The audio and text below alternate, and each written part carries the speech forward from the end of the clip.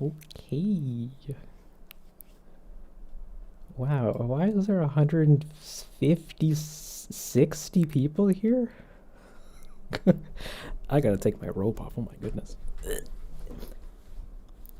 Um, Hopefully everyone can hear me okay, and I don't sound like a garbage truck.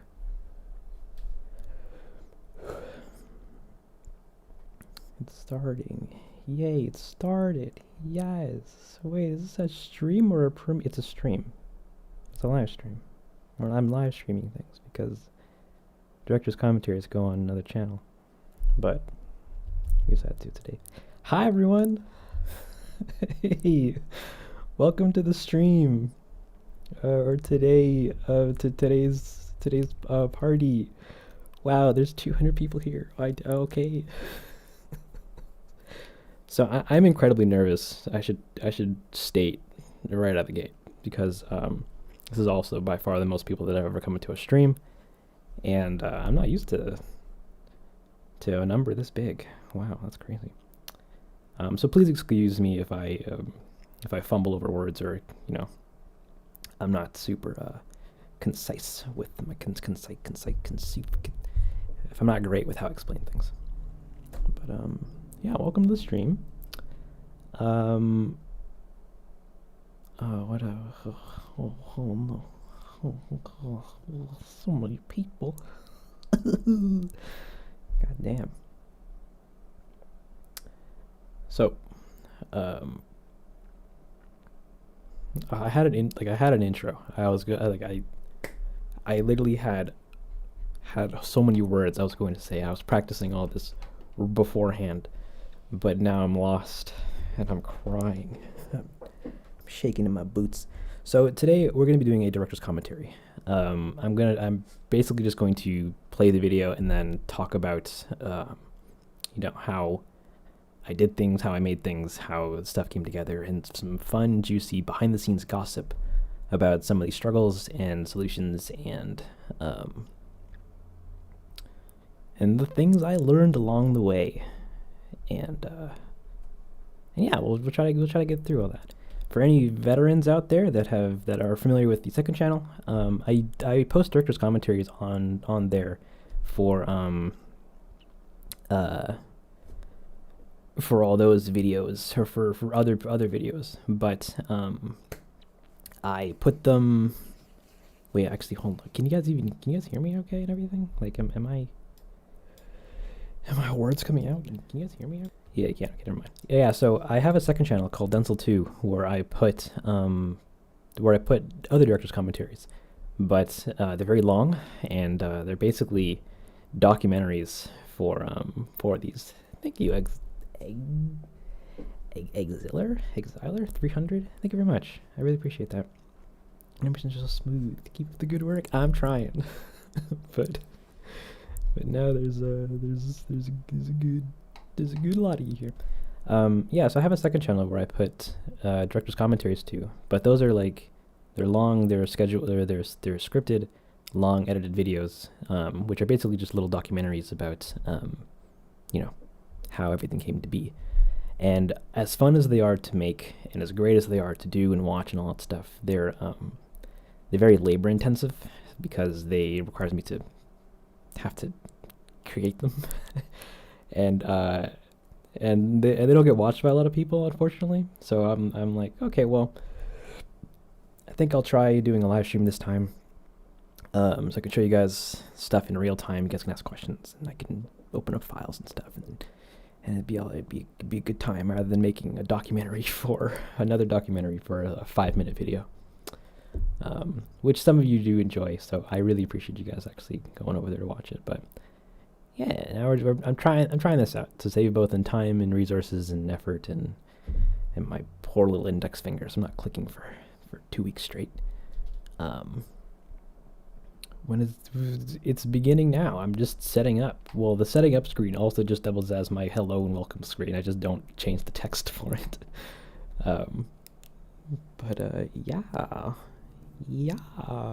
Now I can I guess now I can. Oh, and for other veterans out there that also come to previous streams, we're not going to be doing Comment Corner this time around because the video's still pretty fresh, so we're still getting, a regular stream of comments, and I don't really want to pause what I'm doing to read 30 comments at a time. So sorry about that, guys.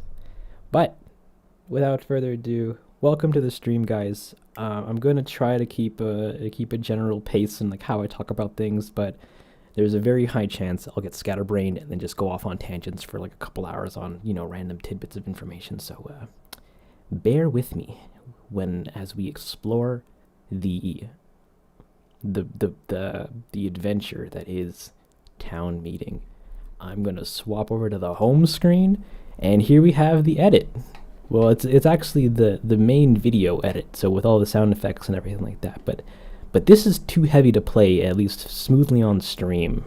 I lied. No, not really. It might not be smooth the whole time through. I guess it is. So we have this open. We also have Cubase open. So I'll be talking about music at some point, and as I go and explain some stuff, I'll also open up Blender. For those who don't know, these videos are made in Blender. I'll probably open up those shots as well, and then I'll talk about how some stuff is made. Try to hold your questions for the end, if you have any, unless they're related to like whatever I'm talking about in the current exact moment. And also, I'm not going to be answering lore questions, so like things like story and like, why is he here? Why did he say that? Etc. etc. Keep those out of here, please. You get those, and then you those answers come from the videos themselves, not from my mouth, because I'll just muddy up the waters with oh, it's because of this, and it's actually not, and then I lied to you, and then everyone feels sad for like a week, and then everybody leaves, and then it's a bad time. Don't worry about it. Let me take a sip of my not great tea, and we begin. Sorry, I'm just gonna play through it, and then we'll talk about it, and yeah. No, I'll bring that up later. Never mind. Here we go.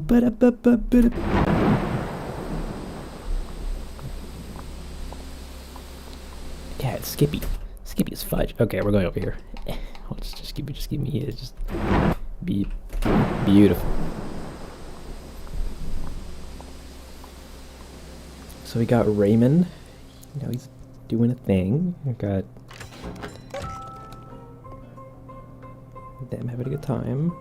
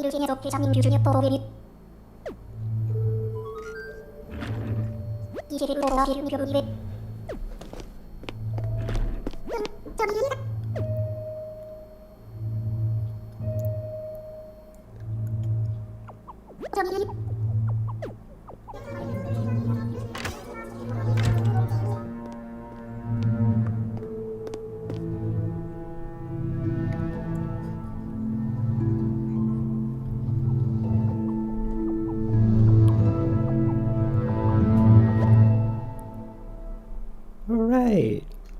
So that's the wait, there's double the people here. Guys, do something else better with your days. No, don't come to my live stream to me to say, did you know that but also thank you for watching. Or just in general being here. I'm gonna be a mess for the majority of this. Just so you know. Never had this many people here. Never thought you guys would all come. So, how do I want to start this? So the previous commentaries, I followed this general structure where I talk about everything kind of in steps. Like, I would start with the prep/planning phase, and then it would be storyboarding, and then blocking, and then animation, and then lighting and rendering, and then, and then editing, and then sound and music. Do you guys want me to do that, or do you want to just talk kind of however?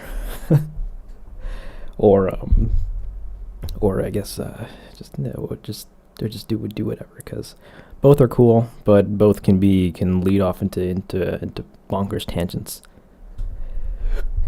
And up to you. Well, also welcome Super Weeporus. Do that. I'll do this structured bit. So prep wise, we can start with storyboarding. Wait, let me just jump into that timeline. Storyboarding.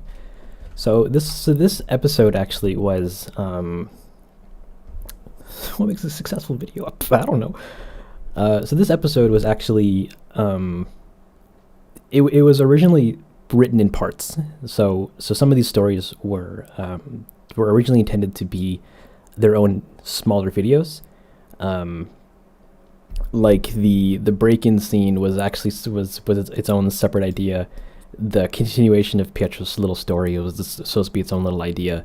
And then as I was making the previous episodes, I was like, well, I still have these little stories, so I guess I could probably spin them into one bigger video where I kind of just explore all of it.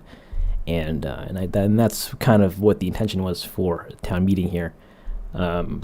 because if for those that don't know, there is a bit of a storyline going on throughout all the things, and we did this one to kind of tie some stuff together and keep doing his thing. So when it came to writing it, I don't have the script on me to share, but it's pretty simple. The script is pretty much just bullet points about what's going to happen, like, Kat walks up to door holding umbrella, and then we have Isabella chilling, and then the door goes off or whatever. Like it's just action points for the thing. Oh, I should also, you're right, Super. All the programs that I use to make these videos is I edit everything in DaVinci Resolve here. It's a free video editor that anyone can get. I animate all the shots, or I animate everything in Blender, which is another free application. It's for it's a free 3D animation and rendering and modeling thing. Oh no, hold on, I gotta do a thing here. Give me a hot minute, guys, because my project manager is asking me for my details again, and I keep telling him, stop it, you already know who I am, and he goes, I forgot, can you just put your password in, like, again, the third time this week? And I go, Prism, you're making me look like a fool in front of all my, where is the thing, Priz, you're making me look like a fool in front of all my friends. And he goes, I don't care. But he does care. Come on, open up. I want to show people what you look like. Yeah, Blender, free application. We do shots in it, and it's a good time. Where's my scene files? Okay, yes, it's a good time. We got the boys and the thing. I do all the sound work inside of Resolve as well. We just do all that and the sound effects, but I use Cubase 10 to do music,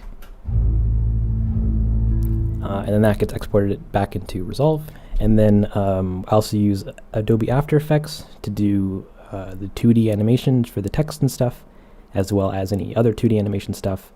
And sometimes, and then for this video, I also use another program called Natron to do compositing work,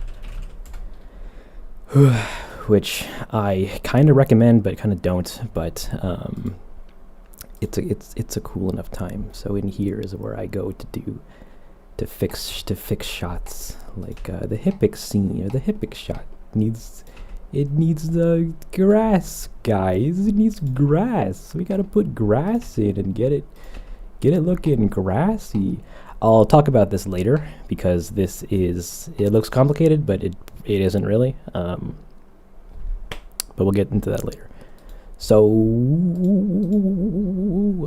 yeah. So for these videos, I'll write out what happens or what needs to happen in them, and then once I'm happy with what I think I can do, I'll go in and I'll make a list of everything that needs to be in the video. So all the characters, all the assets, any sets that need to be made, and then I'll do the storyboarding process. So luckily for me, at this point in the production, or at this point in the video series, I have a lot of these assets already made. Sorry, I'm burpy for some reason. I guess my tea is hurting me right now. But will this be up in your channel? It will. I'm still on the fence about what I'm gonna do after with it, but it's gonna be in a live stream archive playlist that's on the channel. If you just go into the playlist tab, you'll see it. But I also might re-upload it to the second channel, just so that for ease of access, I suppose. But yeah, it will be reviewable again. But yeah, sorry, let me just skim your sweet words, boys and girls. All right, you guys are sounding great. Yeah, so for the storyboarding process, I'll just grab whatever assets that I have ready, and I'll put them into scenes. And then I'll literally just take pictures of the viewport, to get what I'm looking for, because like I don't draw anything when it comes to storyboarding, because that I'm okay at drawing, but not in terms of like drawing an image and then getting it from my drawing application into a sequence of some sort. That's just tedious. I'm like, I can just play doll and then put them all in the little rooms and stuff, and then just wow, look at you go, Ray and Timmy Two and Isabop, and get them all going in the scene or whatever. So I'll do that for the whole storyboarding process. I'll have the script open, and I'll read everything. Like I'll just review everything, and then go forth and try to see try to recreate what I have in mind and see if it works. And if something doesn't, then I'll often just rejigger scenes so that they work. Like a lot of the time, I don't know exactly how a scene should look because I'm often forgetting the proportions of the characters. Like this shot, for example, Isabel's head is like taking up most of the frame because she just has a huge head. Well, they all have huge heads, and framing shots that require us to see their faces but also their bodies can sometimes be a bit challenging because their body to head size ratios are just so different, and it makes for framing them so that they can do their actions, but we can still see everything or have enough background detail on the screen is very interesting to have to deal with. If that makes sense. Let me get the town meeting. So everyone's here. I didn't have any of the other villagers ready yet at this time, so I just took Lolly and just boop, boop, boop, boop, boop, boop, boop, boop, her everywhere. So I'm sorry if anybody was hoping that his island would just be all cats, but it's not. An estimate of when I'm uploading part 2. I don't know. Whenever it's done. I haven't even started yet. But also, that's a lore question. Well, not really yet at all. I haven't started the next video yet, but I guess also to quell any expectations and to kind of help manage your hypes. The next video isn't going to be a terraforming one. There's something else that needs to happen before that. So just keep that in mind. But it'll be cool. Don't worry. Is Gas Mask based on my island? No. Gas Mask is his own thing. So yeah, we'll do. I'll storyboard everything out, and then in this stage is when I can like kind of get an idea for what I need to do, or like what the video is going to require of me in terms of like knowledge and like animation capabilities and what have you, and as well as limitations in terms of like how certain ideas can be achieved, if that makes sense. So like what's a decent shot? These were all fine. These were kind of fine. Actually no, there's no interesting things for that. Words, they're talking, they're speaking. Okay, it's like the break-in shot, for example. I had an idea of how to do them, or of like I knew how I wanted it to look, but I didn't know how to do it or how I would do it. So in the storyboarding phase, I'm like, wow, let's just block it out, and then I did a really rough version of the camera move and of the whole position, everything like that. And it turns out it ended up looking great. So I'm like, sweet. It's gonna be a long shot, and it's probably gonna be really cumbersome to like do, but I think I want to do it. I think I want to commit to that, and then the storyboarding process helped kind of solidify that. The shot was also super duper short in the storyboarding phase, so as I was blocking it out and animating it, it kept getting longer for the sake of pacing. But I'll explain that later. At least I'll hopefully can. Can I make it a good ending? I'll try. I have an ending in mind, but yeah, we'll see if you like it if we ever get there. The Pietro sequence, I knew I wanted to do this camera spin from the get-go, because I thought it would be a nice way to like transition through the vignettes or whatever, as well as it, then leading into the fire sequence. But here's where some complications can arise, because from the get-go, I wanted to set his house on fire, and I was like, that's gonna be great. I know exactly how I'm gonna do it. I'm gonna get, I'm gonna sim the fire somewhere else in another program I'll talk about later, and we're gonna render it, and it's gonna be magnifique. And I just thought it was gonna be okay for like so much of the production. So I'm like, so in the writing, blocking, animation phase, everything was fine. And then I got to rendering it, and I'm like, oh no, problems. But we'll talk about that later. So like, it can be deceiving sometimes in terms of like how things are done. But yeah, we block everything out, or I block everything out really, really roughly in the storyboarding phase. And usually, as well as right before, I'll also do the prep phase. So I'll build a bit of the prep phase. So like I'll build some of the sets that I know I'm going to need. So in this case, the back room, it just takes elements from the front office here, and I just reuse them in the back. Like the desk is just Nook's desk. Same with the laptop. It's just from the front. Same with the phone. The little cup thing here at the side, and the shelves and everything like that. Like it's all just stuff from the front of the room that I'm just repurposing to put in the back. And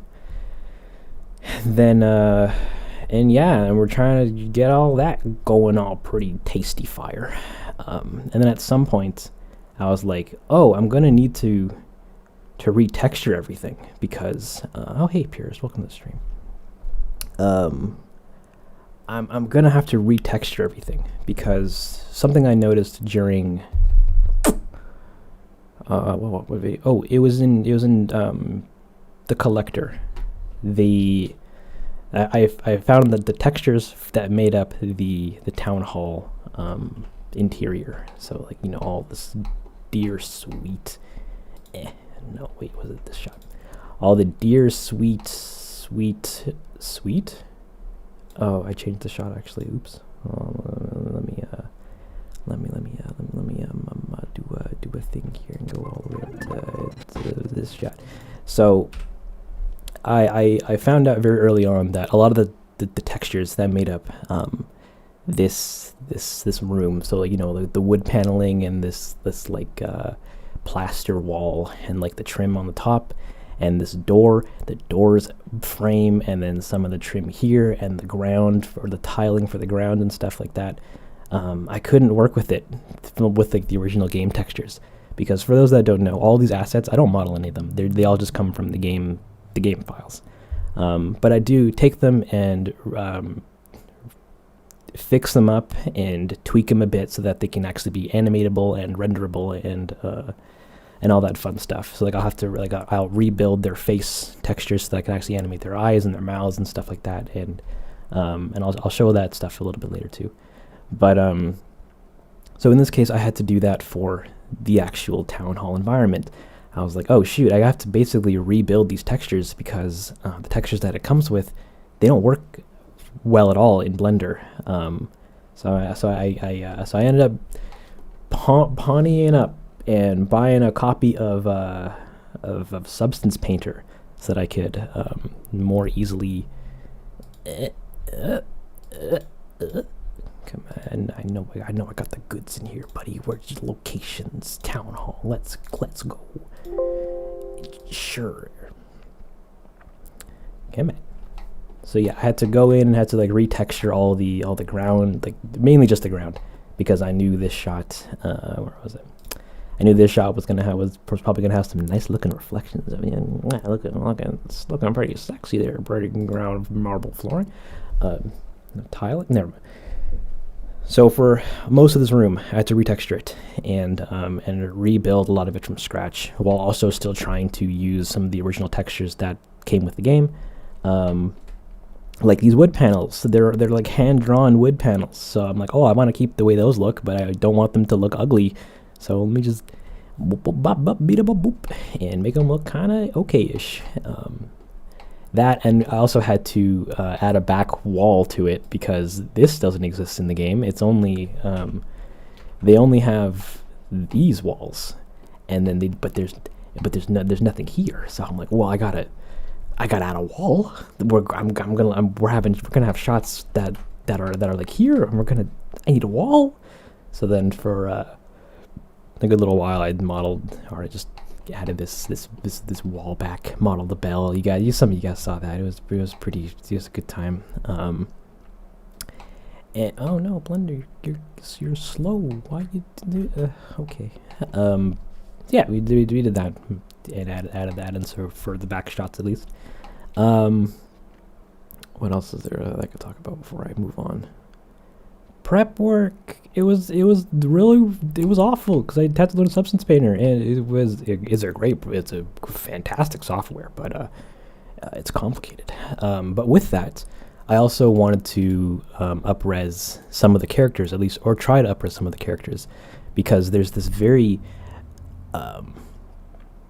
Did you use the models outside of the town hall for that wall? I did not. Well, like, I used them as reference because the outside of the town hall has... it has windows that it alludes to. So I'm like, well, I need to have windows. So I put the... So I'm like, windows, door. Like this hallway here doesn't make sense, but it's in the map for it, so we just go with it. But yeah, when I was making the characters, I wanted to.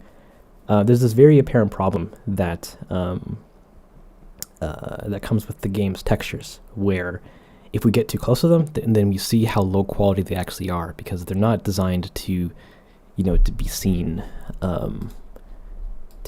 soups like up close and personal, like actually in your face kind of thing. Like if we go into what is it? Give me this shot. We can literally see like the pixel difference between, or like the stepping and this weird discoloration in terms of like the actual texture or quality of their textures, and I wanted to see if I could address that somehow, make them look a little better. So I tried, and then I realized very early on that was not going to be something that that I could do, because up-resing techniques and programs and stuff, they wouldn't retain the quality that I was hoping for. I tried a bunch of upscalers, and they kind of would just destroy the files, and in really weird ways, because there's also other... I'm just talking gibberish right now, and I'm sorry, but there's other information in their texture files that are used to drive other stuff, which upscalers would just kind of crunch away and not let me use, and they would add a bunch of other colors and artifacts and stuff like that, and it made it was a bad time. And I'm like, oh well, maybe I'll just redo them myself. I'll remake Isabella's eye textures. That's a good time. Except it's not, because where are ya? Those are regular characters, special NPCs. Give me Isabine, baby. Isabelle. Come back. Oh wait, it's already open. Isabelle. So she's got eyes, right? There are people like her eyes. They're pretty cool. But there's like a bunch of textures that we have to go through. So for each eye shape, it's 3 different textures to do them, or to make up the eyes. So you got your color map, you got your extra information, and then you got your surface information. So all the little like pores and hills that make up her actual skin texture, and then this stuff is just for coloring and for masking and some other stuff, some other garbage, and then the color to actually have it. So I have to she's got 15 eye shapes, and each eye shape is 3 textures, and those all need to work in a way so that they don't look ugly when I go through them. So I made this big old rig thing so that I could actually animate all of her eyeball motions and what have you.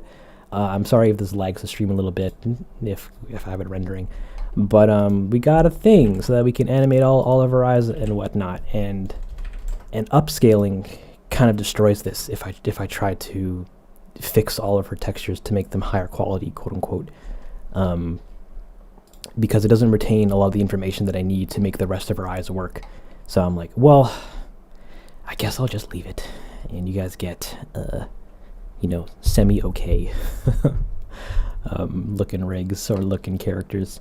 But her clothing, though, now that's where the goods get. I redid her shirt, and same with Tom Nook's. I redid her shirt so that we could actually get nice and close to all the details of it and what have you. Because before it was really low quality and ugly. Well, not ugly, but not good enough quality. And this time I'm like, we're getting close to her, so we're gonna give her a better shirt and skirt. And I didn't do her shoes, but because we never see her shoes, but she's got shoes. Same thing with Nook. He's got a sweater, a better sweater. Where are you, Nook? Tom and Nook. Sure, thank you. Nook. Look at him with his Nook sweater and all the little stains and stuff. You can't even see it in the video, but he's got weaves. He's got knit weaving on his shirt, and I'm like, I'm gonna do this for all the characters. And I did these two and realized that how labor intensive it was to like do any of this stuff. Like, it took me like 2 weeks just to get the two of them to how they are now, and like nothing really even changed much. So I'm like, never mind. Where's Nook's pants? He doesn't wear pants. Look at that gut. You can't fit pants around that. Jesus, get out of here. So yeah, I was going to do this for a lot of the characters, but I decided not to. What I did do, however, was try to make them all look a little less plastic-like, or a little less plastic-like, by giving them all a different way to shade them. So now the light will wrap around their heads a little differently rather than like uniformly. So yeah, now they look a little more furry rather than like dolls. So I was like, okay, well, this looks good on these two. I can at least do that with everybody else, which made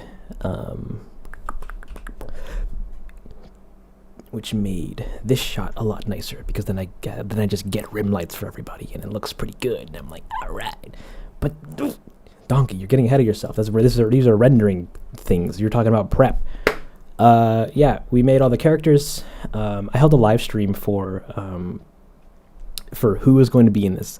I'm like, I know we're gonna have Filbert. I know we're gonna have Pietro. I know we're gonna have Raymond and Hippix and Lolly. But everybody else, I'm like, it's an open game. It's who's gonna be here. So I held a live stream for for the last 5 villagers to be picked, or for the last group of villagers to be picked, and it was a good time. We had a little battle royale, and everybody came out and they were like, put so and so in, put so and so in, yada yada yada, and I'm like, yeah. We had a little vote and it was great. It was a great time. But then at the end of it, I realized that I was missing Filbert, and that was a big no-no, because he's the first villager, apart from Isabella, to have dialogue. So I'm like, crap, we have 10. And I didn't have the heart to like remove one, because some dear fan was like really hoping for Goldie or Dottie to be in the video or whatever. So I'm like, we'll just keep him in. We'll just do 5 or do 11 villagers. No one's gonna notice, and everybody noticed, so it's fine. But I'm like, yeah, well, I need Filbert in it anyway, so it doesn't matter. It's a video. Who cares? So we went in and I made all the characters, and not all of them can blink. Diva can. Okay, well, actually, okay. For some point, because I was doing this, I knew I needed to do this shot, and I'm like, I know I'm gonna need to see some of them blinking, so maybe we add blinking to everybody. Yeah, that's kind of cool. And then I started with Diva here, so I'm like, oh, I just need her to blink and then maybe like have a sad face. And I realized that it was so much work to just do one that I didn't want to do anymore. So I stopped at Diva and then ended at her, and I'm like, everyone else, you just get static faces. At least anyone who doesn't have dialogue gets static faces. I'm sorry that Dottie doesn't blink, but maybe next time. Okay, who knows? So yeah, prep. We got all the assets. We modeled characters. We got them all going, and we gave Isabel and Tom Nook kind of a nice, good old facelift. so I could do the end sequence. Come on, give me the end sequence. Yeah, so I could do the end sequence and actually get up like this close to her face, and not have it look like a butt. So yeah, we did that, and it was a good time. At least I'm saying it was a good time, but it was a lot of not good times. I tried doing this one thing where I'm like, oh, what if I took just made a one big mega texture for her body, because in order to actually do them, they're made up of separate textures. So Tom Nook here has a texture for just his ears, and a texture for just the rest of his body, and another texture for just his eyes. Come on, do it for just his eyes. And all three of those need to be combined in a in a certain way, so that it looks like one cohesive skinny skin, and then that's all that. And I wanted to try to like do it so that I could have them all in one big texture here, so that I could paint them all with like a nice skin texture, and it would look amazing. But then I did it, and it didn't look good, and it was really hard, and it was confusing to set up. And I'm like, you know what? You tried. Let's just keep on keeping on with what we had before. And I'm like, fine, self. So we kept going. Oh, thank you so much, Cynthia. I really appreciate that. So we kept going, and we just kept keeping with the previous way of doing things, because I'm not adventurous when it comes to exploring different. No, I was. Never mind. I don't know with that joke. So, did I make up the back room look? Yeah, I did. Well, like I knew I wanted. I needed to have a very certain layout, because I'm like, it needs to have a desk, because Tom Nook is going to need to go to a laptop. And I also want it to be a tight space, because it's the back room of the town hall. So I literally just took the length of, or is it? Blender, help me out here. I took the length of the town hall, or back room, and then took a bunch of pieces from the front, and just put them in here, and it was a good time. I actually was originally going to do, the ending where they look at the laptop and it shows the progression for it. I had another idea for the way to show this kind of information to the audience. Like, instead of using a laptop, I'm like, oh, what if I just, what if he hands her like a pamphlet that shows that like we promised terraforming, to the island representative, and then she reads it and she's just like, oh my god, and then like on this whiteboard would be like him crossing off the different milestones. But I just didn't end up doing that, and I thought the laptop would have been cooler, because I really wanted to do this shot, like these looking at the laptop from behind kind of shots, and I thought it was a better time. Where was I going with that? Yeah, back room. It was my little love baby child that I thought would be fun to include. The buildings are small on the outside, but super big on the inside. That's a fact, and that's gonna be a problem that I'm gonna have to deal with later. But you'll see how, and it'll be cool. At least I hope. So we did all the prep work. We made all the characters. We made all the sets and everything, and then yeah, I rigged, I think, all the extra characters on stream once, because you sick freaks like watching me rig things, apparently. So I did that.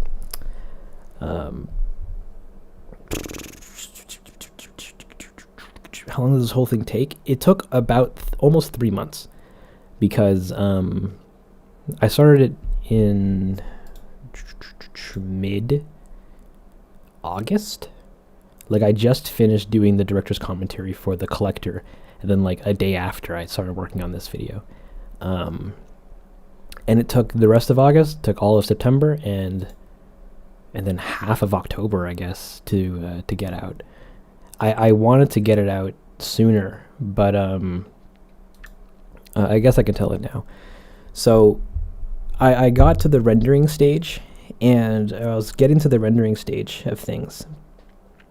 There was a week of trial and error. There was a week of trial. There was like 2 weeks of just me like doing things and testing things to see what would work, what wouldn't work, and what I can do in terms of like continuing to increase the quality. But this whole time, for the whole duration of the video, I was animating it. I was working on it, and it was looking pretty good. And I was building everything in a certain way to be rendered on a very specific type of graphics card, which was a 3090. And I had it, and all these videos, all the previous videos were rendered on it. So I'm like, let's go. I got into this very comfortable workflow because I had all this extra power that I could work with. And then when I finished all the animation and got into rendering, like the day before I was starting to render the video, my card died. Like it just crashed while in the middle of playing Half-Life Alyx while streaming it on the Discord. And it wouldn't recover. So the card died, and then it would, and if it was plugged in, my computer wouldn't start. So I'm like, that's unfortunate. What do I got in my closet of solutions? And my solution was a 1070. And for those unfamiliar with graphics cards, the 1070 is 2 generations older than the 3090. So I'm basically working at like 4 times the slower speed than, or I'm forced to work at like 2 to 4 times slower than before. And I'm like, well, that's quite a hefty setback. Oh no. So this whole episode, I couldn't really render it the same way that I could have before. So and I had the plans of rendering this in 4K, and that was dashed very, very quickly. So I'll talk more about the complications that brought later when I get into the rendering stage. But it was awful. It was terrible, and and that's what prolonged the video an extra like almost 2 weeks, because I just couldn't work at the speed that I was at the beginning. And I know that sounds really privileged and all that stuff, because like I had the money for it and all that garbage, but I'm like, it was not fun. It was very stressful. And but it was very funny. At least it breeds some funny stories. Well, I had Brewster, if I can get his rig, maybe, but I don't have any plans for him.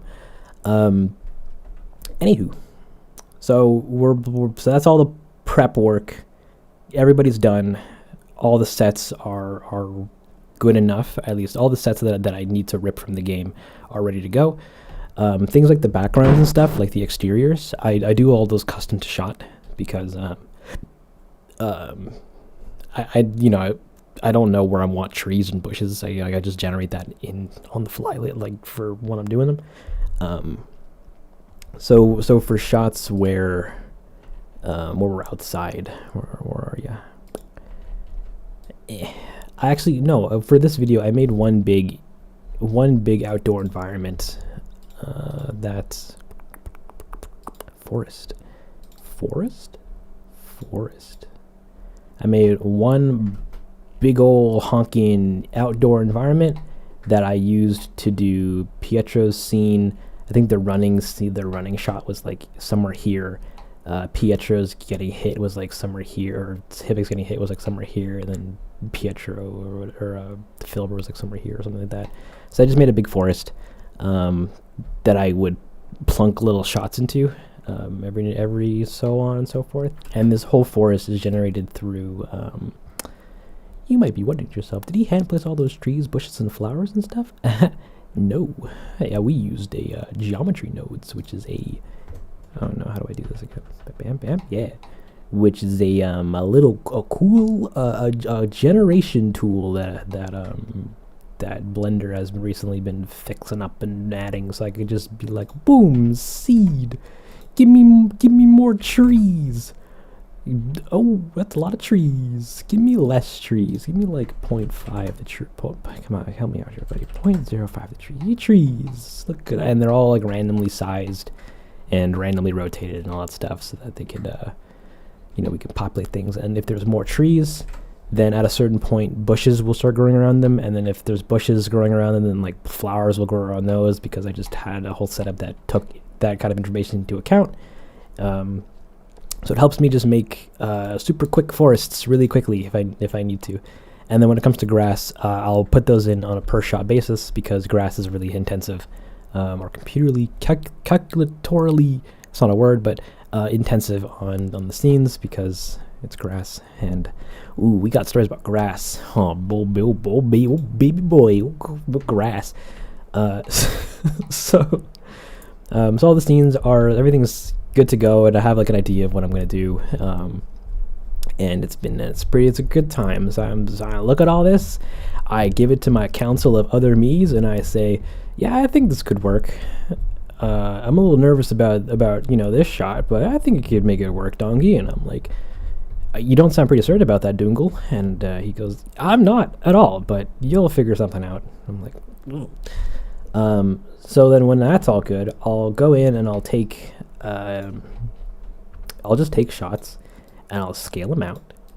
Come on, give me the goods. I'll scale them out, and then I'll just be like, cool, this shot is it's not a frame count. Excuse me. What?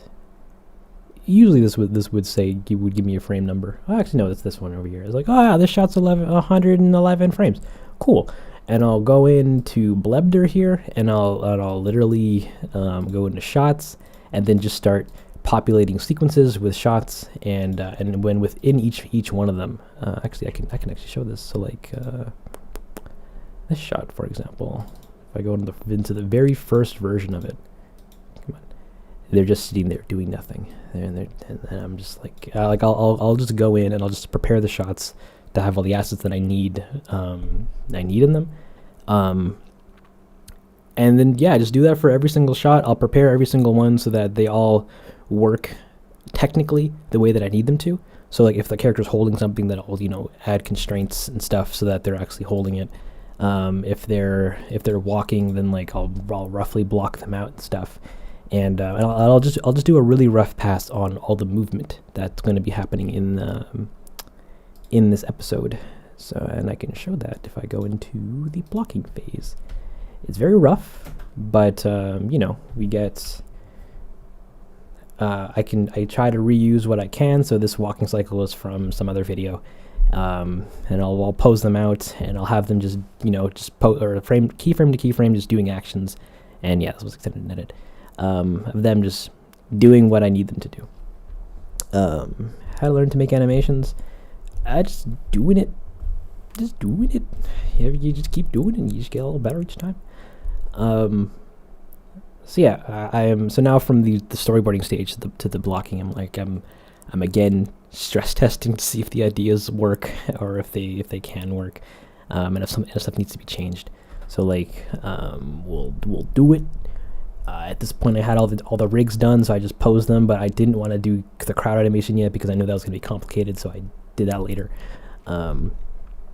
And then everybody just animated a little bit. It's all nice and cool, and we're doing a thing. And then and I'll just run through this whole thing. And I'll make sure all the tools are in there, all the animation works for them, and I know exactly how I'm going to animate everything like that. Like for example, Mask Boy here, he's not just one big chunk of animation that I just had him do. He's little snippets of blocks of animation. Actually, I can show what that looks like if I open up.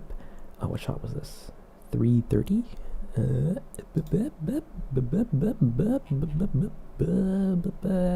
can do this one, I guess. Bam. Mask Boy here was a wide array of run cycles. Like there's a little run cycle here of him doing a run cycle. Then there's the swing animation when he actually like does the whole thing and like shows the thing. Then he just stands there, and then we go back into the run cycle where he runs off frame. And then I have another layer that actually moves his rig out of frame. So like I'd break him up into little animation chunks. I'm not like trying to juggle everything at once. And I do all this in the blocking phase because when it comes to animation, it saves me a lot of time if I don't have to like rejigger the whole shot to work a specific way. So this stage I hate the most because it's just a lot of like technical grunt work of me like, you know, posing them out and doing things and like, and you know, getting everything set up, and making sure things work and all that garbage. And it's a rough time. It's so boring. It's so boring, guys. It makes me want to quit. And I did a play blast of this where we don't even see his face. Oh, what kind of director am I? Oh my goodness. Yeah, I don't really have anything interesting to say about this stuff. Ooh, actually, for this shot, I went back in and took the set from Great Pietro. I busted out my my old hard drive that has the project on it. I took it, copied it, put it on the computer, and I'm like, get back at you, add in the two, and then we do a transition between the other shot and what have you. And it was a good time. Oh, Pietro, he's a pain in the butt to animate. He's so ugly. No, I was gonna say he's ugly, but he's not. His shape and volume are very not forgiving, or he's just not. He's a problem. When you like, rigging him was a problem, animating is a problem. Because he's just very wide and he's very voluminous. But he's fine. He's a cute boy. Take care of the animation weirdos. Thank you for coming out and hanging out. But yeah, then we do the thing, and then we get everything going and everything, you know. And then after this stage, then I'm like, cool. Why I burned his house down? Yeah, that's reasons. So I go through all this, and then I go, okay, cool. So the shortest possible, all the shots are possible. So now I can actually get into the animation phase where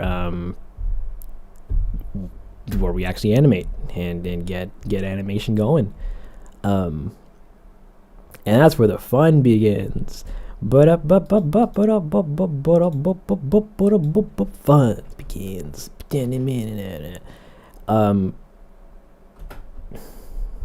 What am I going to talk about? It's just me animating stuff. Like I just make things look. Just animate stuff. I had the idea to make it rain at the beginning so that I could try to obscure Raymond just a hair more. But then I didn't do it. So I'm like, oh no, but I kind of want to hold an umbrella, so I'll just do a sound cue, I guess, and then leave it at that. which I can talk about more later. So it doesn't rain at all in the video, but he's holding an umbrella because I want him to hold an umbrella. And I should also reiterate, try to keep your questions to the end so that I don't like get super off topic. but I'll try to weave answers into what I'm describing. Animation. What do you guys want to know about animation? Actually, no. I'll take questions. What do you want to know about animation? We in this stage we go and I'll animate their bodies, I'll animate their faces, I'll animate everything that needs to move and make it all look pretty good. I guess I can talk about how I did the crowd, because that's kind of neato. That's kind of neato. Or your crowd shot, bam bam. Or yeah, I guess the second one's probably fine. Come on, let's go. Let's go. So crowd, everyone's moving around. Did you know that come on, I gotta wait for it to load, please. Did you know that Mabel and Sable are T-posing the entire time? And Dottie and Goldie? Wow. That's a giraffe right there. And Diva. Because we don't see their arms at all. So I didn't bother to animate them. But everybody's animated to what's the scene browser thing? Yes, I will talk about this. So this program is a plugin. It's a separate program / plugin for Blender, or that Blender can use, called Prism. It's basically just a project manager where you can create shots and it just helps manage a project. It'll rename your files for you. It'll save out projects for you. It's how I handle all the files, because this thing lets you lets you make a shot. Then within the shot you can save it up one, and it'll save a new version. It'll auto name it. It'll also let you export stuff to either render farms or to other applications and stuff, and handles a lot of like just the back end monotony and grunt work of actual project management that plagues us fellow animators and fellow creators all day, all the time. So I've been using this for all the episodes to manage assets, to manage shots, to manage renders, and play blast files and stuff like that. And this particular version, it's the beta for the new version that I'm helping test out a little bit. And yeah, it's with this it's a free project manager that anyone can get. It's just called Prism, and they also have a render farm version of it called Pandora, but lately they haven't been updating Pandora, so now I'm using Deadline, which, oof, that's a big old time. Yeah, it's free. It's just a project manager, and I use it to do everything, to help me organize all my stuff. It's basically just a really glorified file browser, and yeah, it did everything it does. Just it just makes folders in the background, and then just populates those folders with things, and then you can do the stuff or whatever. Oh no, I did fix it. There was a point in time where I broke Blathers' face, and he has diva eyes, but I fixed it in the render, so it never happened. But anyway, crowd. So they're all moving, they're all animated, and they're all jiggling and bobbling around or whatever. So Blender has this super duper nifty thing called the non-linear animation editor, which is this little window here, as well as an action editor, which is this window up here. And the two of them combined let you do sweet magic. You can animate a chunk of animation data on a specific character. So in our case, who is this? This is a single crowd. No, that's not you. So like if I go to Piepo here and click on him, then he comes up somewhere in the list. Pietro. And I can layer a bunch of different stuff over top of him. So I have one chunk that's kind of just like, that kind of just puts him into position. I have another chunk that gives him, actually let me turn off all the other boys and gals and stuff so that this plays a little faster. Specials, get rid of all you guys. I'm just looking at you, Pietro. It's just you. You're the star now. Oh no, he's gone. Pietro, where's your animation? Please, I just need your animations again. It's broken. Never mind, guys. Whole. What? Sahara? What? Excuse me? Blender, what are you doing? What are you doing to me right now? Everyone's not even correct. There's Filbert and there's. But where's Piepo? Where's Peepoo? I was using him specifically. There he is. Never mind. So he's animated to there's a bar to give him some arm sway, and then another block of animation to just add some extra random noise to his torso, his waist, his torso, and his head. And these chunks can be put onto everybody. Like I can just apply these things to a bunch of other characters, offset them a little bit, so that we get a whole array of quote unquote unique looking character animation. I will admit they do look a little bit animatronic, but it's kind of cool. It's kind of neat. Saves me from uniquely animating 11, 12 characters. Except for Nook and Isabella, they were hand animated because you can't just I can apply the stuff to them, but I can't have them looking left and right like that. Like it's impossible. Thought this was a premiere. It was. We premiered the beginning of the live stream, but now welcome to the middle of it. So yeah, animation is me literally just taking the blocking phase or the blocking animation, adding holds and just smoothing everything out, to get everybody movement. This shot was kind of funny because I'm like, oh well, we're staring at them and they can't just like stand there. So like I need them to like move up and down. So I like made some of them just hop a little bit so that come on, please play correctly. So yeah, I just made some of them hop a little bit so that there was just some extra movement going around the scene, so it doesn't look weird. I was really worried to animate this shot because that little hop, that little hoppy hop. I'm like, oh no, body mechanics, yeah. And then my friend had to talk me out of canceling the whole video if I couldn't get it right. But it came out fine. That's all this stuff. We're just reusing the same animation chunks for a lot of the stuff. Chat bubbles are so creative. They look like physical 3D matter. It's great. Thank you. The chat bubbles. I'll get into those later, but there was a very conscious decision to do them in 2D instead of 3D, like the previous videos. But yeah, chat bubbles, we love them. This shot wasn't a good time because they were all animated with noise chunks, and then they all had to stop immediately because like the quote unquote gag was like, wow, they actually listened and they all calmed down.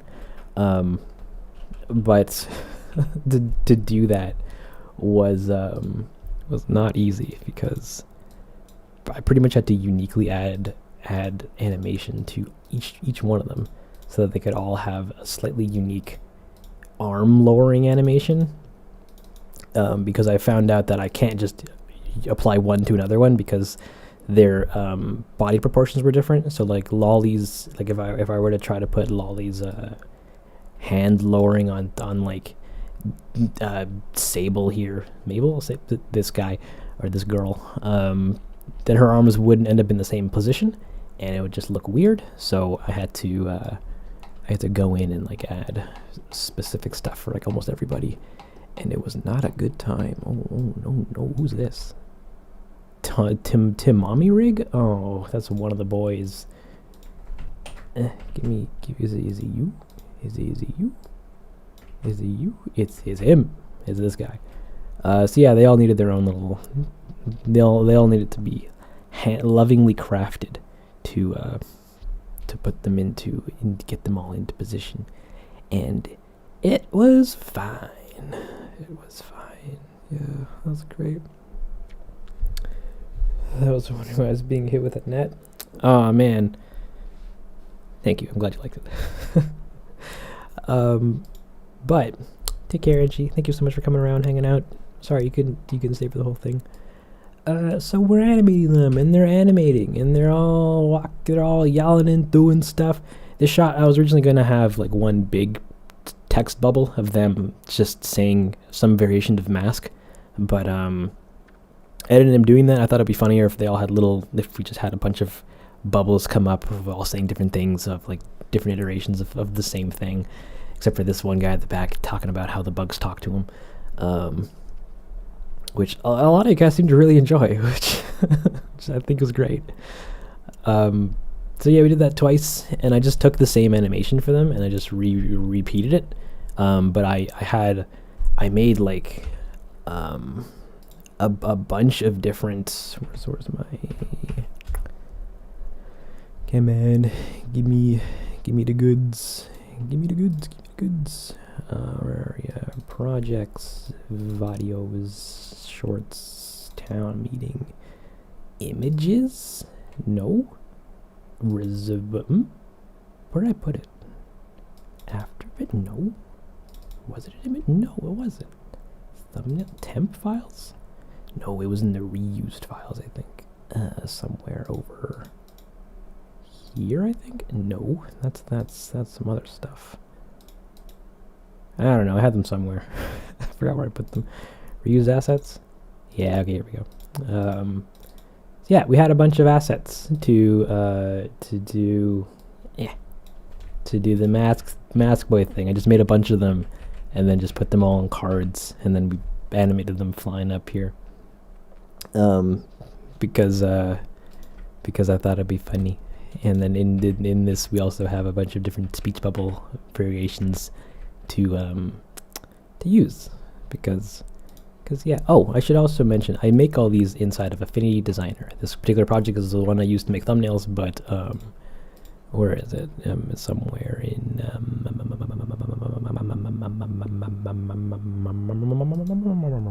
yeah, here we go. I make all the speech, all their name tags and stuff, and I'll make mock-up speech bubbles for them as well. I'll just go and take snapshots of their things and then try to remake them inside of Yonder. And yeah, this is where this is like the master like project that I make all the 2D graphics in, and then I'll port these out into After Effects or something, or into Blender, and then make them move or whatever. Like, if you remember this from, I want to turn all this other stuff off. Bam.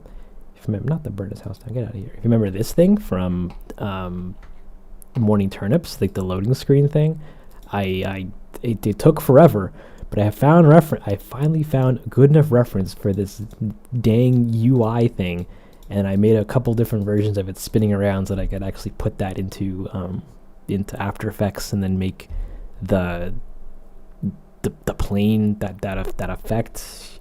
Yeah, that effect. I'm just talking out of my butt here, but please, it's morning turnips. You know what I'm talking about. This part, this bit, that thing. We made that, and I keep it because I think I might need it for some other reason, but yeah.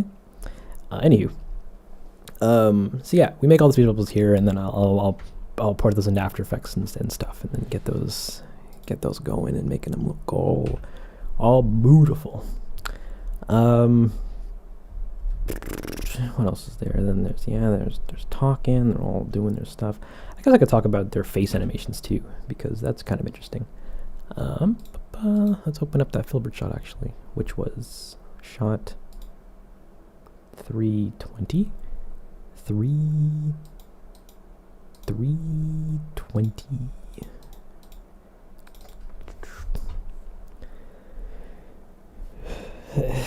Thank you. I'm glad you like this stuff, Inkcat. On average, how many days / weeks / months does it take to complete a video? It depends on the scope, but now it is a couple months for the most part. I've been trying to get faster at making them, but that's hard. So we have the characters, and they're in the scene. So I'll animate them doing whatever they need to do. Oh no, you need to see them. I'll animate them doing whatever they need to do. Come on, animation tab, and they're all looking pretty good. Look at Filbert with his big pink face, with his pink face, looking face pink. I need to do a thing with his textures so I can actually see them. And his eyes.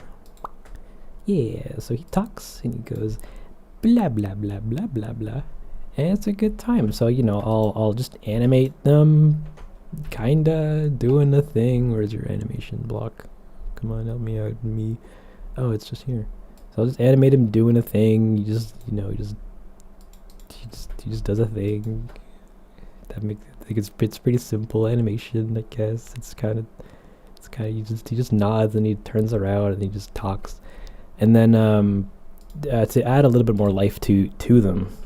Hopefully I don't have my camera moved. Yeah, to add a bit more life to them, I'll take some of their body parts, like their hips and their torso and their heads, and I'll just add like noise or like modifiers to them. Where are you? Yeah, and it helps add just a super subtle like a super subtle array of animation to them. So instead of them being super static, like this, like he's not moving at all. He's just frozen. He's just a frozen boy. Give him a snowman or something. So we add a little bit of noise to all their rotations and animations and stuff, so that when he's static, he's just moving just a little bit, and I do that for pretty much everybody. Everybody in the back is just animated with noise modifiers and just like a bunch of, sweet and math to get them all to just move randomly in whatever order. And then I think for Jacob, I had to very specifically not move his mouth too much because I didn't rig him correctly, and where is it? I didn't skin him correctly. So if he moves his mouth a little bit more than where it opens to here, the rest of his chin also comes with it. And I'm like, oh, I could fix that, but I'm like, he doesn't really matter at all. Like, you just, it's fine. It's fine. He's behind everybody else, so no one even knows. So yeah, animation's pretty, like it takes some time to do because it's like, you're taking all the keyframes and everything like that, and then actually making his actions look like actions.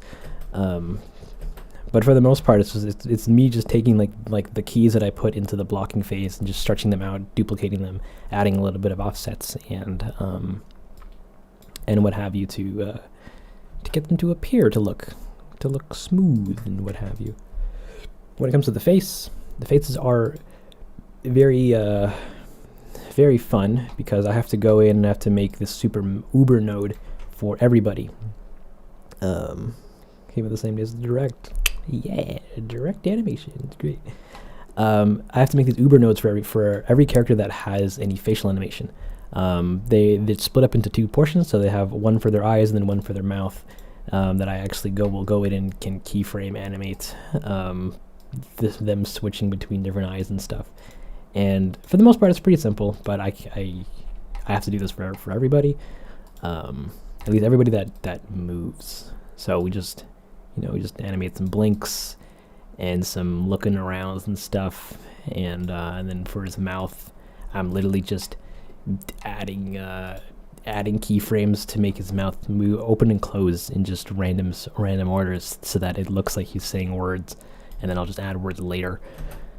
So that kind of brought a little bit of a problem later on when it came to actually like writing their text out, because I knew what they were going to say, but not exactly how they said it. So I'm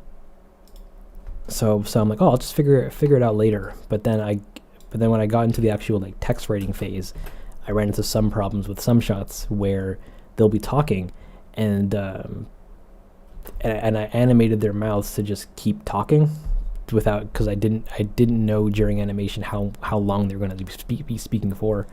So for some shots, their mouth just keeps moving despite them not saying anything anymore. But and I could have fixed that, but it would have required like re-rendering, portions of their mouth just to fix them, just to have them stop talking. And I'm like, it's fine. No one really cares, except for you, Dongle. And I'm like, I know, but animation was okay. I guess I could talk about the big money shots like this guy. Oh, guys, do you want to hear some fun stories about this stupid shot? So I made it a lot harder for me, to do for like no reason, and I only realized this after I finished doing it, which is you got Timmy and Tommy here, and they're standing and they're doing their thing, and then we got Mask Boy as he runs around and he's being obscured by the windows and the door and the windows, and so we don't actually see what he's doing. We just kind of imply that he's walking around. But for some reason, I'm like, oh wow, I only want to do this with like 3 rigs. So like during this spin here, we're gonna have Timmy and Tommy just like translate behind the desk, and it's gonna be great. And then we're gonna have Mask Boy breaking in with his axe, and it's gonna be great. But then I actually like started working on the shot, and I realized that getting them to like do all this was not a fun time. Like it was hurting me on the inside, mainly Mask Boy, because where are you? Because I could have just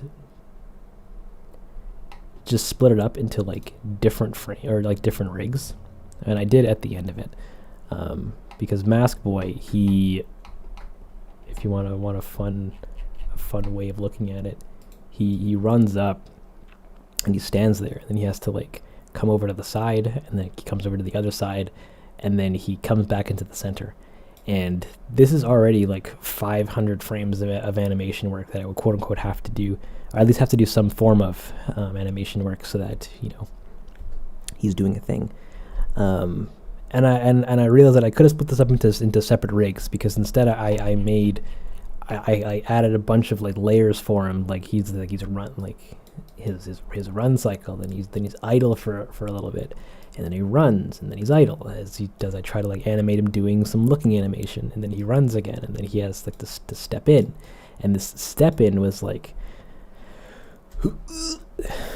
it really made me cry, because I also animated him kind of weirdly. So he's like a bit floaty coming in, and it's a good time.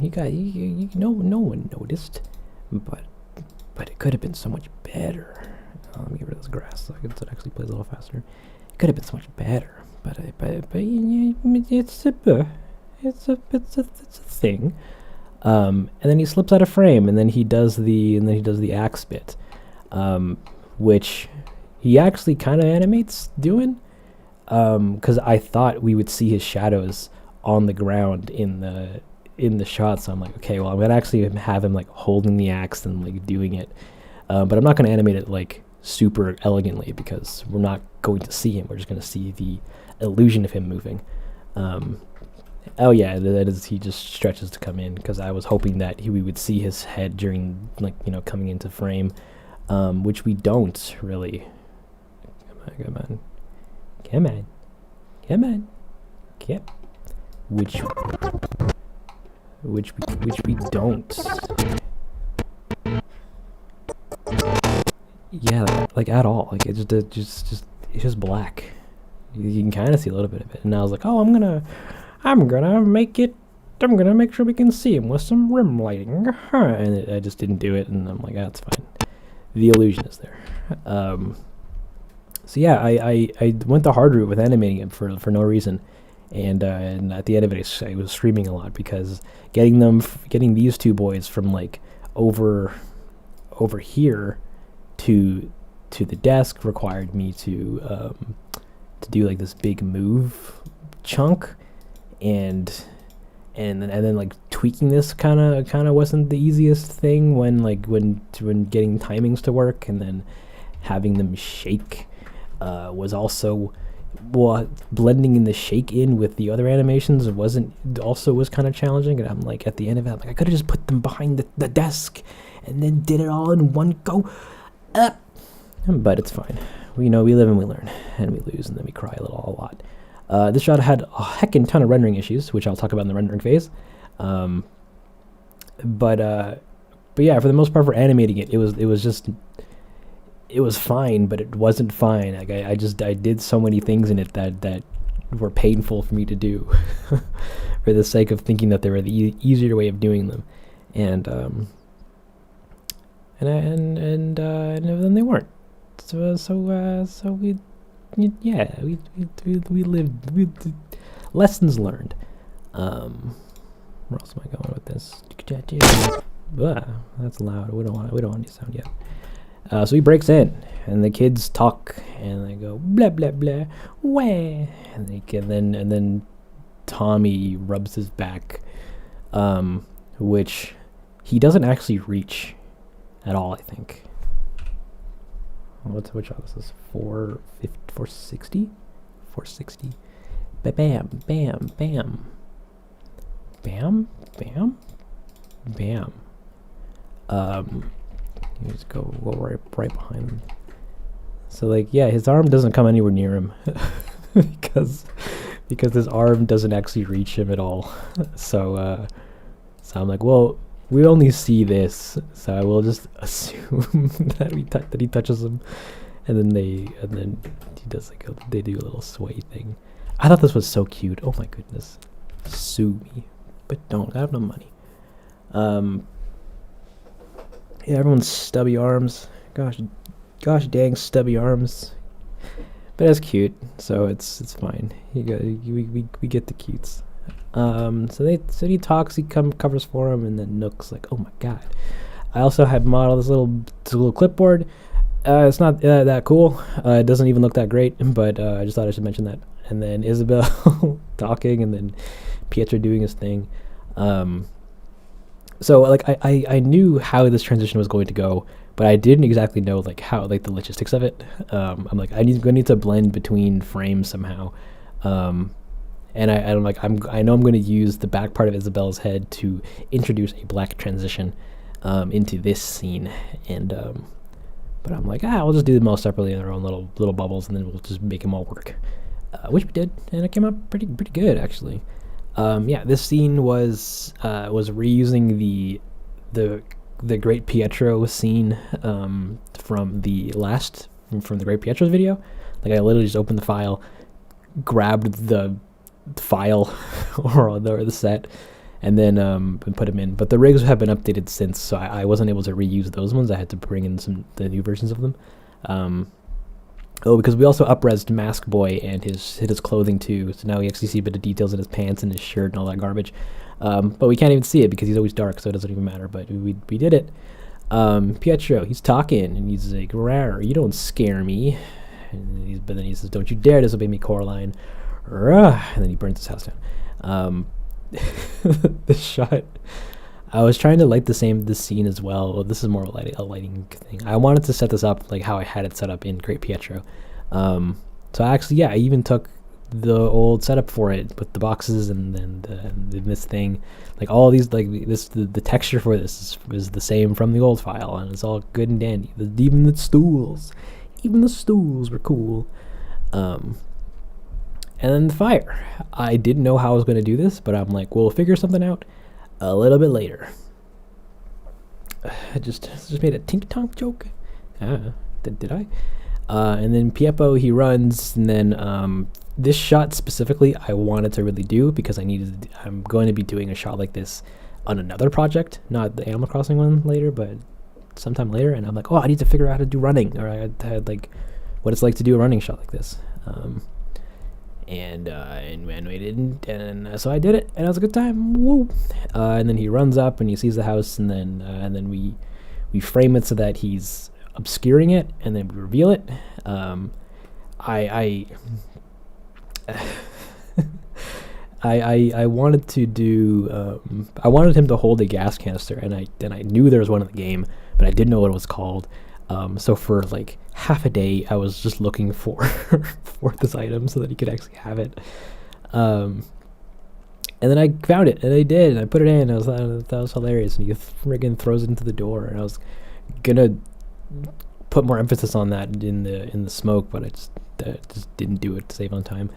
And he turns to him, and look at all the detail on his face. It's all dirty and disgusting, but in the final video, it's very much it's very much just black. Did Nintendo name the item? They did. What was it named? What was it named? Hold on. I don't want to open the shot because it's a heavy shot, but wait, no, I have the gas canister. It's the gas can. Yeah, skip. It's called it's just named gas canister here, I guess. Gas canister Geo? I guess it's just a canister. Unless I named it canister or something. I don't know. I might have. I could just be dumb and making things sound more challenging than they really were. That's a possibility. The Animal Crossing player? Nice. So, for camera shake, it's actually really easy. Where I'll even do it here. We added a camera inside of Blebder here. We can put it into position, and then on our camera we just add a rotation keyframe, and then in the graph editor, if we come to this drop down and go to graph editor, open up the transforms. We get the X Euler, the Y Euler, and the Z Euler, whatever, however everybody's pronouncing it these days. And if we hit edit on our keyboards, then we bring up the this little menu over here, and we come to, and there's a modifiers tab, and in there we can add a noise modifier, and that's gonna let us add noise to the camera, and we can dial this in by, you know, making it a lot slower, like 20, 27, maybe with a little, maybe make it a lot weaker, and then and now we get just a little bit of animation, or a little bit of like sway in it, and then we can copy this, and we can also add it to the other two channels, and we can maybe offset it a little bit, and maybe make it a little bit weaker, like to 2. And then maybe put it on this one as well, maybe offset that as well, maybe give it a different phase. And the phase, for those that aren't familiar, is basically just give me the goods. Is basically just the shape of the noise curve. So this just is like a seed. It just makes it different. And then when we put all those together, we get a handheld kind of looking camera animation. And I just reuse that, or I reuse this system and just dial it in differently for every shot that needs it, to do it. And it's a good time. It's a good time. Though, I was always worried to do handheld camera animation, because I'm like, oh, I know handheld stuff can cause motion sickness in some viewers. But I'm like, but it's for the art, Dongle. I'm sorry, guys. I like handheld camera animation so much. It's so cool. So yeah, we did that. This shot has a big rendering story to it, so please remind me later in the rendering phase. So we animated it. We have him turning around and saying stuff and saying words. And Pietro's like, oh, bruh, bruh, bruh, and then we do the fade. The fade was pretty cool because I basically just set both sets up in the same folder, or in the same file, and I just rendered the shot twice, so that like this is like it's just the same shot and camera move, but with a different set put over top of it. And that was kind of neato. That was goody yum yum. And we did that. Then we, what is this guy doing in the chat? Thank you. So then we have Pietro saying, yeah, I bunk with Filbert, and then it's like that destruction, it's actually fine, don't even worry about it. And then the animate, and then I was gonna have him hit the desk, but Pietro is too big to like just kind of have him slide into the scene, and his arms are too short for them to like come into frame, and they just kind of just do it like a little action. So I'm like, oh, I'll just imply it later on, and then I didn't even do it at all. I just hadn't had him yell. So yeah, we just kept that going. Hey there, little Lily Pink. Welcome to stream. Sahara's eyes though. Okay, so Sahara, I don't know if you're talking about this and then them being purple. This is because her texture, there's too many textures to calculate for this viewport, so it comes in purple. But also Sahara's eyes, they're perpetually closed. So she doesn't she doesn't open them or anything. So her blinks and her different expressions are just different variations of the closed eyelid looking thing. So like everything she does just looks weird in terms of like facial animation. But yeah, but we do it. And yeah, her super surprised face. It's really just very black holy for the eyes. So then they talk, and then they get noted, and she's like, yeah, let's go in the back for a hot minute. Oh god, and her ears. So for all the dang shots of Isabella, we always have to animate the secondary motion for her ears and her hair, her top hair bit. Oh no guys, I didn't add her bell jingles. Dang it.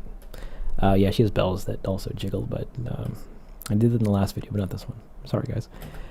So yeah, we have to animate her head, her hair bopping around and all that stuff, and like it's both fun but also annoying because I'm not the greatest at animating like physics, but we try, and sometimes it looks really nice. Tom not doing the thing. I have to rig the laptop so that we can see it. And Tommy doing the Tommy. I didn't know we could make fire. Make it just for the bells. Oh, you're right. Ooh, this sequence was interesting because the back room is really tight. So a lot of these shots I had to I had to do some different surgery to the room to get some of these shots. Like this laptop is right up against the wall, and there wasn't actually any space for the camera to do a shot like this. So I ended up having to what did I do? So that's in the 6th sequence, right here. So I ended up removing the wall, or taking the wall and pushing it back a bit, and then putting the camera like right up against it. I sunk the laptop down into the desk so that it would cover just the lower half of his face, and that is that's how this shot was done. And I'm like, we need that. This is looking pretty good. And I'm curious, has anybody from Nintendo seen your videos? I don't know. I'd like to assume so, but I have no real way of knowing for sure, other than them coming out and giving me a cease and desist. So yeah, Nook, he's typing, he's doing a thing, and Isabel's talking and saying a thing, and this is also another example of like me knowing what they were gonna say, but not animating her mouth super correctly to do it. So like when she says arson, like she keeps talking, but even though it's just one word, and then the whole make fire thing, and it's a good time with them, and they're typing, and Tom Nook's hands are so laughably tiny they don't even hit the keys. He just slaps beside the mouse pad and then the side of the laptop, because they can't actually reach the keys on his keyboard. But we make it work. So for shots like this, I had to use like super low focal lengths and squeeze and like bring the camera like super close to the wall and stuff to get it. And then this is also another example of the thing I mentioned way at the beginning, where I'm like, their heads are so big that they take up most of the frame. So like his head here is like taking up like 40% of the screen. Just so that he can look around and then jiggle his nose in front of the camera and just say, yeah, we got problems, toots. But he's got toe beans because he doesn't wear shoes, so I thought that was kind of fun. And the image that's on this thing is literally just it's like some earlier shot where he's talking or something to somebody. Like it's like this shot or something that I just put on the laptop. I don't know why. Please don't ask me why. I just thought it was a funny thing in the moment. I was going to change this picture as well, but I didn't have anything like ready to go, and I didn't want to waste time making like a big photo for it. So I'm like, it's fine. We only see it once. It doesn't matter. So yeah, and then we have this shot. The only thing that matters is this bar, but I'm like, shoot, I'm going to need a whole desktop of stuff to show or to put on here, because you guys like details a lot, and that means I gotta actually do them. So I took his laptop screen and I basically just recreated some UI on it in Affinity. I would show you the project for it, but apparently I didn't save it, so I'm sorry, but I have a very high quality version of this image though, so it's fine. What else is there to say about it? Cake his invoice. Yeah, we updated the store once, and Isabel is going, oh no. And then everybody talks, and then well, I don't know what's the problem, guys. Like he just has work in that folder. Like it's just work. Whatever he's doing with his tax receipts and stuff. So crowd chattering, and everybody looks around. This shot actually came out really nice, but it was actually super not fun to put together, because it was the same deal with the arms coming down from the beginning, where it's like they all basically needed unique movements so that for their turns, and so like Raymond here, he he peeks in through, like, just under Pietro's shoulder. Timmy or Tommy or whatever peeks out from behind Lolly and so on and so forth. And it's like everybody moves to be seen except for Jacob and Roald and Blathers. I was not satisfied at all with Sahara's turn because she's the last to turn and she just looks like a mannequin. But it's fine, so it's okay. Isabel walks out. Their legs don't move in the scene; they just hop. I thought that was kind of fun. And they're all looking. They're all just like, "Give me good news," and she's like, "Up." And then that's where the video ends. So animation for 4, it was time consuming, but like it wasn't super rough or hard for the most part. Her foot is coming out of her shoe. No. And yeah, like it was, but this episode was really dialogue heavy. So I'm like, we're like, there's going to be a lot of body movement, a lot of like arm movement, a lot of like talking and stuff, and it's gonna be a time. Do you think you can handle that, Dongle? And I'm like, no, but I'll figure it out, I guess. And we did, and it came out. I give it a 7. No, I give it an 8 out of 10. It could have been better, but it was pretty good, at least by my standards. And everyone's talking and mingling, and then and so okay. So and there's a lot of comments on Froggy Chair in the back, and not the bidet, but Froggy Chair at least. You guys can thank yourselves for that, because I held a vote for what furniture items should be in the background here, and Froggy Chair won by a landslide. So we put him in, and I actually like took the time to, because the model wasn't in the game, or at least I didn't have the file for Froggy Chair from New Horizons. It just wasn't in the game, and I also don't have an updated version, I guess, of the files from the game. So I'm working with files from like a couple versions ago. But we. Did I make an affinity photo for it? Did I do that? I didn't do that. Why am I a mess? Guys, help me out. We made a Froggy Chair. Come on, open up the folder. Open up the folder. Where? Open the folder. We had the Froggy Chair. We took the asset from one of the other Animal Crossing games. But the file for it was so tiny. It just wasn't good enough to be useful. So I cracked it open, and we made a 4K texture for the Froggy Chair, so we could put that back onto the chair asset and get that into the shot, and came out pretty decent. You couldn't even really see it much, at least the details of it back in the shot, but it's there. It's Froggy. Give it up for that boy.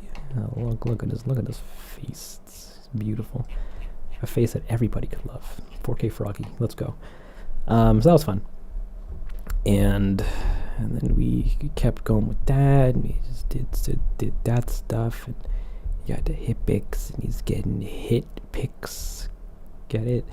And then the thing, and then we have the dragonfly, which is just from the collector, because I didn't want to make a new bug. Yeah, and then everything. Oh, some other fun things. This one speech bubble isn't moving. It's just floating there. And I'm like, oh no, I could fix that. But that's gonna cost money. Never mind. The bell has an actual like bell in it. Thanks to, I forget who recommended that. Was it? I think it might have been Blue Pixel, but I could be wrong. Last video was awesome. I was so worried about Pietro. He read the forest picture from Fibber Dreamies. It was Pixel. It was Blue Pixel. So thank you for that. That was a good time. Or at least was a good detail. Ooh, some other things that I should probably also mention. So in the boarding and blocking, we had Isabel sits awake at her desk. And at some point, I'm like, I think it actually might have been funnier if I have her sleeping. So in the animation phase of the flag, it's the screaming lady from Kardashian, Keep with the Kardashians or whatever. It's just McAvoy's flag. Like it's just what he wants. We had her, I changed her to sleeping because I thought it'd be cuter, and I went through this whole problem of like I had her facing the other direction, like her like looking at like these folders or whatever, and trying to animate her head, her hair, her ear bit, on the desk, like just resting on the desk. But that ended up causing so much problems, and I'm like, it doesn't even look that good. What if I just have her angle her face towards the camera? And we did that, and it looked a lot better. And I'm like, wow, I don't even have to worry about her ear being an ear. Pretty cool. People say that Froggy is overrated. That's a fact. No, that's not a fact. That's fake news. That's what I was gonna say. Yeah. And then Raymond, and then he walks around, and they talk, and he goes, nah, and then he goes, hey, and then they go, nah, and then he goes, hey, and then they go, nah, and then he goes, hey, and everyone just says, man. Animation was a good time. It took a while. I was doing animation for most of September for the most part. Like I'd wake up, I'd do work because I have a day job, and then after work or sometimes during work if I had free time, I would crack open Blender and I would just keep working on this, and we would just do it. We would just get it going for the most part, and it's a good time. And I kept crying a little bit every now and again, and then sometimes we didn't, and things would have been great. So yeah, that was kind of the animation phase. Things went okay for the most part. Like they always pretty much do. Like animation's pretty smooth at this point. Like I have a decent workflow in terms of like how I like to animate these characters and like how I like them to move. So at this point, animating is kind of just like going in and just making it look nice as fast as possible, whilst also trying to do the least amount of work possible, because I don't want to spend a lot of time making sure that Nook's clicking animation looks good enough, or looks good. I'm like, I'll animate it for like a couple hours, and I'm like, okay, looks good. This gets the point across, and moving on, and I'll do the next shot, work on it to a point where it looks good enough. I'm like, all right, sweet, moving on, and then so I'll like rarely like come back to a shot if I need to, or if I can help it. But then there's some cases where like there's a good bit of stuff happening. Like in this case, it's like he's sad, so he needs to talk with a sad demeanor, and then he pauses, and then his brother has to kick in and console him, and then continue the conversation. So like this one took a little while, but this one not so much. And her talking, same deal. It's a good time. It's a good time. Hey there, Kenza. Welcome to the stream. You're in for a wild ride. Wild man says, look both ways. We're across the road. So that's animation, and then now I guess we can get into the rendering phase. I could have actually been playing music this entire time. Let's get some of that going. Come on. Give me the playlist, the stream safe playlist. Are you guys ready for some, not Desperado, unfortunately. I cannot play Rihanna on the stream, but we're playing everything else. Shoveled. Sure. So, welcome to the rendering side of the video, guys, where I'm going to talk about all things that were so fun about rendering. I can turn that down too, so we don't get eaten by me listening to music. So, we got into the rendering phase, and I finished all the animation, and everything was great. Everything was amazing. I'm like, oh man, this video is gonna look so sexy. I'm gonna render everything in 4K, and it's gonna be the most delicious video anyone has ever seen. It's gonna render in like no time because I got this honking beautiful 3090 graphics card, and life is going to be magnifique. And then it died on me. It literally just turned to me and was like, all right, man, I'm going on vacation. See you later. And then it just didn't want to work anymore. So I'm like, oh, what's my solution? He goes, don't worry. My brother, just as good, just as reliable. He'll fill in for me while I'm gone, because I had to ship the card to California or whatever to get repaired. And I'm like, cool. Where is he? And he's like, he's in your closet. And I'm like, oh, what is he? And it turns out it's the 1070. And I'm like, oh, can he render any of these shots at all anymore? And he goes, nope, not at all. You can. Good luck. So now I'm left in a position where I thought I could render everything in a couple days, like 2 to 3 days maybe, to, oh no, it's going to take me 2 weeks to render all this stuff now. God damn, it's not good. It's not a good thing. And the 3090 is just like, but it could be fine if you just, tone things down a little bit, not 4K. And I'm like, I wanted it to be 4K, please. So I tried rendering it in 4K and it just didn't work. So the first couple shots are in 4K, but not the rest. So I'm like, Garbo, what's my solutions then, computer? And it turned to me and it said, all right, you got 2 options here, buddy. You can either render it locally yourself and have it take like a month, or you open up your wallet to the wonderful world of render services, and just pay for some shots to be rendered, buddy. And I'm like, I didn't want to spend money on this video. And it's like, well, you already have. You bought other programs and stuff to do things. I'm like, yeah, but I didn't want to render. I didn't want rendering to cost me money. So we did that. At least we tried to render stuff locally. But a shot like this, it's not playing correctly either. A shot like this would have taken a day and a half maybe, even though it's only like, a couple seconds long. So I'm like, that's not going to work. So I tried putting it on a render service. Well, I tried a couple actually. We used a couple. But I ended up going with this one called Concierge Render, which they're a Blender specific rendering service. And they were kind of the most streamlined and most affordable, I suppose. So I'm like, cool. Can you render this in 4K for me? And they're like, yeah, we can, for $10 a shot. And I'm like, okay, give me a couple, and I want to see how they look. And it goes, sounds good to me. So I gave it a couple shots. And they come back and they look pretty good.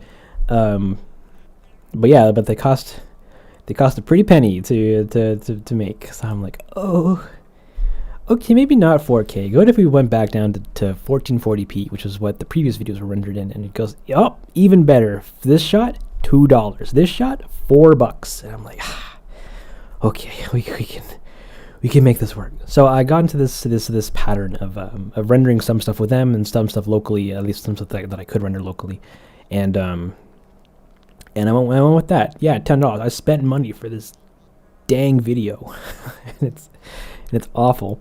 For most shots, it was okay. Like this shot would have been fine. This shot would have been fine, etc., etc. This shot has to re-render a couple times because Lolly here doesn't start. I hope we didn't spend too much. Ooh, Muna. I'm sorry to disappoint you. So this shot, I rendered a version out of a version of that. Well, let me find it.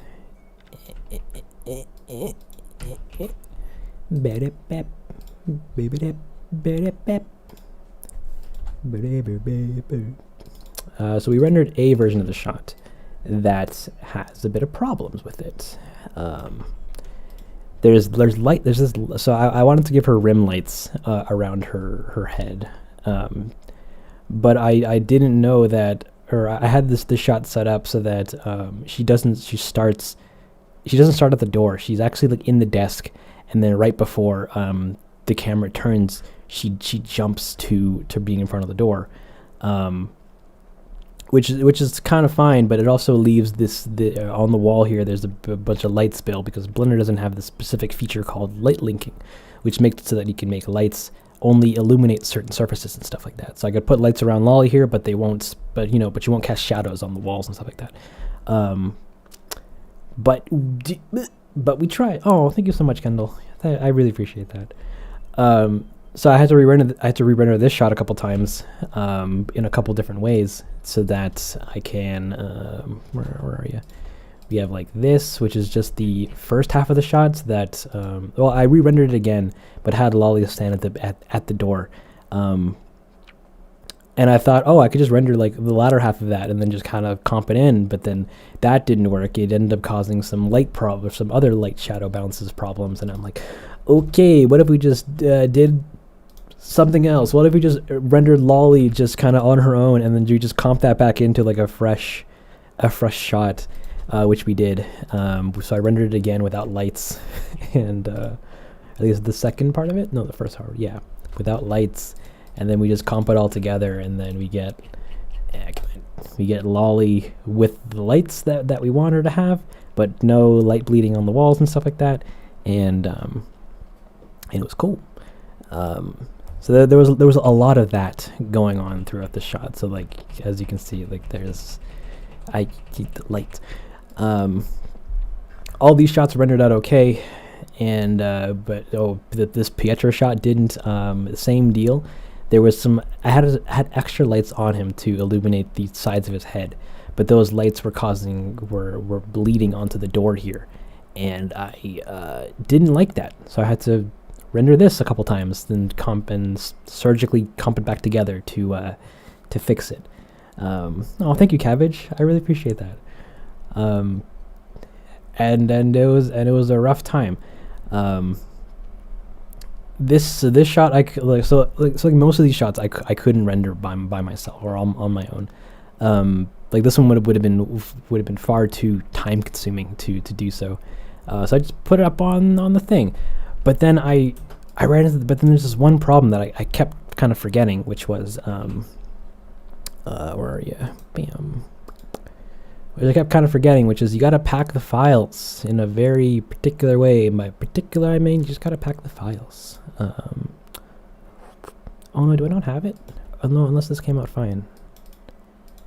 No, it's okay, never mind. The shot came out fine. But the shot after it, this guy. Is it this guy? Hold the version 1. Oh no. Never mind. I think this one came out fine as well. This shot? This shot? This shot? This shot? Wait, where was it? Actually, no, I think this one had problems. Okay, hold on. We're getting into the juicy gossip, guys. I tried to believe it's a good time. Yeah, come on. Bam. So I rendered this locally, and I forgot to include the textures for the speech bubbles for them. And I'm like, oh no. Oh well, maybe I can just re-render like some snippets of this. Oh no, their aprons are also missing. Well, maybe I can do a. I'm like, oh wait a minute. But these are, because they're purple or pinkish or whatever. They're also casting pinkish light on everything. So if I were to re-render like snippets of it, then light from these incorrect assets would still be bleeding onto other things. Oh no, dramatic music. Nah, we don't need that right now. So I'm like, oh shoot, and I rendered this all night. So like I woke up the next morning and I'm like, let's go finish. Oh, it's broken. Okay, cool. That was like 8 hours of rendering that. That's now gone. That's okay. That's unfortunately that's showbiz, baby. I also ran into a bunch of really gross problems with Isabella specifically. Oh, thank you so much for you. I really do appreciate that. I ran into a bunch of problems with Isabel here because there's this really specific glitch that happens in Blender, and you can see it actually in one frame that I did not fix because I reminded myself to fix it, and then I kept forgetting. But if you skip through here, Where are ya? Where are ya? Where? Oh, there's one there actually too. So you see this super duper little light thing here, or this blurred frame. So for a bunch of shots with Isabelle here, her skin would just kind of stretch out into random areas, and would leave and even there too. I missed so many of them. So yeah, her geometry would just explode on these random frames, and would leave these blurry messes, and it hurt me so bad, because some of them were really bad. Oh, this shot had so many. I'm sorry, guys. And right there too, and right there, and it's garbage. For every shot except this one, I had to go in and re-render frames. The 3 Tim Hortons coffees, absolutely. For all the shots that had these problems, I went in and re-rendered new frames for them. So hopefully no one ever sees this in the video, because I tried my darndest to make sure no one would. Do I render with cycles? I do. All these shots are rendered with cycles, and to render them locally, I use a program called Deadline here. Where is it? I use a program called Deadline, which is a render farm. Come on, open up, do it, get open. And through this, I'll just queue up different shots to render, and then so I'll just let this go in the middle of the night. Excuse me. And it'll open up the shots, it'll render them out, and it'll pump those rendered clips, files, frames into their own folders, and then I can come back the next morning and have, a couple of shots finished rendering, and then I can keep working and doing stuff. I really captured the aesthetic with the 3D and rendering skill. Thank you. I'm glad you like it. I really like to point out noticeable flaws, but yeah, because they're all I see when working on this, because I'm I have to pixel peep the entire time. Like another thing here that I was going to fix but didn't is Pietro's geometry here is incorrectly assigned to transparent shaders. So there's just there's jagged parts of his hand that are rendering transparent. Because I set that up in the rigging phase, and then I was fixing it on a shot by shot basis. And even right there, look everybody, Raymond's broken. I did it. Oh my god, guys, I don't know why you watch me. I clearly don't deliver any quality at all. That's unacceptable. But oh, that's so funny. I didn't even notice literally until right now.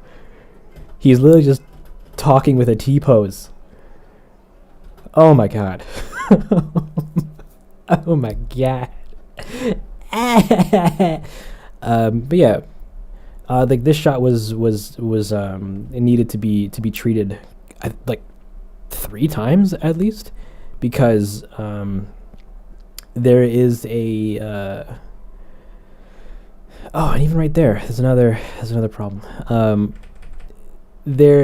There's this ongoing problem with Isabelle and her skin, because it's just a skinning problem that I didn't address while rigging her, but the skin underneath her clothing will constantly peek out of her sweater, and some shots it's a lot more noticeable, but some shots it's not. I for the most part I try to fix it, but if it's an intersection that remains for the whole shot, then I'll just usually just leave it.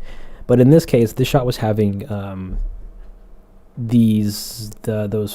it was having these frame popping problems on top of when she jumps up onto the table, her elbow was peeking through her sweater.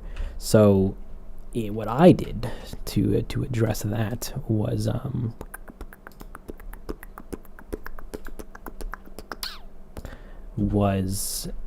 so here's the first version of it, and when she goes and jumps on the table, yeah, we can see this. Bring it up.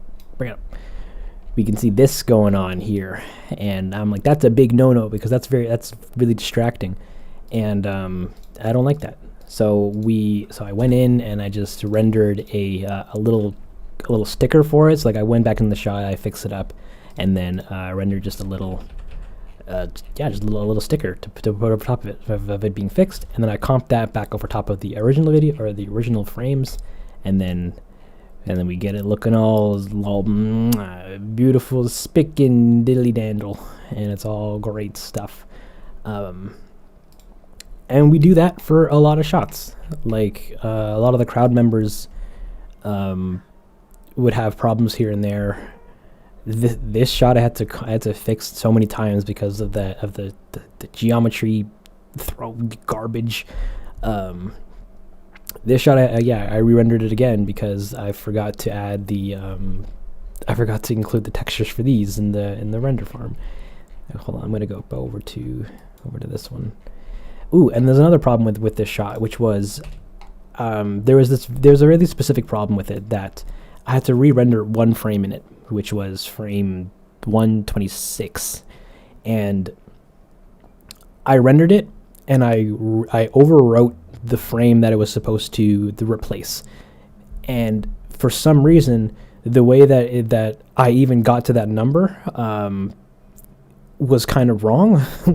So when I overwrote the actual 26, it turned out to be the wrong frame, and caused this skip in the playback of it, and I'm like, oh no. So I got rid of the broken frame because they were skipping on the broken frame of it. So I got rid of that frame and just renamed it to replace that, and then and hoped that it would just skip the frame entirely because there was one extra frame for it, and it would have been fine. But then in Resolve, instead of just skipping the frame, it paused on it, and so for that shot, like I waited like half an hour for my video to render, and then at the end of it, I looked at, like I rendered it, I uploaded it to YouTube, and I was watching it back, and I saw that it froze, and I'm like, oh god, that's unacceptable. We can't do that. So I went back in and I fixed up the frame numbering for it, and then re-rendered a little chunk of it, and then got that in. But this was apparently one frame off, and I cried because I'm like, how did that even happen? My math is correct. So I slowed it down by literally 1% and and got it to the same length. Super last minute fix. Oh, good gracious, there were so many of them. Yeah, we did that. This shot had a bunch of geometry glitching in it that I fixed. Ooh, these shots had the problem of they rendered out. Where are you? I rendered them out, and I forgot to add the textures for them, and I was crying. Where's the shot? This guy.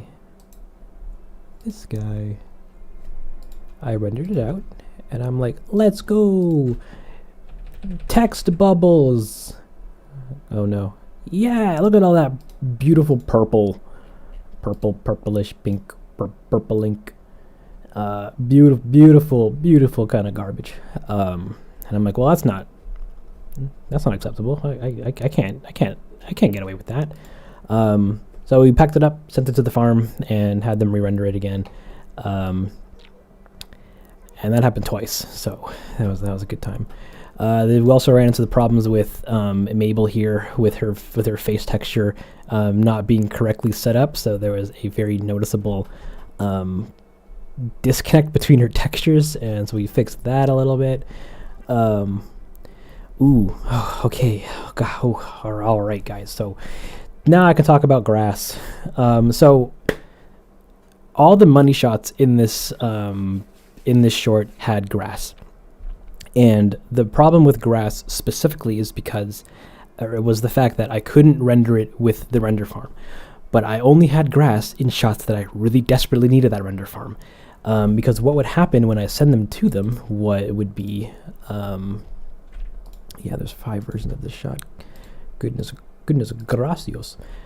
So what would happen with these shots is like we'd render them out, and the grass would just be really flickery. Like they'd move how I want them to move, but like, this is ugly. This is so ugly. Like, that's get out of here. So I'm like, oh, I have to. I spent like this shot cost like $50 to render, and the result I got back was unusable. So I'm like, okay, well, I need to figure out a way to render this, but also render it in a way so that I can render grass locally, but get it back into the shot that hopefully I already have rendered. I'm like, I literally just need a new grass sticker to like put over top of everything, and unfortunately the solution was just re-rendering the shot like 4 different ways, and even in the background I forgot to put grass all the way back here, so like it's just empty. So I'm like, okay, well, what can we do about this, guys? And I'm like, okay, let's re-render Filbert and Gas Mask Boy here on a separate layer. We render the trees on a separate layer, and we'll render the background without grass on the farm. I'll render a whole version of this just without grass, and I'll render grass separately myself. And then we can put that into Natron here, and then put them all back together again. Very, very cool. So we had a version of the shot that just didn't have grass, and then the version that had grass, but the grass was the flickery garbage. Then we have just a version of just the grass, and that looked pretty okay. So I did like some weird array of masking and on some other garbage to get them to get everything together, and this just covers the old grass and I had a fun way of describing how this works, but it's not really that fun or it's exciting. I basically just rendered grass and put it over top of the other shot. And then we also re-rendered a new version of Filbert, because it turns out that I couldn't use the old one because, or actually you can see it in this one. He's flickering. The light that's bouncing off from the ground onto the bottom of his head is causing this flickering going on. So I can't even use this original render of Filbert and Mask Boy here. Big sad. So I re-rendered him again, but he's just here. But then I'm like, well, but I don't like how there's no green underneath his head. So we're gonna take this, and we're just gonna take this version of it. We're gonna cut out this version of Filbert, and we're gonna put him in over top of the thing, so it just looks. Oh no, that can't. But just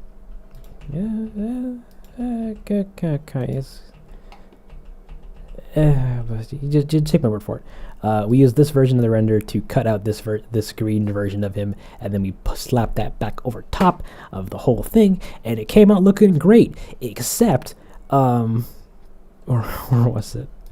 We did all that to find out that the grass doesn't even move.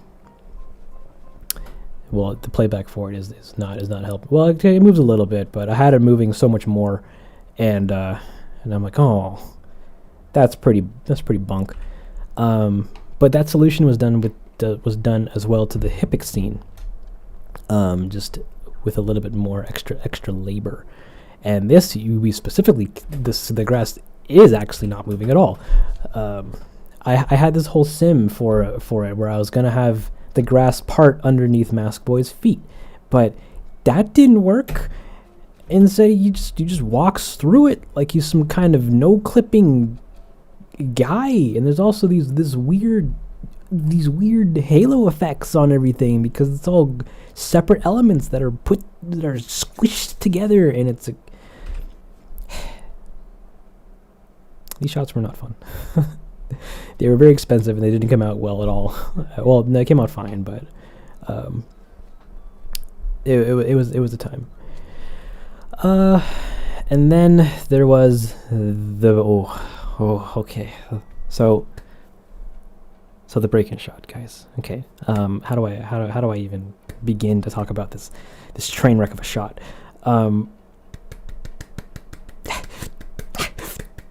So I was working on this shot for a couple days.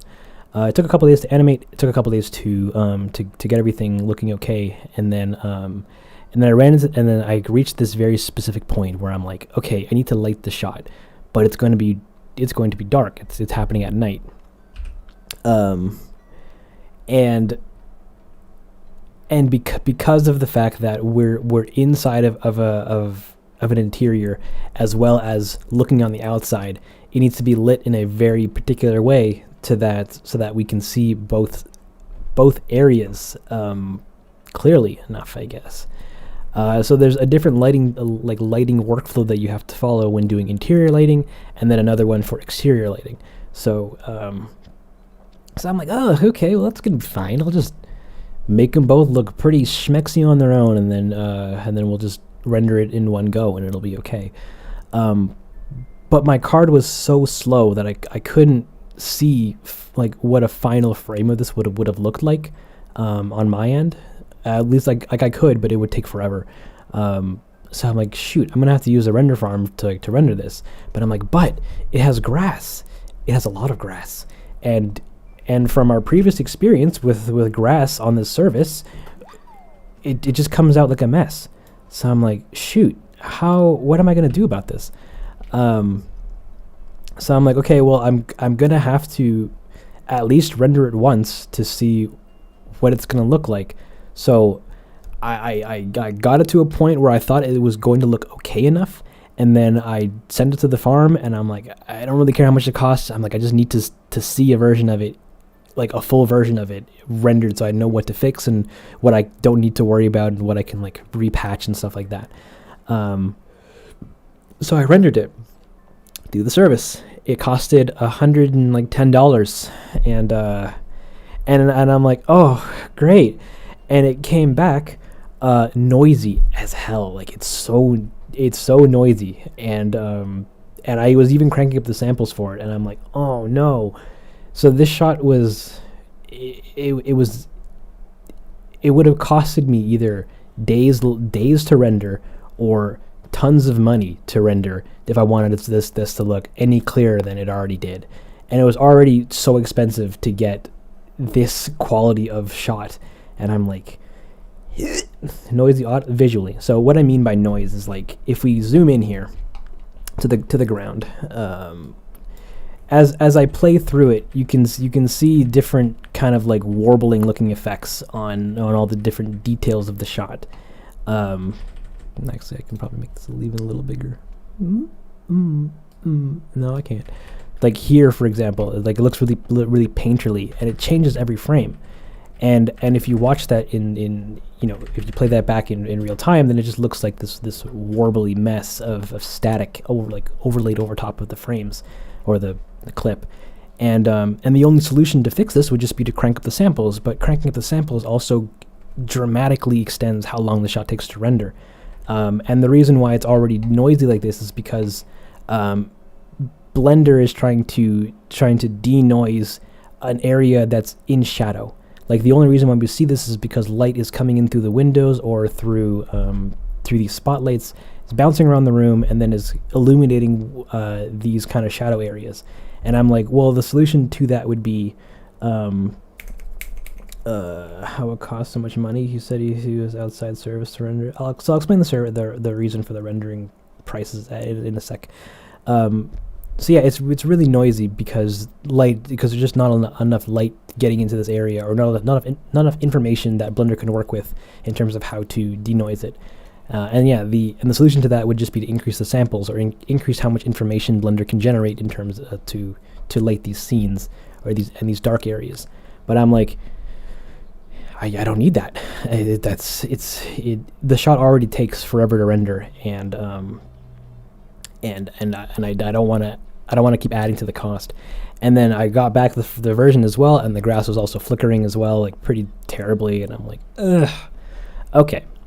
But I'm like, okay, well, this part of the shot looks okay enough, so I can keep it. Come on. So I'm like, I can keep it, and I can just re-render small bits of the shot from this point onward, and then we'll just merge them all together. So one problem or actually I can show you the first version of it. No, I want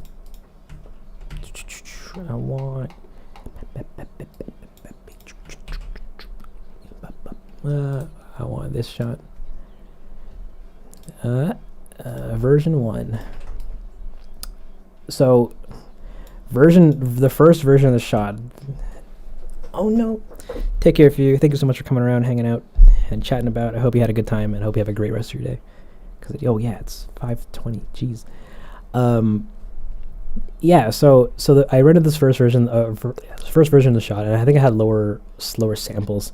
But I had this one particular detail where I wanted a rim light over top of Mask Boy when he walks in, so that we can actually kind of see more of his shape as he's peeking in.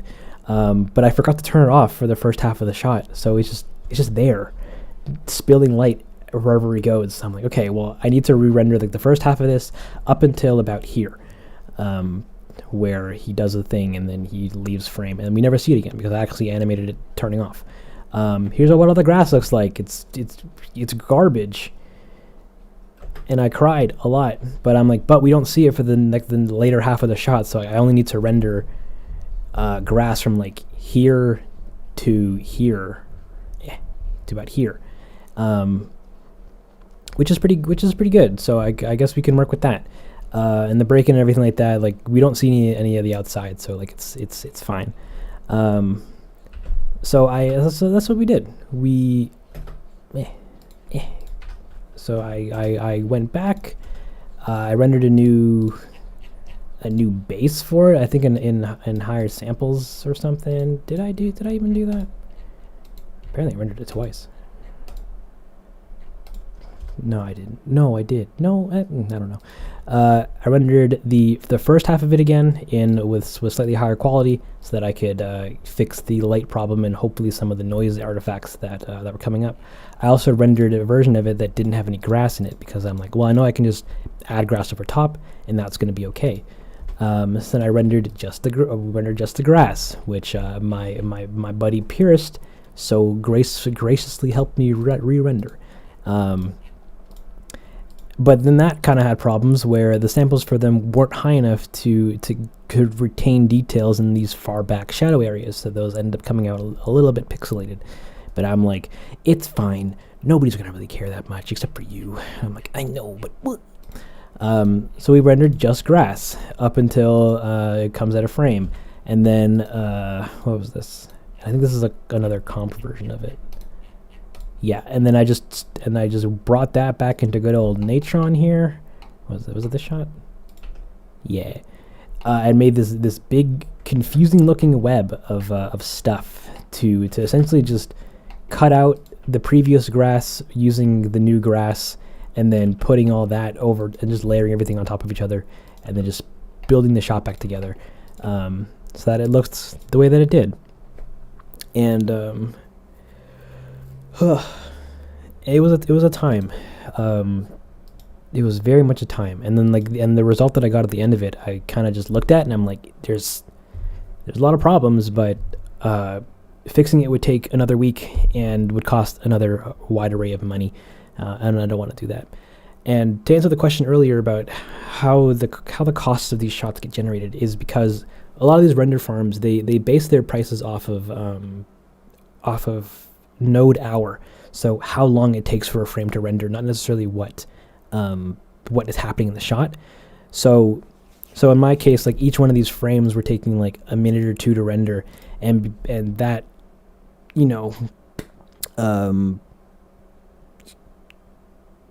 times the amount of frames, which in this case was like 930 frames, makes for it being a slow shot to render per frame, but also a very long shot to render just in general. So the cost kind of like continues to rise as the shot continues to render.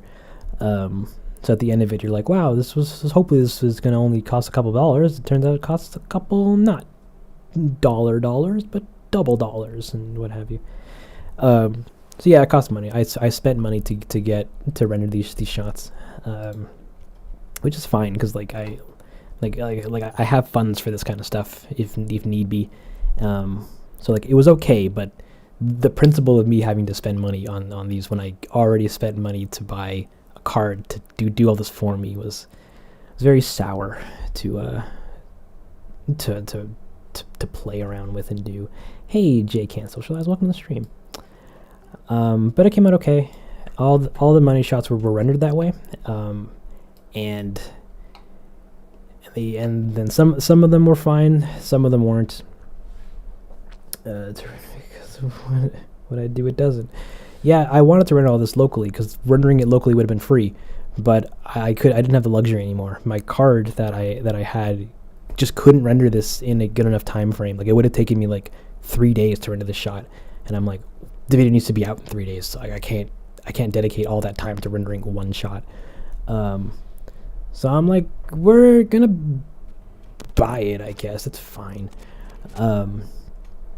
And yeah, everything else was okay. A lot of a good chunk of shots were rendered kind of either locally and then through the farm. And then at some point in the last couple days of the rendering phase, I'm just like, yeah, you know what? Never mind. It's taking my computer too long to render. I'll just put the rest up to the farm and then get them going. So that saved a bunch of time, but it didn't save my wallet. Thank goodness Dongle is Nintendo's. How to get this cool subtitles? I'll talk about the subtitles a little bit later, because that's another big tale. But the short answer to them is I animated them in After Effects.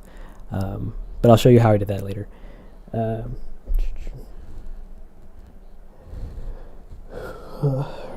more you look at it, the more you see it. Yeah. So then the problem with rendering these things is like, I can't really see what the end result looks like until I pay some amount of money to see them, or I wait an hour to render a full sequence, because like the problems that I'm looking for are they're denoising artifacts, which you can only see over through playback. Some shots came out great, some shots didn't, and we kind of just had to live with it. But it's fine. Smoke, fire. Woo! The big Gahunga. So the fire was simulated not in Blender, because good lord, no thank you. How do you do the walk cycles in thing? So that's an animation question. So save that for the end, and I'll talk about it. But the short answer is I use animation layers. So I'll animate a run cycle that's loopable, and then I can save that into a chunk, and then I can loop that chunk for characters. So in our case, for Pietro here, I just animated him running for like 20 frames, and then I just loop that for the duration of the shot. But he run, our boy, he run. Oh, Piapo. Oh no, not the burning. Oh. So the smoke and fire. Thank you, Steve. I think you can make a movie if you wanted. Maybe someday. Yeah. So all the fire. I simulated all this, not in Blender. Blender has great simulation tools, but I did not want to waste time figuring them out. I did that once in a previous video, which was Fee. Come on, help me out, self. Give me my own video.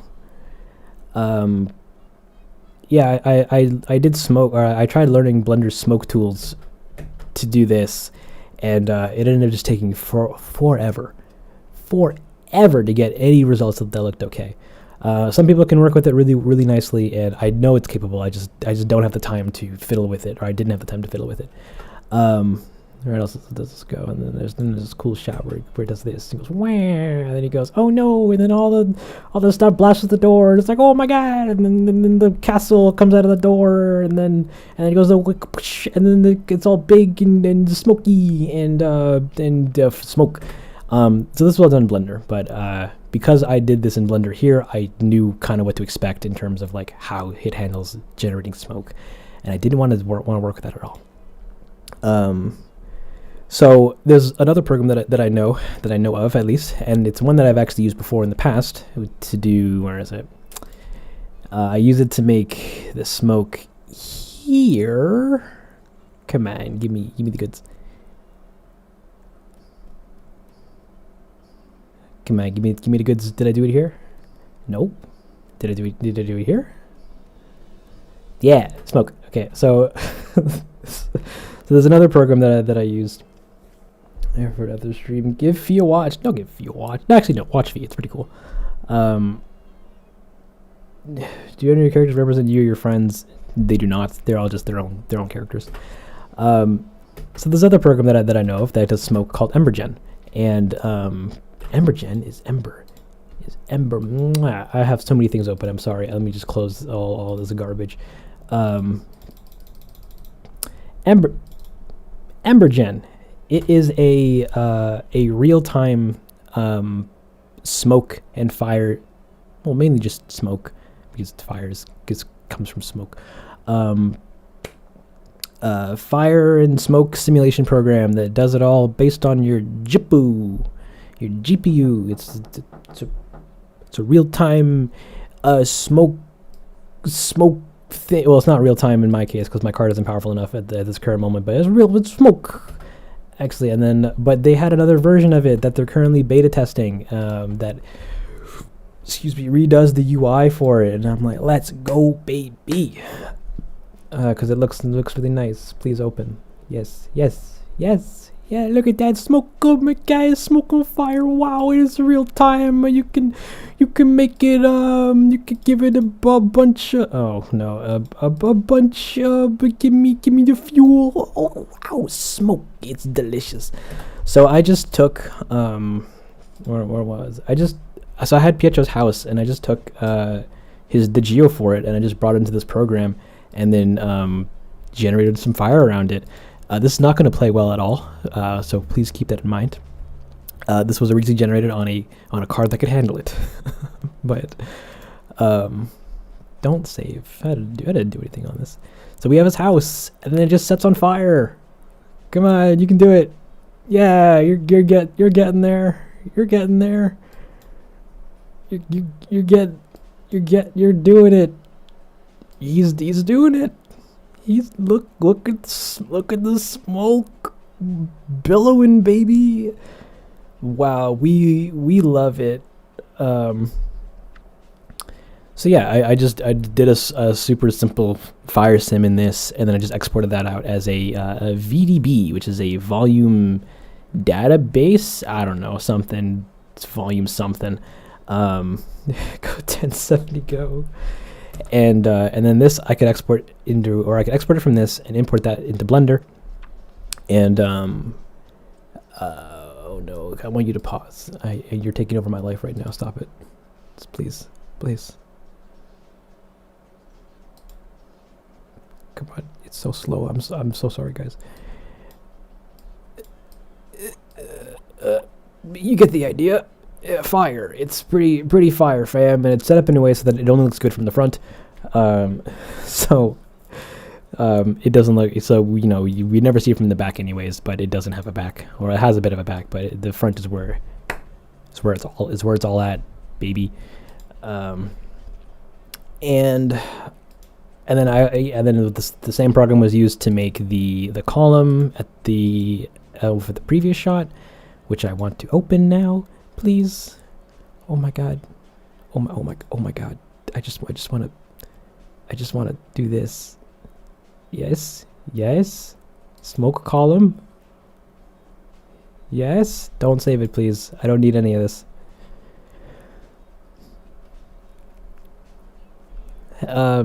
Smoke column. And this was just you get the idea. I use it to make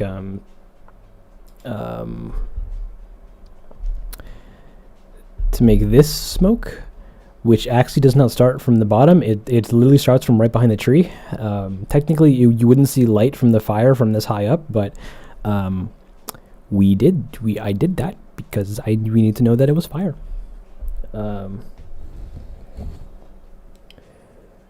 Like the blue sky was kind of tinted, the rain clouds. So oh yeah, that's something I don't think I was going to mention. I planned on having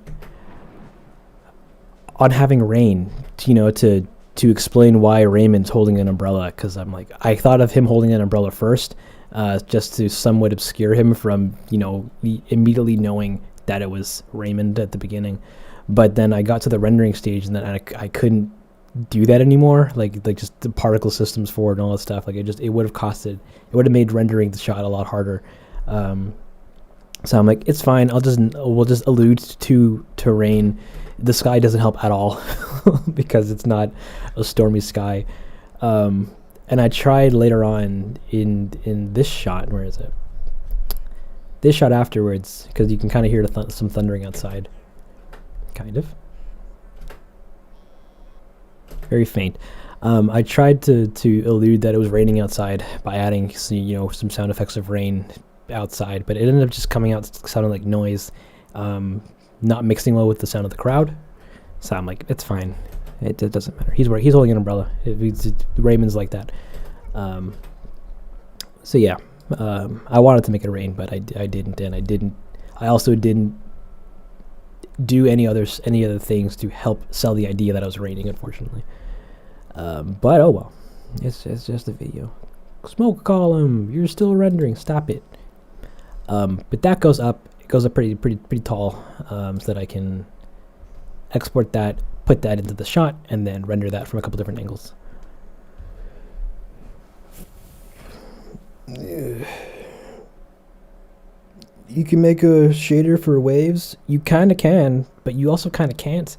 If you need to do really specific things, then it gets it can get complicated quickly. But I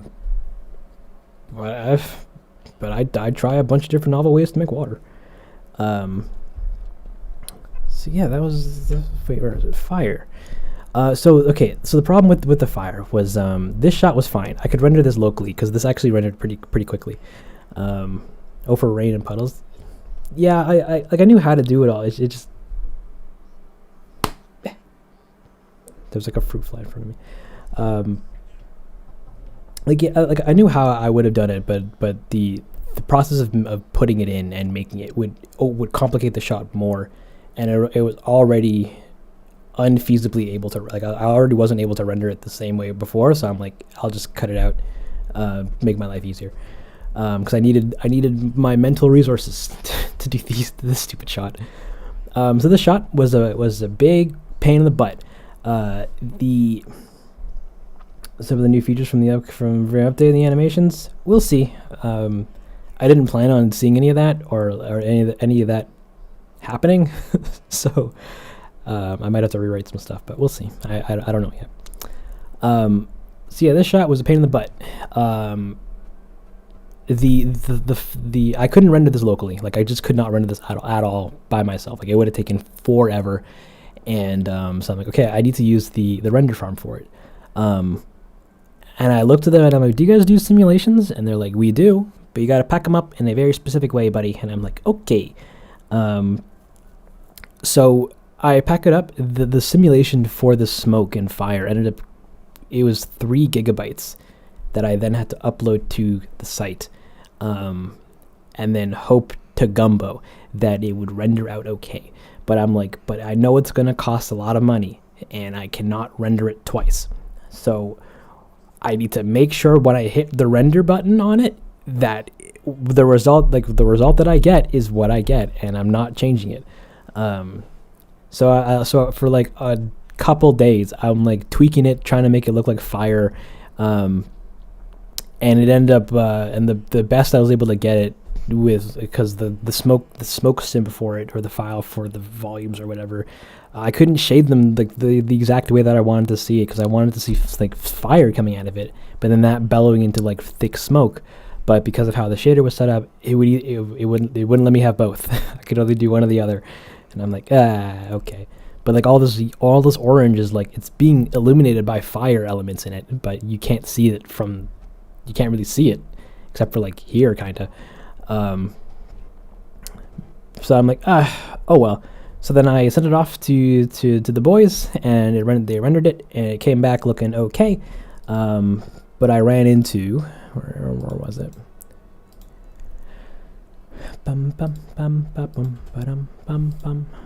So this was the first version of it that I got, and I'm like, whatever version we get, we're just gonna add on top of this and then re-render it in parts. Resolve area.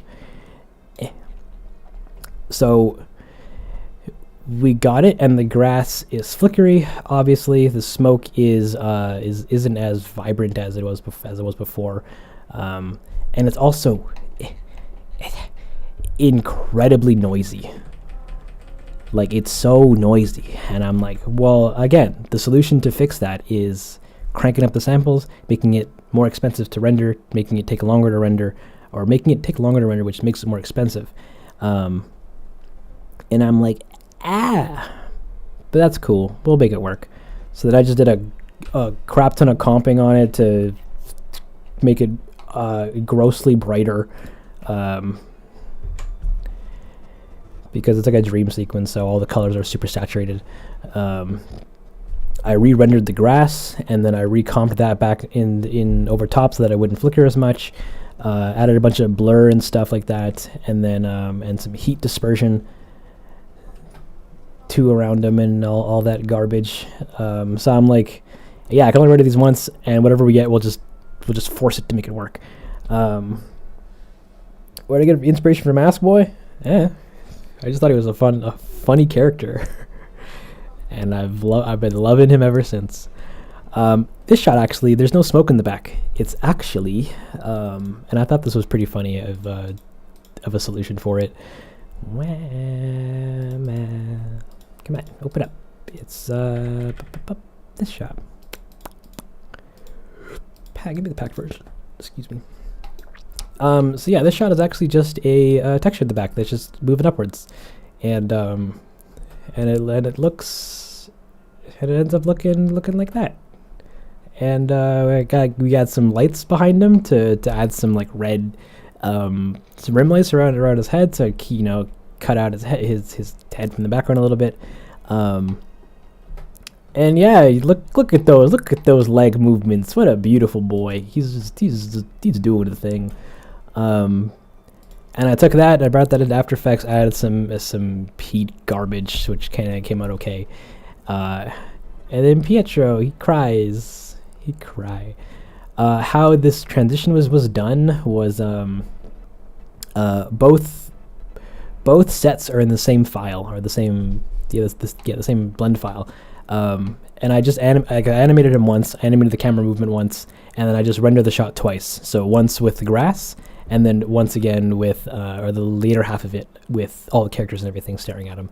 And then we can just put those over top of each other in the thing, in the edit, and then Bob's your uncle. Bob literally becomes your biological uncle, and it's a good time.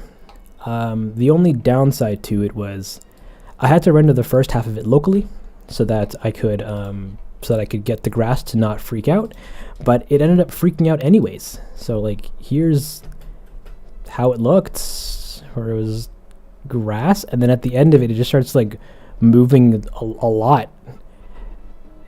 And I'm like, that's kind of gross, grass. Can you guys not do that? And the grass said, no, we're only moving weirdly. And I'm like, okay. So yeah, so I had to finagle that a little bit so that we wouldn't see that during the fade. Why is this music so dramatic? Thank you, Jellyfish. Oh.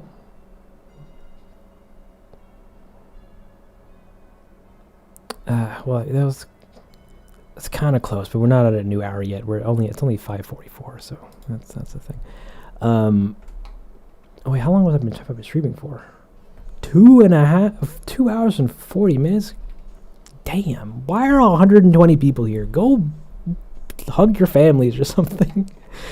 But yeah, so these shots were really traumatic. Like, I was, it was very not fun rendering these or working with them,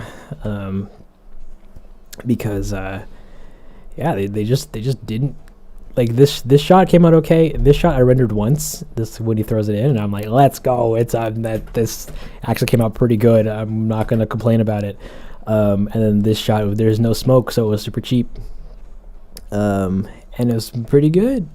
I also wanted to add embers and stuff, like, flying out of it, because fire just doesn't cleanly burn, or wood doesn't cleanly burn. But I just didn't, because I didn't want to keep overcomplicating the shot, so I just left it. But it's fine. Oh, actually, and you can't really see it, but I I even textured his house to have like a burning plaster. Oh no, is this gonna look bad? Yeah, there you go. We even textured his house to have like bubbling, burning paint and stuff.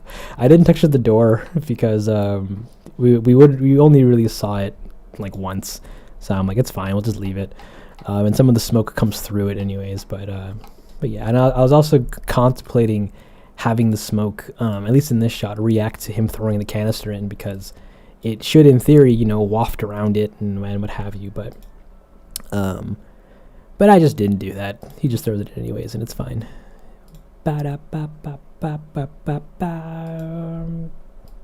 Get in there, gas canister.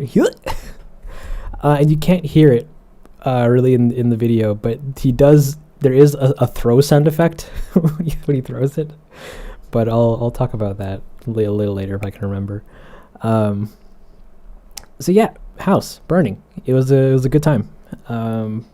I really wanted to do this so badly, and I got to do it, and it was so painful to do the entire time. But I'm like, but it came out pretty okay. So, no harm, no foul, except for all the sleepless nights of me crying in the bathtub. But it's fine.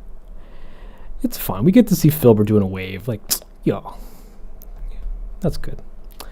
Have I done Q&As before? I do Q&As pretty much every stream, like just throughout the streams. People ask questions, I'll just answer them. But I haven't like done a dedicated one yet. But at the end of this, I'll open the floor to all sorts of questions. So stick around for that, if you can at least.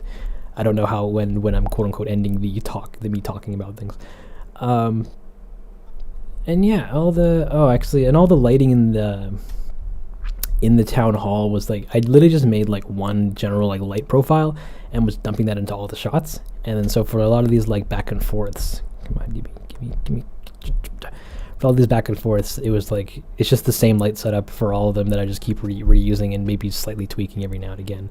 Oh, actually, and also for the back here, we never think all this light is coming from the stairs, because I just assume that the two of them live upstairs in the house. So I'm like, wow, they have the lights on, so we can actually see them and give them a little bit of direct your eye towards the back.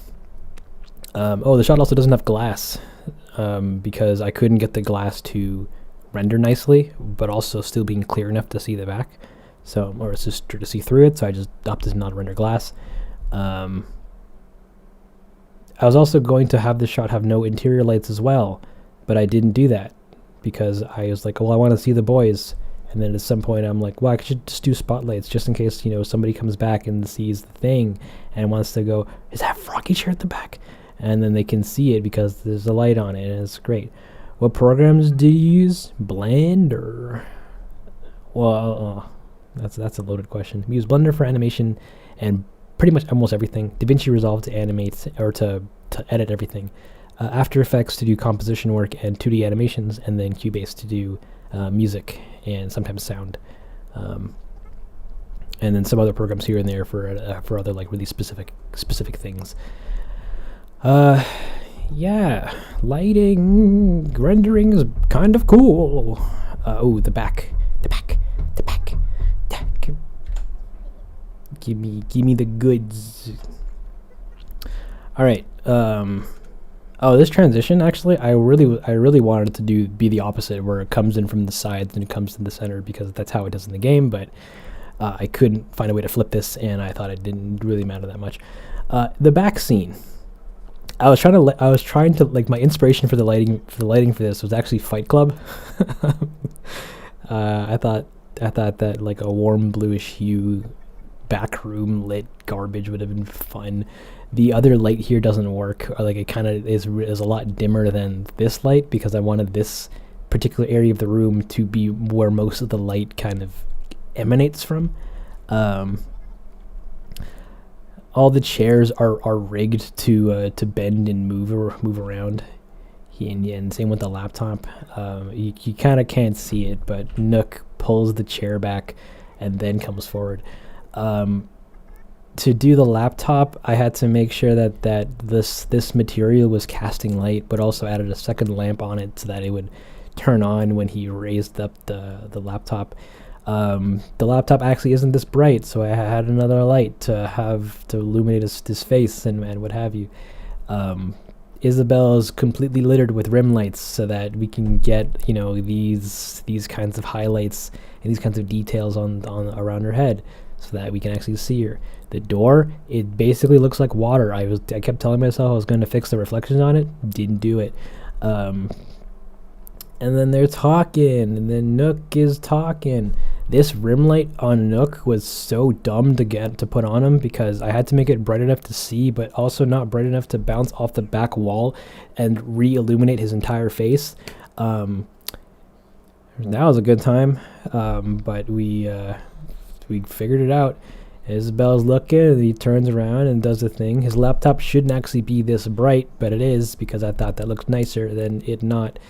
Isabel walks around. She just teleports from her chair to get to here, because I didn't want to stay on this shot for too long. So she walks up and she's like, "Yo, what's up?"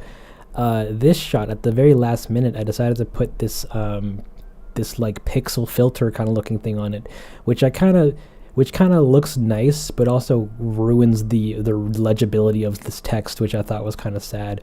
So sorry guys if you were watching this and going, "What does it say? What does it say, donkey? What does it say?" And I go, "Well, it's just terraforming, but hopefully you get the idea already."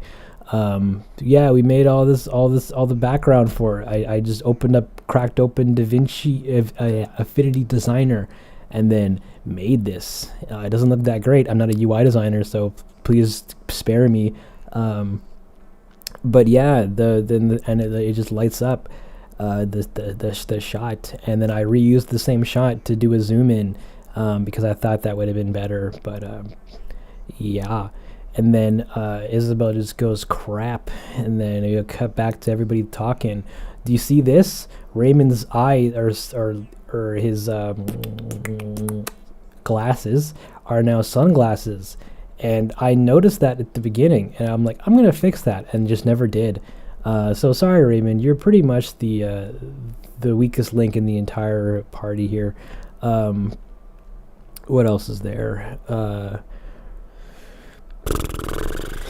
Every shot is pretty much custom lit for the most part. Like, I know I said I reuse the light setups, and like I do for the most part, but like they all need to be tweaked very specifically so that everybody can be seen, or everything that I want to be seen can be seen.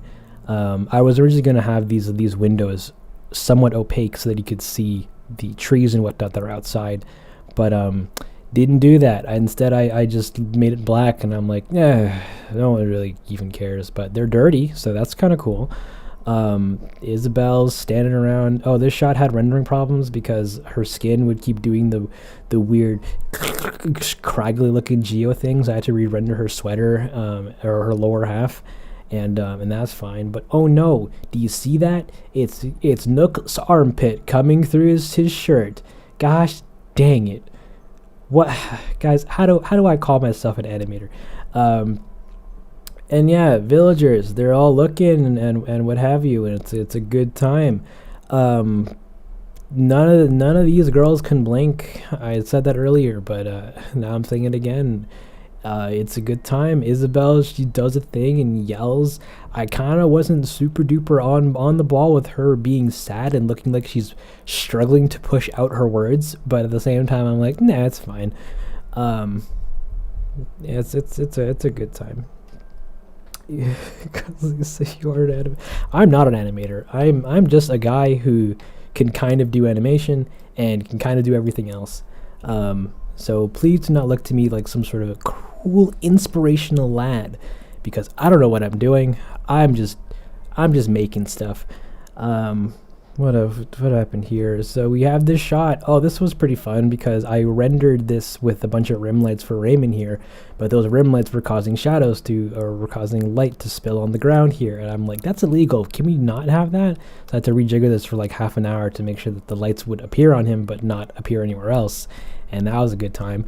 Our boy and girl here, the laptop doesn't illuminate any light, but I made sure it did. So he's looking at his spreadsheets.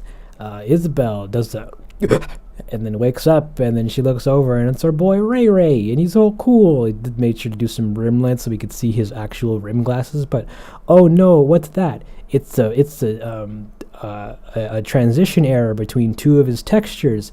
Densle, what? How did that happen? Well, you see, the textures that make up his eyes and his mouth are kind of different for some reason, and I can't get this seam out of the way. I tried so hard, and it didn't work, because I'm like, screw it. We're rolling with it. It's a feature. And he walks around, and you can even kind of see it, but it's really hard to catch. He walks over, and he's standing beside the ATM, and the ATM casts a little bit of light, but we don't ever really see that. So, but I made sure it did. Very cool. So they talk, and then Lolly, she's walking with the thing, and it's a good time. Expert level. I could be professional, but it's just a hobby. Boy, please, guys, I'm not that good at animating. Like, look at her head movements. Okay, can you play that back nicely? Can you just take my word for it? It's okay. And her mouth, you can kind of see it, but the normal map for her mouth comes outwards, so there's a little bit of a rim light on the lips of her mouth when it should be the opposite. Those should be shadows. Oh no. And the bell. There's nothing cool about the bell. Town meeting. Raymond here doesn't move much, but he does, and this thing doesn't move. Big sad. Everyone's yelling and talking and whatever have you. Yeah, I already talked about all this garbage earlier. Mask, those didn't render correctly. Those, and everybody. I reanimated this shot like twice because I was not satisfied with how they walked out of frame. Where am I? Yeah, I'm just here. And I'm like, I'll do this cool detail where Timmy or Tommy goes to the left, and then the other Timmy or Tommy goes to the right, and goes, wait a minute, you're not following me? And then he would run her back across, but I didn't have enough time to do that, so I just didn't. But instead we had Lolly kind of just confused, like, oh no, who do I go with? And then everyone's talking and dancing and having a good time and what have you, and it's delicious. Hippic skin. There's this weird problem with his mouth. It's too shiny, so it came out looking really white, because for some reason the insides of all their mouths are just like, they just never get textured correctly, and then they don't come out as reflective as they come out way more reflective than the rest of their body, and I keep telling myself I'll fix it, and I never do, but oh well. And then Nook is nooking around, the boys are boying around, and then Mask Boy is boying around, and I wanted to have particles of like door splinters coming through from the axe, but I didn't do that, and I'm like, we'll just sell it with sound effects, it's fine. And we did. Yeah. And the line about gasoline, totally not, or wasn't originally planned, but I'm like, but it makes so much sense if we just have him say that. So we did, and then it adds more context to this sequence. Pretty cool. Wow. Pros level writing strat? Question mark. Fire. We already talked about fire. It was fun but awful. Pietroing as he's Pietroing. No, I'll talk about the text bubbles later. And then they all talk in the back room, and then Nook is nooking around, and Isabel's Isabelling around, and they're all having a good time, and it's a good time, and everyone's like, are we gonna have a good time? And she's like, pretty cool. Subscribe to my Patreon and what have you. So that's rendering. It took about 2 weeks to get everything rendered, and it was very painful. Wow, it's Cora. Welcome to stream. It was very painful, and it took too long, oof, big oof. So much time was spent rendering stuff, and then I'd get it back to see that like it's not usable, and I'd have to figure out a way to fix it or salvage it, and It was a rough time. Probably the roughest time out of all the videos so far. But it's 100% just due to the fact that I just didn't have my card. which is not much of a reason to complain, because it's a very frivolous thing to complain about, but it was very useful. Ooh, I like this song. So now we can talk about sound effects or editing. Comp. Oh, actually, no. I can talk about the After Effects stuff. So I'm going to close Blender for a hot minute so we can free up some resources, and also close 4K Froggy here. Did I do anything with this? I did. I made the commentary thumbnail for today. After Effects.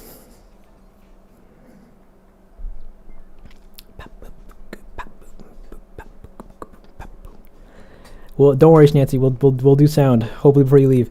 But first, I gotta quickly talk about the speech bubbles and some of the pros and cons of doing them. So, previous videos, I would do the joke where speech bubbles are physically in the scene, like they're. That's not the shot. Actually, this is a pretty good one.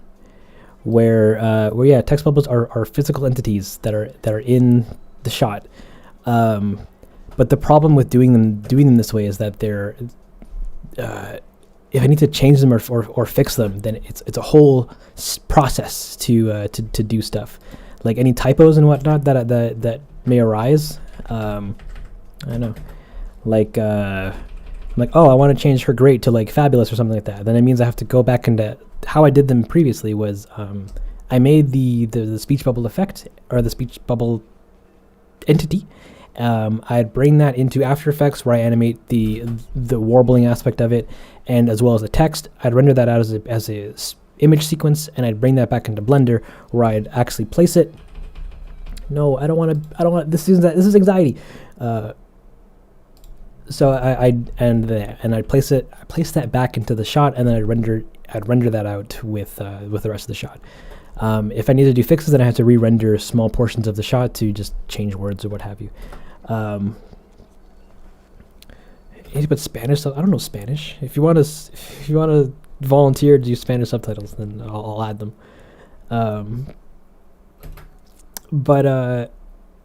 So yeah, it's like this is fun for for certain shots or themes where it's like where the idea of the text bubble itself is the joke. But in this particular video, it's like it's not necessarily as important, or like them being in the shot isn't really important. So I'm like, okay, well, I'll do them 2D at least, or this time at least, and see how that goes. So now I'm tasked with the fun of animating everything in 2D, and that frees me up to if I need to do any changes later, and it frees me up to just figure out what they're going to say later. Because I'm like, I know what they're going to say, but not necessarily how they say it or what words they'll be using to say it. And I don't want to have to jeopardize or slow down the rendering process to figure out exactly what they're going to be saying right then and there, so that I can begin rendering. I'm like, I'll render stuff first, and then I'll figure out what they're saying later, and then we'll worry about that. We'll do that. You get the idea. So all the text was generated in After Effects here. So I would literally just take a shot. I would take the animation for it, and then I would just animate these little speech bubbles in accordance to what they're saying. And that was it was not a good time, because it's broken up into 3 layers, which is you got the cloud, and the cloud is animated through a heckin' ton of keys that come up and whoop, and then stretch and bend into form. Then there's their name tags, which have to be separately animated to be on the side. I tried to figure out ways to like just parent it or whatever, or like stick it to the side, but I couldn't find any good solutions in a good enough time frame. Ooh. And that was a good time, but and that meant having to animate each speech bubble or each name tag, as well as the speech bubbles. And on top of that, I also had to animate the text coming in from the center of the bubble and then growing outwards, which was pretty easy, but like there's a lot of text. so I was like, oh, this is going to be easier than doing it all through speech bubbles. And like it was, but it also wasn't. Like it basically just shifted a bunch of like other work I would have to do later to like now, and I was kind of sad about that, but it kind of wasn't.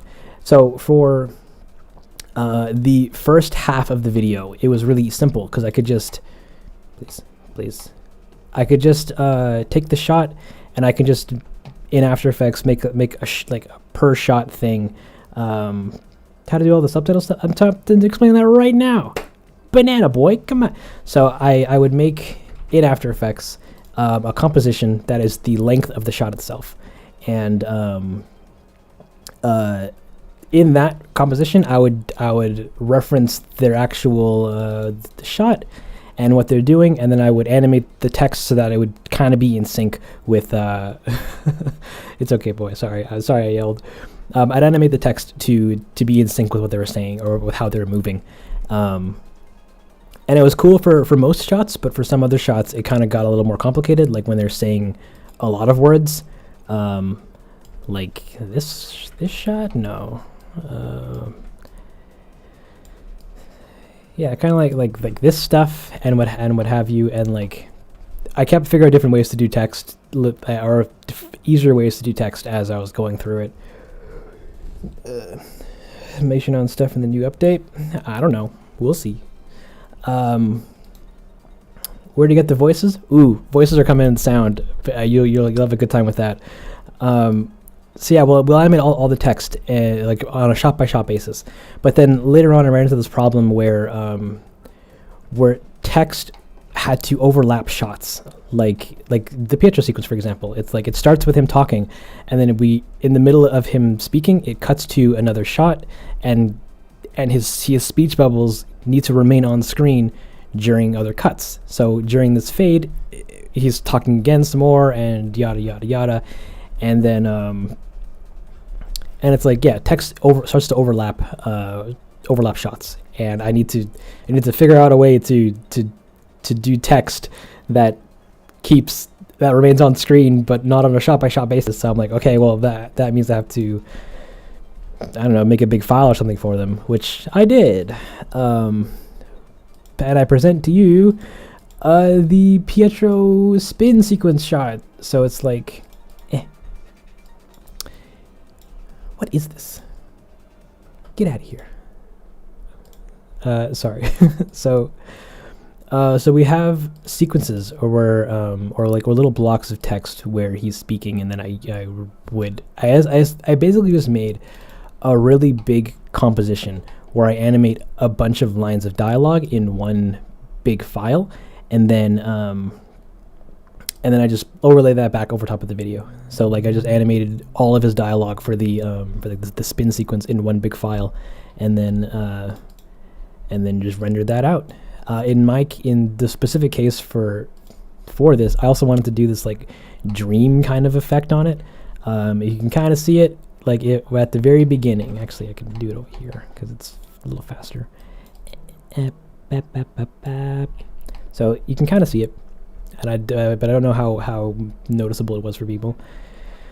So he begins speaking, and then to transition from this kind of like, you know, real world setting or whatever to a flashback, it gets eaten by the smoke that transitions into a memory, and here all the text is glowy and like dreamy and a little wavery and all that stuff. So I just took the same text and added a bunch of effects to it.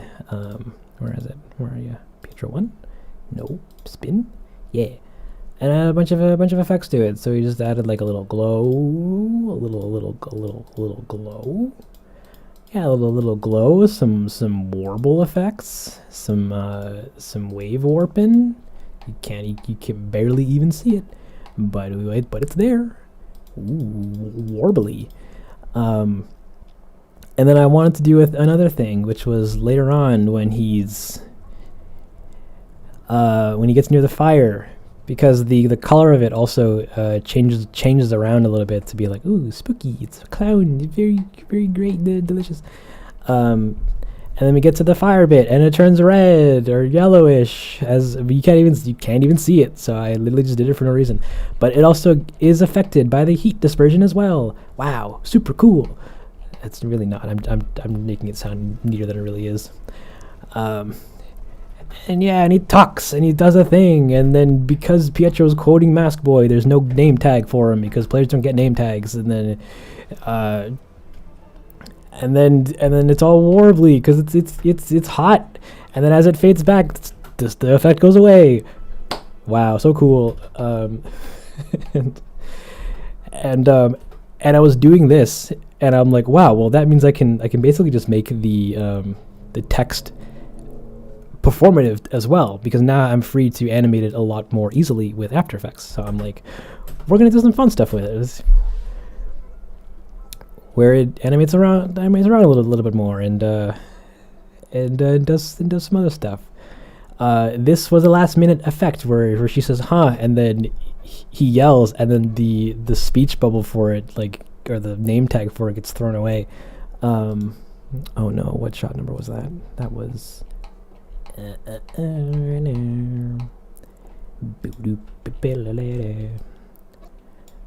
yeah, that was dialogue ref. Was it this one? No, spin.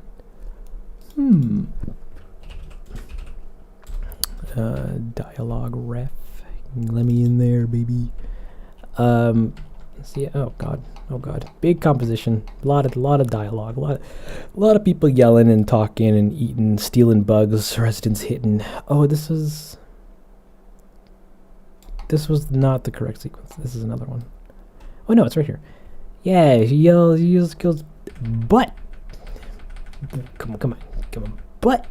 And then it throws her thing out of the way, and I'm like, that's so cute and delicious. Let's make that a thing. So I put it on a little shaker thing, and which let me, where is it? Speech, crowd speech. Where is it? Picture dialogue. It's in here. Let me in. Let me in. Oh, this goes so deep. I'm sorry, guys. I'm losing myself in my own composition. Yeah, we animated it to shake a little bit, because I was like, that's kind of neat. And we animated that to also move out of the way. Very yum. Very cool. Very good job, donkey. And I'm going, oh, it's just stop it. So yeah, we did. So I tried to make the text like at least fun to look at when reading it, even though I was really worried. I got one comment about it, and it kind of solidified my fear for it, which was sometimes the text is a bit too fast to read, because I have to, like, I'm in this really fine balancing act where I can't keep text on for too long, because it will make the shot linger and also will make the shot more expensive to do. But also, if I make the shot too short, then it doesn't give you enough time to read the text. So I have to like rely on you guys to like pause the video, which kind of stinks. But at the same time, it's like, but it feels weird if I just have, if we just stare at him, looking at him while I give you guys time to read the text. So it's like there's this balancing act of text speed that I have not fully figured out yet. But we'll get there someday. People can't read that. I can't even read that fast, even though I gauged a lot of this reading speed on like my reading speed ability, which it's not that fast. But I'm like, yeah, it's okay. You can pause it. It's fine. So they talk and they talk and they talk, and then this shot had some problems because sometimes the name tag wouldn't sync with the bubble scaling. And actually, I can go back over here because it's a better time.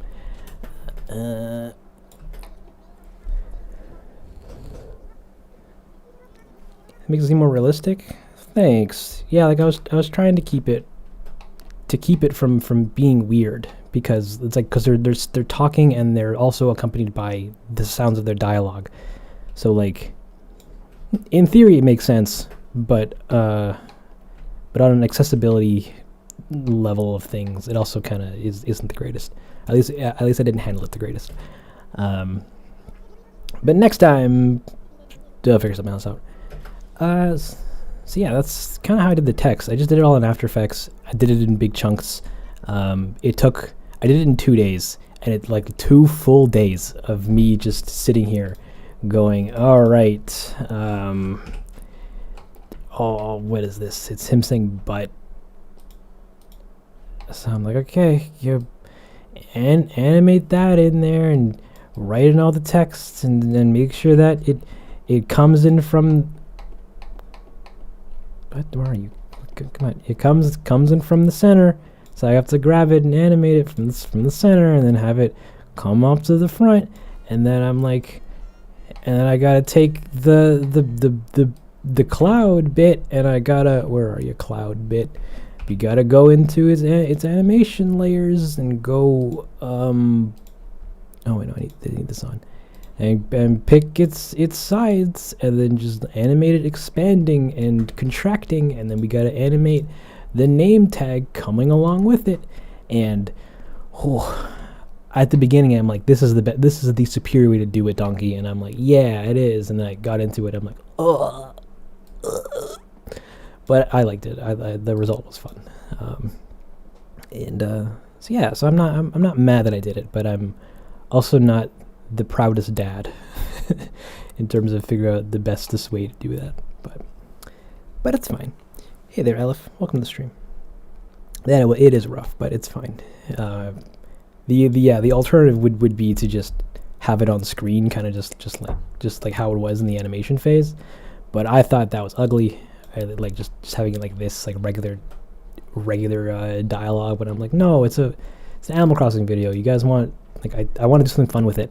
I want I want as many aspects of this video to be as Animal Crossing related as possible, or at least feasible with my abilities. So I'm like, text bubbles, I can absolutely just figure out different ways to do text, because that's fine. They don't speak real words, so we have to rely heavily on text, and I don't want text to be boring. So yeah, we try to make it fun, at least enjoyable to read and go through. The transitions in the scene, thanks. I'm glad you like them. So that's text. Yeah. So now I'm in this position where I can do 2D text and 3D text, which I will be capitalizing on later. All right. Now I can actually finally talk about sound. This is not going to play well, but I will try my hardest to get it to work. Wow, wow, wow, wow, wow, wow. So I'm gonna have to pause the music as well. So sound. There is a total of 21 layers of sounds in this, and I tried to organize it a little bit more this time, because I always run into the problem where, like, I'll add sounds in, but I'll just not keep track of like where things are or what tracks things are on, and then it makes tweaking them a lot harder later, and it's not a good time. But so this time I'm like, okay, we're going to be organized about it, and we're going to make sure it's good, it's Gucci, it's delicious. So I'm like, we want a track just for mono sounds, which in this case is all the game sounds, because they're not in stereo. Big sad. But everything else can be stereo tracks and what have you. And the reason why that's important is because I don't know if this will come across on stream, but like this sound, for example, you can hear it in both ears. And I don't know if the stream is set up so that actually have left and right channels. But if we put this on a stereo channel, it only comes to the left side. And like I could fix that by like going in and like panning it all the way to the right. No, I can't. Never mind. I lied to you right to your face. How dare I? But yeah, I like so like game, like sound effects that I'm using specifically from the game, I can't put. They have to be on mono channels. So I have to make just a bunch of tracks to so that they're on that. So like all the sound effects are from the footsteps sound effects are from the game. Actually, I can turn this up too, because now we're getting loud. And I went through. I had there's tons of footsteps, and we just got a bunch. To be honest, they weren't really mixed in the greatest. I kind of rushed it to get the video out on the last day, but sue me. We also used a metric ton of expressions, as well as all of this other stuff like the doors. I for the life of me, I was like, oh, I need to get the door bells like jingle sound, and I was like looking up in the game, trying to figure out how they do it, because the files for it only had like they had them, but it's like specific tones. Like there's just a bunch of different keys for a door sound, and I'm like, are you telling me that they generate the doors, like the sounds of the door jingle, like in game? Turns out they do. So I'm like, God dang it, which means I have to just make it work. And yeah, so like when beginning the sound process, I would literally just play the video and I would add the most apparent sounds first. So in our case, I'm like, I need thunder, so we'll grab some of that. I need the sounds of leaves and or like just atmospheric background noise of the forest. Based on your island's theme song, god dang it. Yeah, thank you. I that's rough. We have that, and then so like I started by just doing like a bunch of room tone stuff and just like ambient setting noise. So in our case, yeah, it's just that stuff, and then no, that's not that. We have room tone here and there for in the background of the town hall. I don't know if you can even really hear it, but that's just to indicate that we're in a room. What else do we got here? That's crowd movements. That's crowd. We got some more crackles in the background. We can go. There's a super muffled crackle, and it's been asking me for over a year. Yeah, you should probably update your Resolve. You're missing out on some. Yeah, actually, I don't know what you're missing out on, but there's some good stuff around the place. We'll talk about music in a hot minute. What is this? Oh yeah, the Nook's typing. And like I gotta panel that garbage to the left and right channel so that we can hear it, and then all the doors and stuff and no, I need you to. Yeah, I added some chair movements, even though you can't really hear them that much. Room tone is super hard to record in isolation. That's true. I source all of my sounds from the beautiful site Epidemic Sounds, and those guys, or that site, is where I get like anything that isn't from the game. I usually get from there, and if I can't find something from there, I'll record it myself. But in this specific instance of this video, I didn't record anything myself because I was too lazy to do that. Hey Amanda, welcome to the stream.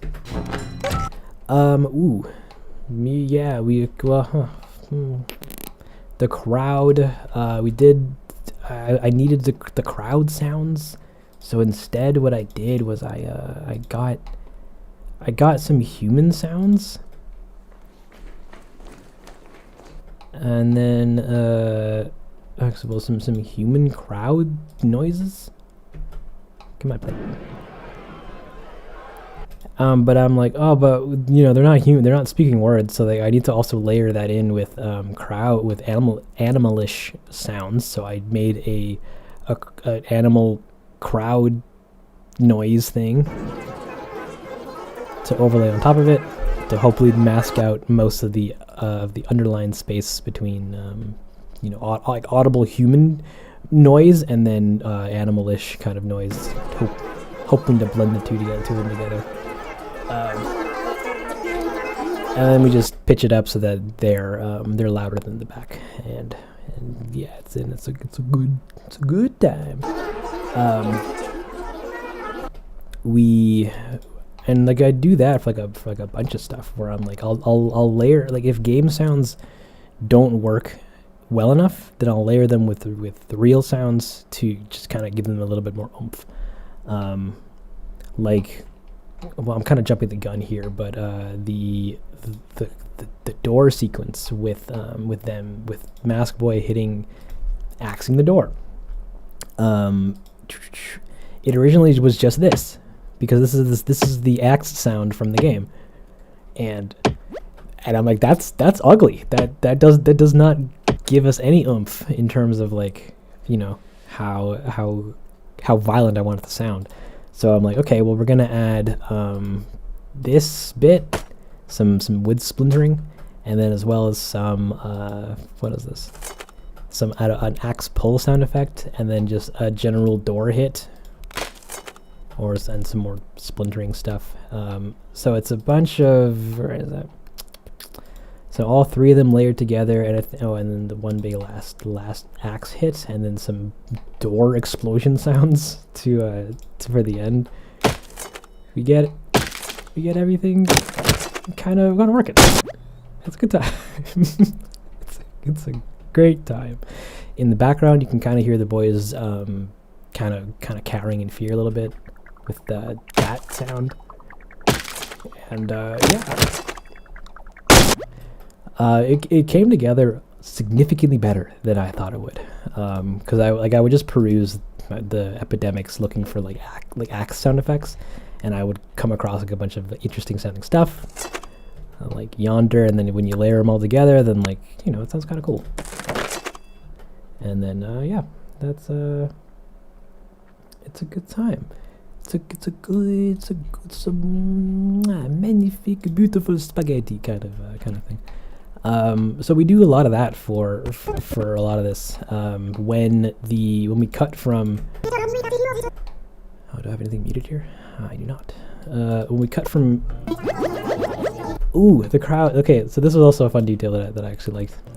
So everyone's talking and they're all like blah blah blah blah blah blah. So everyone stops immediately, and then now the crowd is just completely silent. So I wanted to sell the effect of a crowd of a bunch of people in a crowd saying the same thing, but not at the same time. So usually when a whole crowd tries to answer a question, then you have some people that start earlier, then you have the wave of everybody, and then you have some people that start that kind of go on a little too long.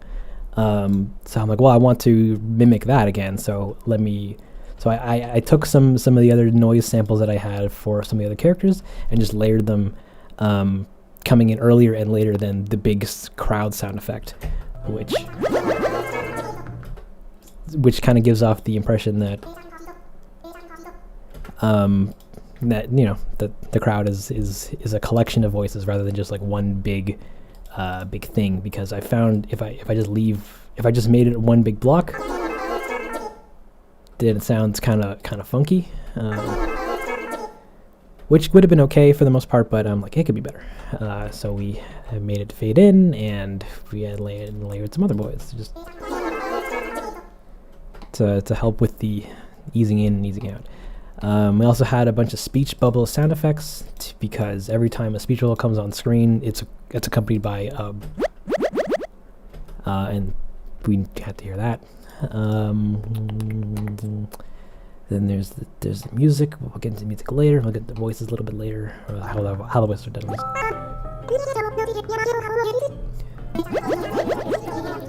And I wanted to add reverb and stuff to them to kind of put them more into the room, but didn't do that. And then we have just regular crowd stuff in the background. Super duper quiet. I made like two versions of the sound bite because I was finding that you could kind of hear it being repetitive in the background for some later shots. So I'm like, well, we need variation. But that also mixed with some real life crowd muffling. Helps sell the room kind of being filled with people. The buzz of the light in the closet. So I was actually really worried about that because it was originally supposed to be much louder. Like this light. And at the beginning of the shot, like, it sounds fine, but then if it's on for too long, then it starts to get really distracting because you can really start hearing it. And then eventually it gets really like, not overbearingly loud, but just really noticeable and really distracting. So as the shot continues through, I just slowly lowered it even quieter to the point where like it almost disappears. So yeah, so like I had it at the beginning so you could hear it so you know it's there. But I just finagled with it so that it wouldn't hurt to hear, because it's a really high pitch, high frequency sound. That is not a comfortable thing to continuously listen to for like a minute long. But yeah, it's a good time. It's great. It's delicious. They're talking. They're doing their things. Reusing a bunch of sound effects.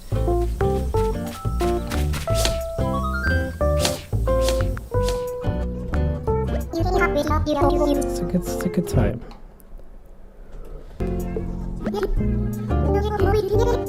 The ambiance. And the paper sliding. It's a good time. Nook doing a thing. It's mostly just regular game sound effects. Like this chair hit I somehow found.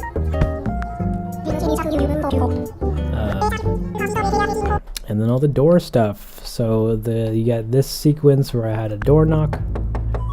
We panned it off to the right, to the left side so that it was behind us. I also EQ'd up all the footsteps from the outside so that they didn't sound super clear. We also added a bunch of rustling sound effects to imply that they're kind of moving behind the camera.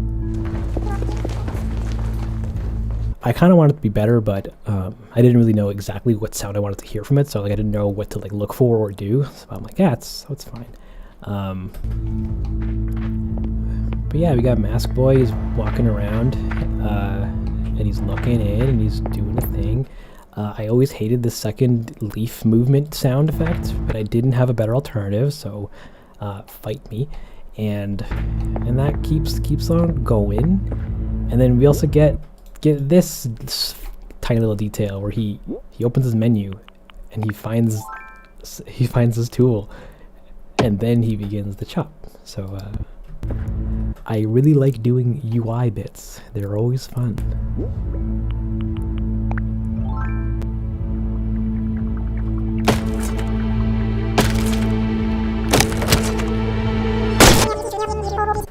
Yeah, and that was the that was the break-in. It came together a lot better than I was anticipating it to, which I thought was pretty cool. Even at the back here, you can hear little blips of the two of them talking as they're running around, which I thought was pretty nice. And yeah, we kept that. So I put that together, and like it didn't even take that long. Maybe like 20, 30 minutes or so. Because I literally was like, axe sounds. This sounds pretty good. That sounds pretty good. I can use that like that, and I put them all together, and then we just did a thing. Thank you, DJ Rowe. Welcome to the stream. It's gonna be a hard cut, and the two of them are talking again. And I was contemplating doing this thing where, since it's Timmy talking at the beginning and then Tommy taking over, I was contemplating making one of them audibly different from the other. But I'm pretty sure both of their voices are the same in game, or at least really similar. So I'm like, it probably wouldn't matter that much. And on top of that, I was also doing, I was splicing their voices up to do different pitch shifting for their vocal inflections, and doing that in general already made both of them similar anyways. So I'm like, yeah, it's probably fine. And yeah, Nook was actually supposed to say something here, but I didn't animate it in. He was supposed to just react some way, going, "Oh my god!" And then Isabella yells. I reused that piano hit too many times in this, so I'm sorry about that, but it's necessary every time. Oh, okay. So Pietro's scene. This is actually what I'm super excited about.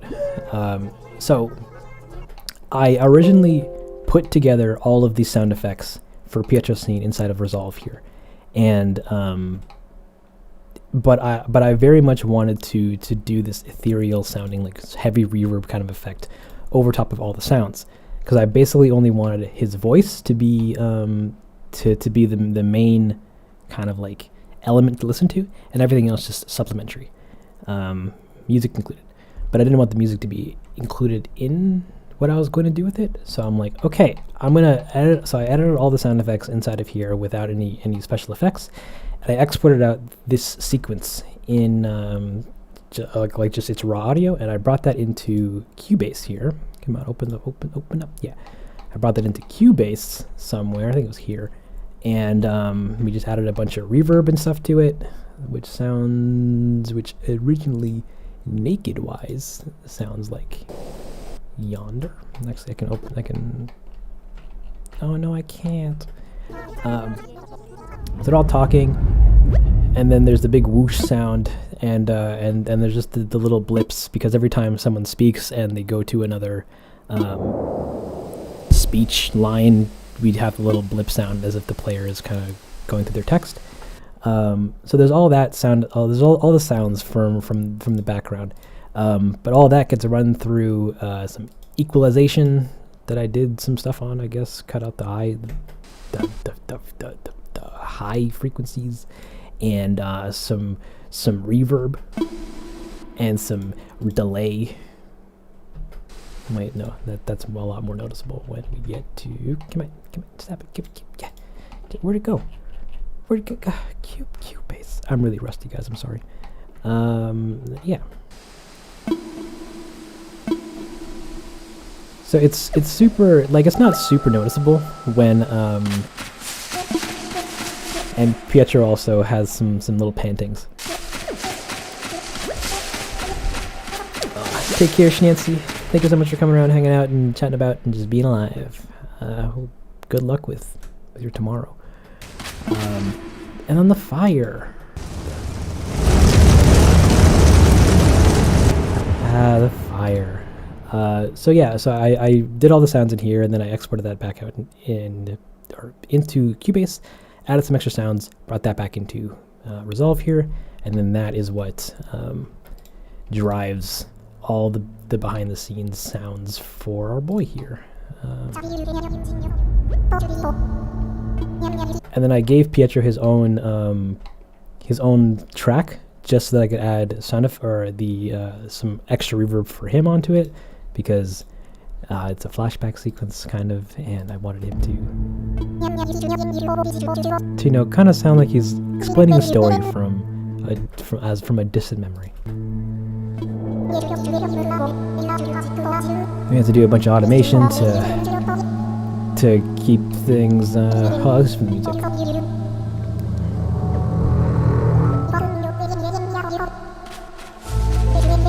Runs and does the things. I just added a bunch of running sounds and like everything's still here. It's just off currently. Like all the sound effects are just running.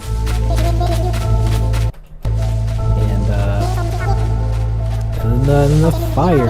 I had another fire sound that I was going to use for it, but I didn't. But it sounded kind of garbo, so I found another one that sounded significantly more violent, and I'm like, let's go. And then the thing I like a lot about sound design is that just hearing something can significantly mask a lot of visual problems in a video. Because if a video sounds good, then there's a significantly easier chance that you'll overlook a lot of visual hiccups and stuff that happen on screen. So in our case, it's like I wasn't super happy about the fire, but I know the sound design for it is going to help make up for that. So I wasn't too hung up about like visual hiccups and render glitches here and there. Like I was, because I didn't want them to be distracting, but like for really small ones and stuff that I knew would take too much effort and time or whatnot to fix, I'm like, it's okay, sound will help. So we'll just roll with it. Hey there, V-Dog. Welcome to the stream. Now I want to compare your video notes with the music to compare. Nope. I will need to talk about music actually.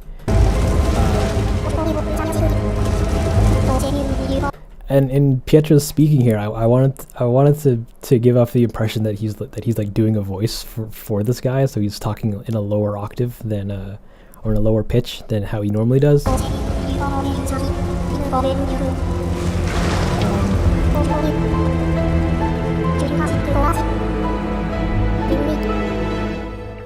yeah, that was oh, that was the fun bit. Where do you find the tension sounds from? I make them, for the most part, or at least I craft them all together. So yeah, like I just find whooshes, and then I'll change, and I'll just speed ramp whooshes so that they're either aggressive or not. Fire I just found online and just automated it to be to increase in volume when no one's talking and decrease when someone is, so that it always remains violet when it needs to. All the music, or the music I make. So this song, I'll talk about it later. But for all the custom dramatic music, I produce that myself. And yeah, we just put them all together in like a big old delicious stew, and we get it going. Take care, Sarah. Thank you so much for coming around and hanging out. I'm sorry you couldn't stay for the whole thing. Or at least that I'm too slow to talk about everything. When we get a solo track for the background music, it's already available. If you go to actually, even in this very description for this live stream, go to there is a music for the video button, and on Bandcamp I have come on, this little jingles that I made for it, even an unused one, for all your listening likings. It's free if you want to use it in your own stuff or whatever, so you're free to give that a download if you like. But yeah, and that's that scene.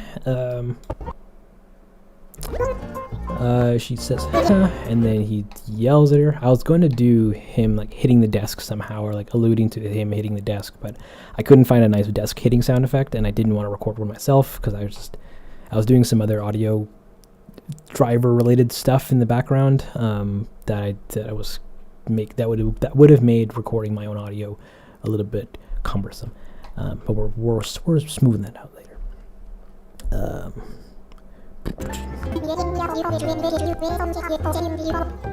So they're all talking, and then there's regular music, and then we get to the back.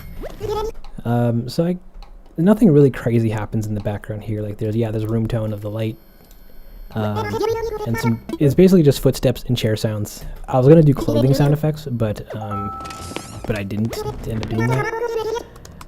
Take care, Alexandria. Thank you so much for coming out and hanging out and chatting about.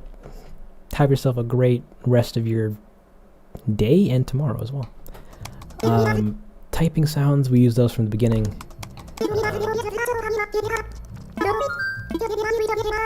And yeah, they're just talking and doing their own stuff. I guess now I can talk about the music, because the next bit of this section requires me to talk about music.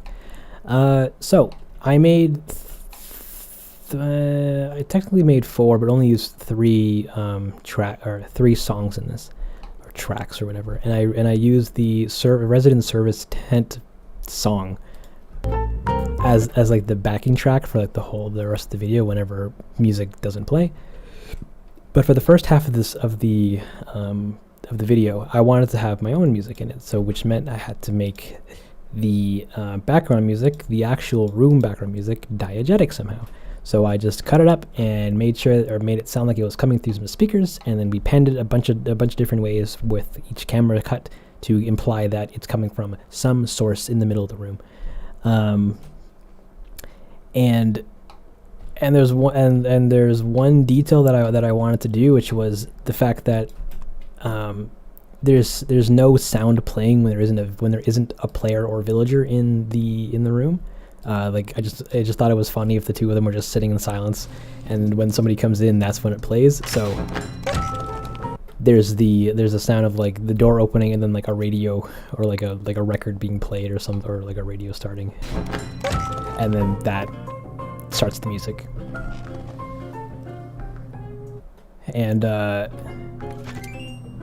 And that I just have it panning left and right. There's a little bit of some effects on it so that it sounds kind of like it's warbly and coming through some grossness. Like, actually, I can open it up. I use this plugin called RC. I deleted it. Oh no! I use this plugin called RC, which is a kind of like a lo-fi a lo-fi tape destroyer kind of thing.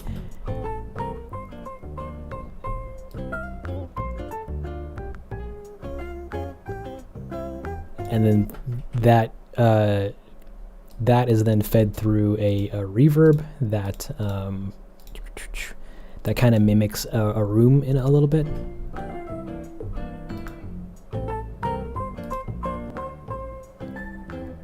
And then that, doubled with panning, helps sell the idea that the music isn't just here. It's physically somewhere in the room. I love doing that. I think that's pretty fun. But the challenge for that was I wanted to do my own music on top of that. So I'm like, well, how's that gonna sound? And it came out sounding pretty okay. We just have the two of them doubling over each other, and as it progresses, the original music becomes less important. I was going to use another tune for this portion, but the energy of the town hall song was kind of too much for the song I was making for it. So I just ended up not using it, and then just having the resident service track be the music for all of it. And we're doing the same thing where we're panning it and changing its volume and whatnot for where it is. But as the scene progresses, it gets quieter. Because if it's too loud, then it starts to drown out her dialogue, and I didn't want that to happen, so we just made it quiet.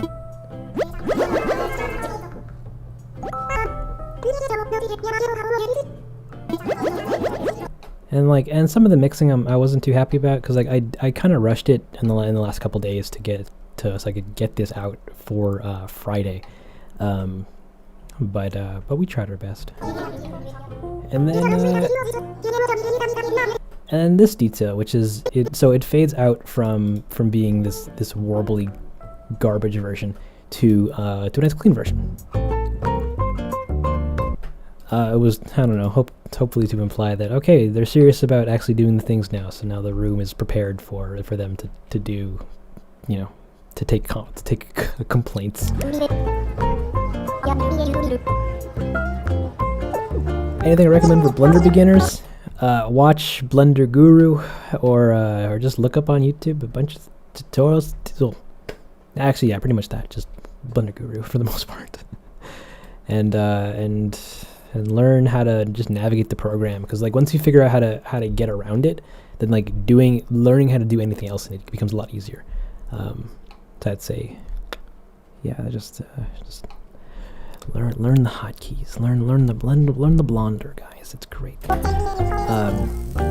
I also ran into this question, I suppose, where during these kind of flashback faded scenes, I originally wasn't gonna have the music playing behind them. I was gonna just let it be nothing. But then the amount of time that it would fade in and out between these little shots or these little spaces, I thought sounded weird. So I just had it play throughout the whole thing, which that sounded pretty fun. And then there was this bit,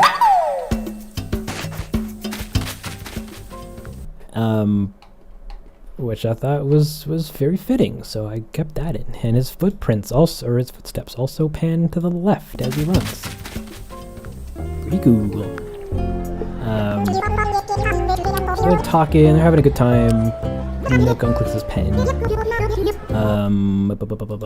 So yeah, that music just kind of plays regularly throughout the thing, and then we get to serious bit, big old serious bit where I made a tune for it.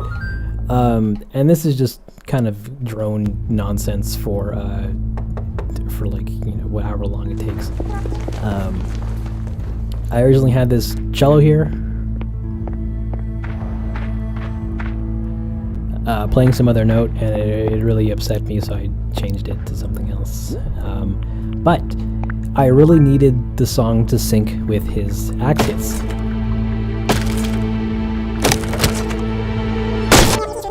And I didn't know how to do that in Cubase for a long while. Even during the live streams because I live streamed making some of these tunes. I didn't know how to actually properly sync it. So I'm like, oh no, is it going to be hard? And then sometime after the stream, I looked up how to do that, and it turns out that Cubase has a bunch of really stellar like time warp tools.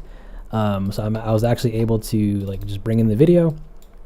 Merch plug. Yeah, I did do a merch plug. I brought in the video. I could actually just frame by frame. Come on, do it. I could frame by frame. Yeah. Scrub through this to find all the exact hits, and then so in our case it'd be like, oh yeah, right here. I could put a marker down and I could time warp it to this exact marker, and then I could make the music to the beat.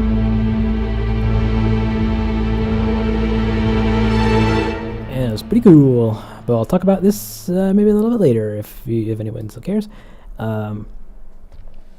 How many parts are you expecting with the series, assuming you have a plan to end? So there's 3 or 4 episodes left. It depends on how the last one goes. No, there's about 4, yeah. Never mind, so there's 4. And they're all going to get progressively more interesting as they go along. At least I hope. I don't actually know if they'll be any good, but we'll try. And then we abruptly cut back to music. And it's a good time. And then we get the second song, which is Pietro's Turmoil. And I was super worried about the song because it changes the speed quite a bit in terms of just how fast it goes, because I needed to keep it in sync with beats in the clip or in the footage, like this, and then this shot, and then this wait, and then this gap. You know, we need to start building some tension. There's gonna be 20 alternate endings, right? Yeah, you know it. And then the reveal. But the time or the speed that both of those play are slower or different from each other, because like this is slower than this. But I sped it up so that I could actually just keep with the beats or keep with the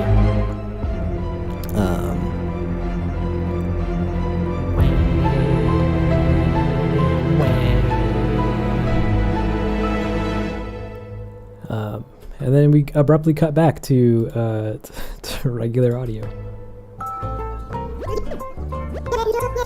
Beautiful. So then it's just regular audio again, and then we get to the back room where so this was kind of funny, at least I think it's kind of funny, where we can hear the sounds of the front office in the back through the walls.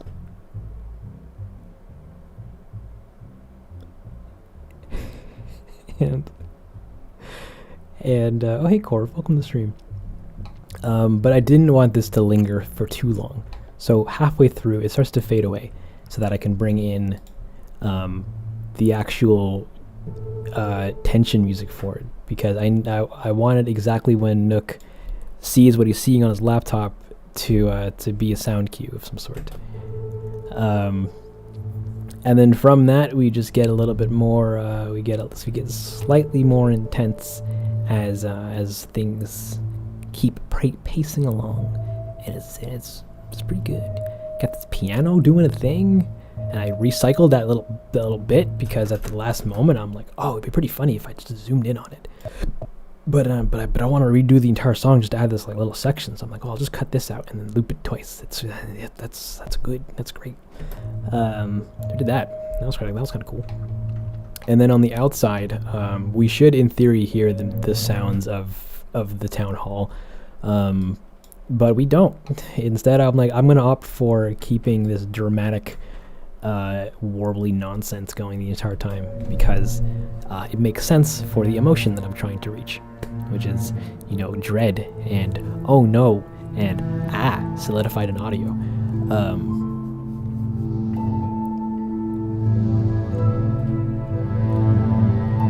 And then we have the piano hitting a badunk on the last note, and that was it. So all the music was done in Cubase here. I literally just brought in the video, and I added a bunch of sound cues for where I want things to be, like the opening and where it ends, and the crowd, and where it ends, and Pietro, and the break-in sequence, and all the door hits, so that I could sync those together, and all of the Pietro sequence, and get in the cues for that,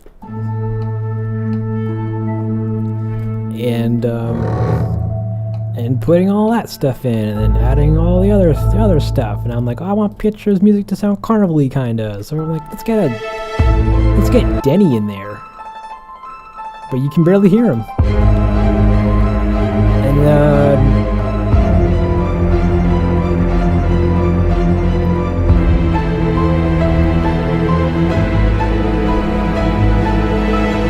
I get the ending of it where it just ends, and it's pretty cool. And then there's the last song, which is pretty much just carried by Betsy, the piano here. What a great gal! Oh man, she's so fabulous. She just sounds like a freaking. Come on, play, do it. Come on, do it. Yeah. It's a pretty good time. Thank you, Betsy. Will you release the music for this like the other ones? It's already out. You can listen to it on Bandcamp. I don't have it on Spotify and stuff because like I don't know if it's worth it to put it on Spotify and stuff because it's literally just like 40-second, 30-second tunes. Like none of this is even a minute long except for the back one. So yeah, if you guys want it on Spotify then or like on iTunes and stuff like that, then I can make that happen. But yeah, I don't think it's worth it. The same kind of deal with the in between song that was done for Morning Turnips with KK in the background.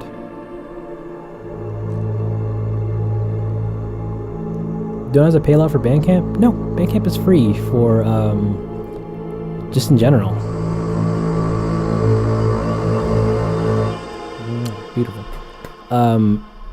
Yeah, I use Bandcamp to house my entire discography of music because it's free for everybody to upload to it, but there's download limits to everything, and it's just a nice place for you to get high quality versions of all the stuff for free because yeah, it's cool. But I also do put all the stuff on Spotify and iTunes and all the other stores if you like, do you want to hear Steven Universe's other friends, but on Spotify, you can do it. It's a good time. So in other words, yeah, if you guys want Town Hall's little tunes on there, I can do that. But I don't know if anybody actually wants it. Because we need to put stuff on Spotify, like well, now it kind of does, but the service I was using wouldn't have costed me anything. Now it'll cost, I think, $2 to put music up, which is fine. Because like most of the music that I make anyway, I don't expect to get anything in return. So I'm okay with like making them accessible to everybody, even if it costs me a bit of money. Yeah, that's pretty much the audio. We made some tunesies, put them in the video, made sure that they all synced, and then we put those into the editor and made sure that they all sounded okay together, and then I finished the video. Well, and then I did some extra comping work to make some shots look a little nicer, and then fix some of the rendering issues that came forth, and then at the end of all that, the video was done, and I went to the rendering tab and I said, yeah, boy. And then I rendered it out, and then I came across a bunch of rendering problems when getting this video out. I rendered it once, found some problems in it, and then put that original rendered version back into the sequence, rendered out little sticker versions of fixes for it, and put those over top, and then re-rendered that new rendered version of the video, and that's what was uploaded to YouTube and spread across the world. I also do other edited versions of it so that why is inboxes here? I also do other edited versions of it so that the when putting it on Twitter and Instagram and all the other garbage. Because turns out Twitter has a video limit, so I can only put 2 minutes of video up there. So I have to be like, please watch the rest of the video, guys, in the other tweet, and nobody does. And then that goes and does its own thing, and then I put it on Instagram, and then nobody clicks on the links, and then everybody reposts it, and they all go, "Who made this?" And I go, "Oh my god!" And then and yeah, and that's the greatness of it all. Yeah, and that was pretty much the video. And then I finished it, and then I put it up on the internet, and you guys all watched it, and now we're here. I guess now I can open the floor to questions. Cabbage says, "Can I use your music for my school project?" Absolutely, please do. Oh my goodness, I love the idea of people using my music and things. Just don't be a corporation making millions of dollars off of it, because that would make me sad.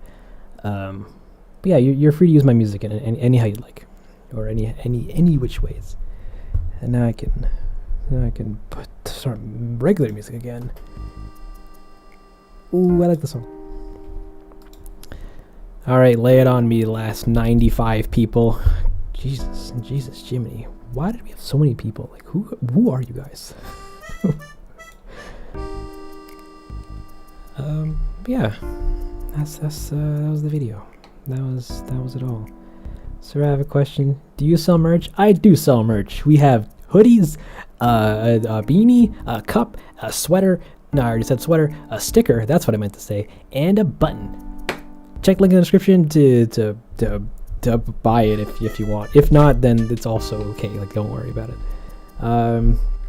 What do you think of the hardest part of making these? What's the hardest part? I'd still probably say blocking. It's like just getting everything up to a point where I can begin animation is really time consuming. Like it takes days to just put everything into the scenes and prepare everything so that I can so that I can actually animate on it without any hassle. Like it's one of the most crucial parts, because it's layout and making sure that the shot works or can work or can be animated correctly.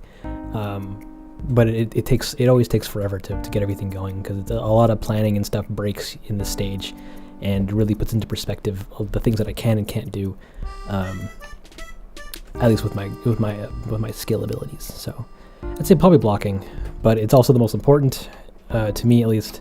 So it's a very love-hate relationship. Oh no, it's crackling again. What made you come up with the mask character? I don't really have like a definitive answer for him.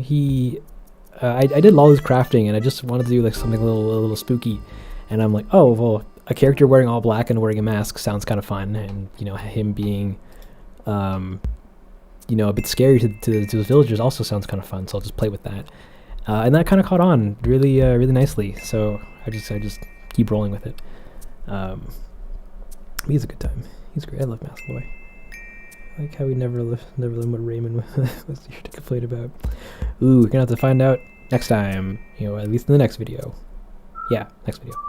Densle, do you have a nice, lovely financial way for these good people to support you, like a Patreon?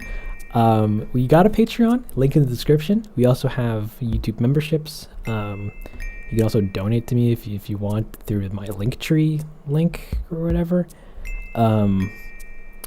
Or super chats on here, I guess, or something. I don't know. But also, you could just watch the videos. They have ads on them, so I can actually survive and eat. Even though most of the revenue just goes back into the videos. But yeah, if you guys wanted to help support the channel, you can through various ways. Patreon is also the coolest, because it'll let you see some behind the scenes stuff before anybody else. But also just being here and just watching the videos and just sharing them with friends and family and stuff. That's also just as valuable, if not more. So do whatever you're comfortable with doing. Who's my favorite villager? Gotta give that to my boy Jeremiah. Yeah, I love him too much. I'll move heaven and earth for anything for him.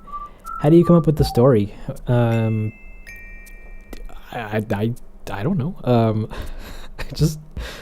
I came up with smaller video ideas of scenes and stuff that I wanted to do and see, and then I just figured out different ways to blend them together and made them make sense with each other. So a lot of the videos that are coming out now were ideas that I came up with earlier that have been recycled into something with a narrative that I can string through it, rather than just them being cool videos for their own right.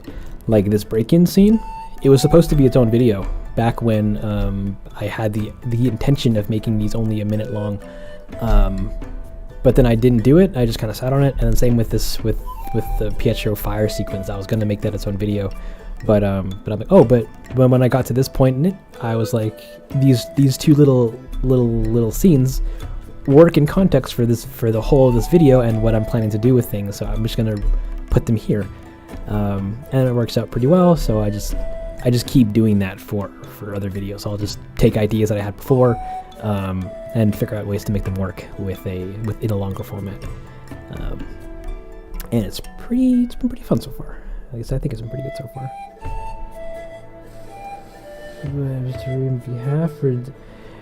Where's that? Spoiler. That's a spoiler, Stealth. I can't answer lore questions. So you're gonna have to find that out yourself in future videos. If I actually have merch, I thought it was just a seal. We got merch now. It's a good time. You can really see. Do you have a headcanon explanation for the weird flooding in the dark thing from the Morning Turnips? I finally noticed the flooding scene on the loading screen. I do. It'll make sense later. At least that's the most I can say about it. If you want Densle to eat, I don't need to eat. Eating's just... Oh no, it's more of a suggestion than it is a mandatory thing. What are your thoughts about the new Animal Crossing update? It looks great. I'm really happy with that a lot of people are getting the stuff that they asked for. I'm not a super big fan of some of the implementation, like all the other NPCs that they hadn't put in are just now living in an RV on Harv's Island. I was hoping that they get buildings or something, and Timmy and Tommy would get more updates, but it's better than nothing, so I'm pretty happy with that. Happy Home Designer looks really nice. It looks really nice, and all the new features and updates that are coming out look really fun. I'm excited for it, and I was not expecting them to give us that much, so that kind of puts a very, very tiny wrench in some of the passive-aggressive writing I was going to do, but it's okay. It's all for the better, so I'm excited for it. Will I play it? I don't know. I'm busy making videos now, but I might. Who knows? She got invested in the story and binged the whole video chronologically together. Nice, thank you. I'm glad you liked it. Will the story be with Densle, Dongle, Dingle, Dangle? Wait, what's the story with the Densle, Dongle, Dingle? I like the hoodie, but I didn't know. But I didn't know what it meant. So the different Densle names, it's kind of just an ongoing joke around the channel and the community. Everyone likes to refer to me as different iterations of Densle, and I love it. So I put on a sweater. And the ones that are on there are relatively the most common ones that people use. So I thought it was fun, and I would totally wear that out in public. Like no cap. I'm actually so excited for it.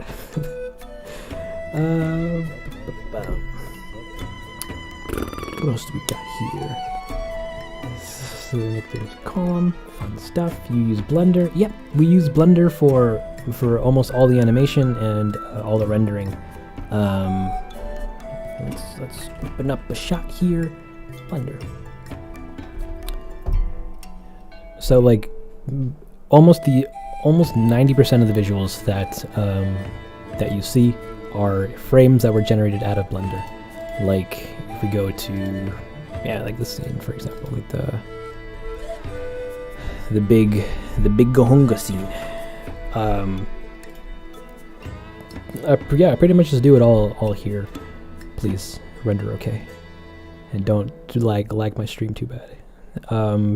But yeah, as you can see, like it's so slow to get a clear looking frame from this on my current computer that I can't fully know what I'm doing, or if something that I'm doing is fixed or will work while rendering. So this was the problem I was coming up with a lot with rendering. It's just too slow to see good enough results. And like I could denoise, like viewport denoise it, but that relies on your CPU or GPU, and my GPU isn't powerful enough to do denoising nicely fast enough. So it is lagging. Oh no, we're gonna stop that.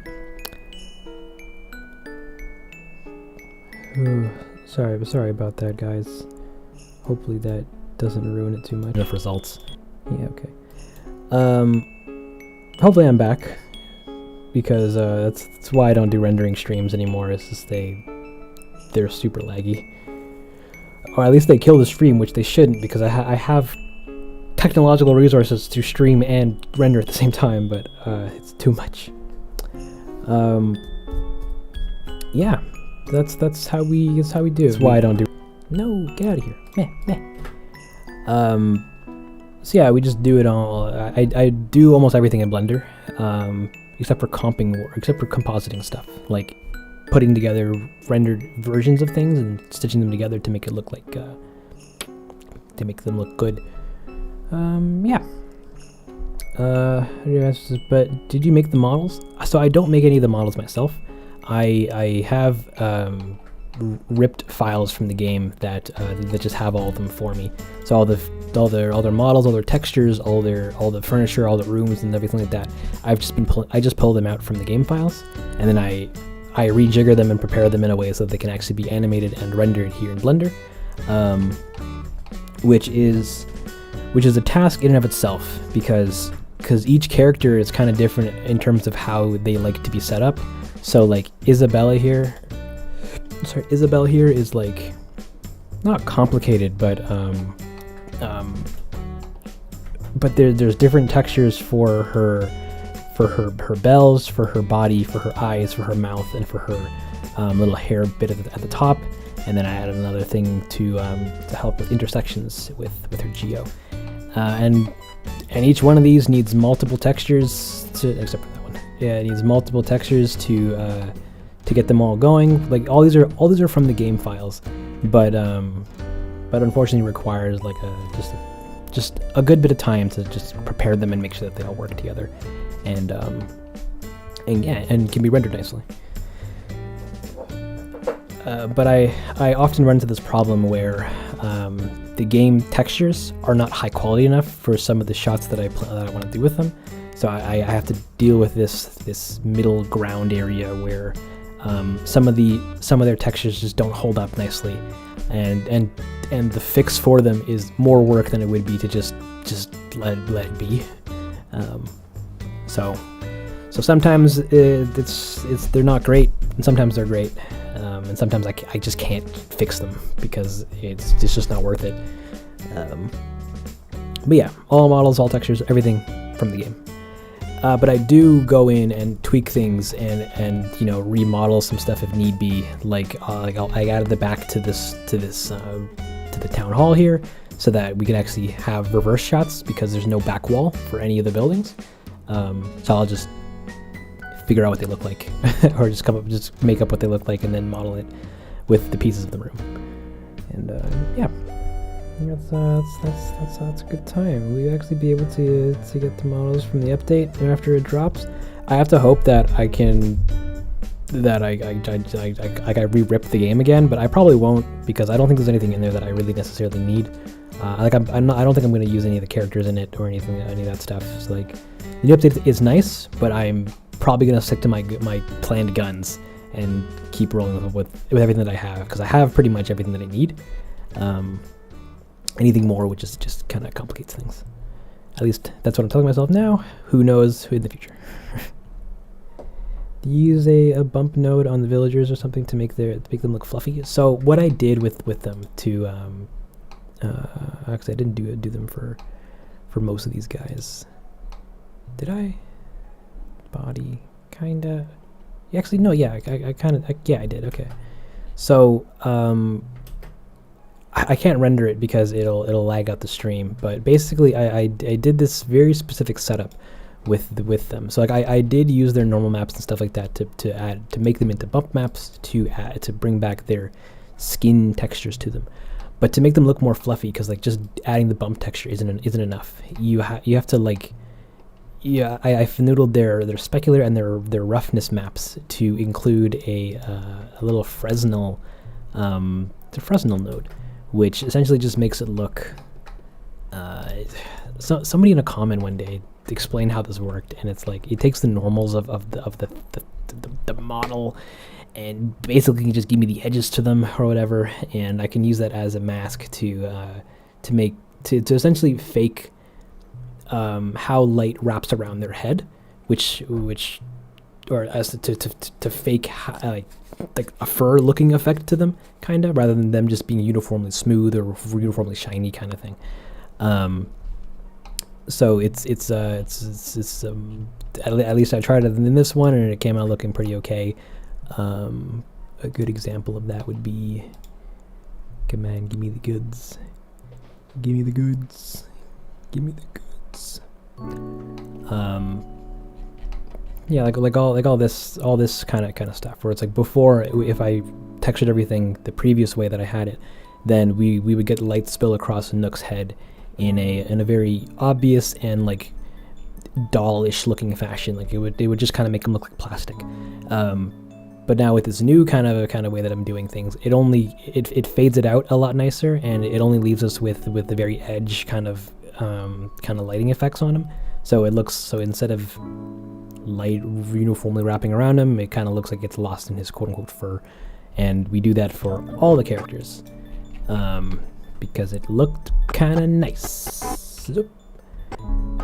Like, yeah, you can see it in Roald here, Roald and Hippix, or Pietro, except here, because Pietro has a really dumb thing with his textures where I can't get the reflectiveness between his nose from his eyes to his mouth to be the same.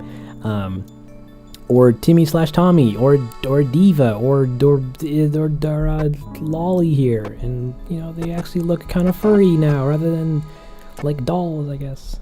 At least I tried. But yeah, that's what we did with that, if that makes sense. Thank you for all the effort. I really like watching your videos, and I look up to them because of the composition, lighting, animation, everything is so good. Oh, thank you so much. I'm really glad you like them. I'm glad you guys are all here actually, and are hanging out. The game has a Fresnel property you can use as a layer weight for Fresnel node. It doesn't really matter, and the albino has alpha channels that when applied along with the Fresnel add the base shader. So the game handles it in such a different way that I can't replicate. I can't seem to nicely replicate in Blender. It's the same thing with hair, where the hairs are shaded, like the textures that I have for the hairs are used by the game engine in such a specific way that the game can generate what's the word for it? Anisotropic refraction, and Blender can do it, but I can't do it with the textures that the game provides, and I don't know how the engine does it, but it does, and it looks good. Same thing with all the characters. Like it does it, looks good. I can't replicate it as much as I've tried. But it's all good. We're living life. Out of all the AC vids you've made, which one am I most proud of?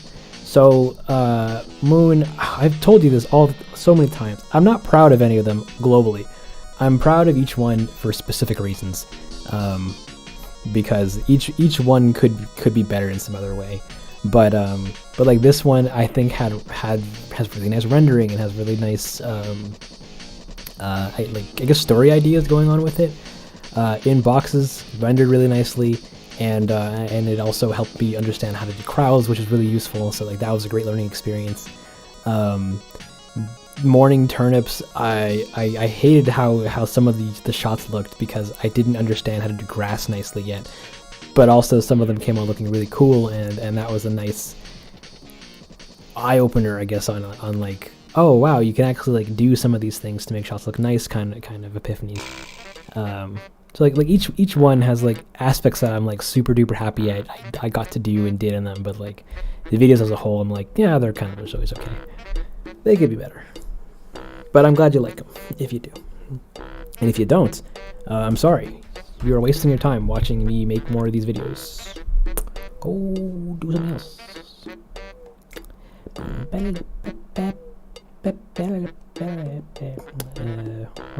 Where was I? Just wanted to pop in and say I love your videos. Oh, thank you. Hit H to the TML. Oh, that's a fun name. Welcome to the stream, but also just hello in general. Have you ever, would you ever do a POV video where it looks like the viewer is talking to Tom, Isabel, and all the other cool villagers?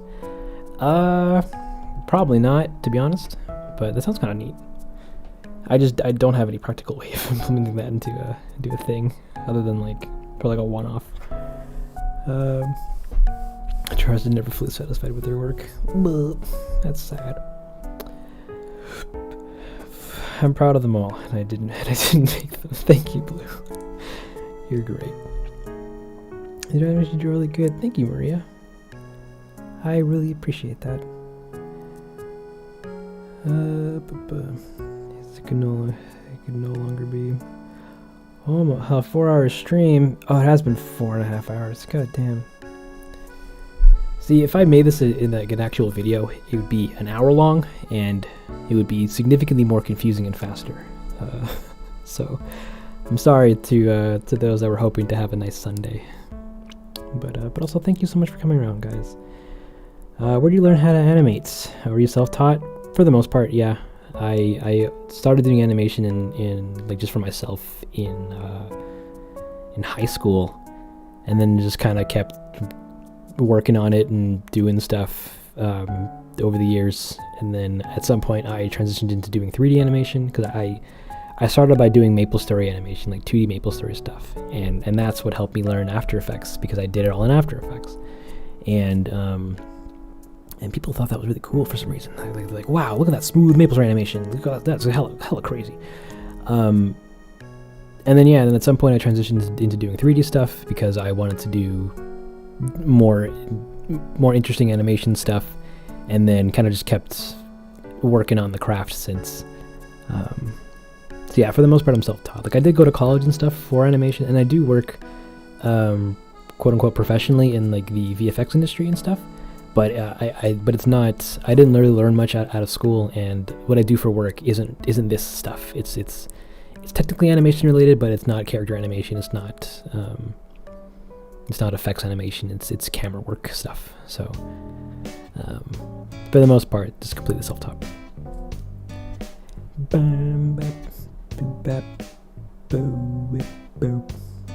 Oh wait, this is loud. I can turn this down.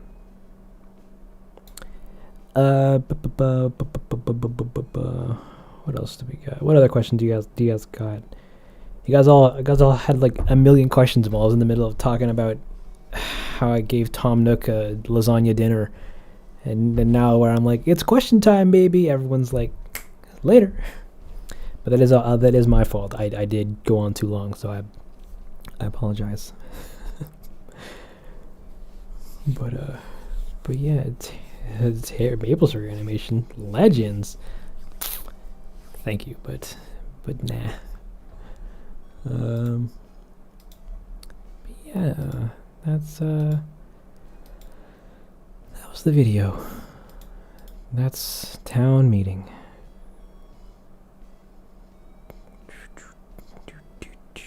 You're putting us on the spot. Yeah, I am. There's 90 of you. And there was 400 of you guys at the beginning, which, holy crap. Why?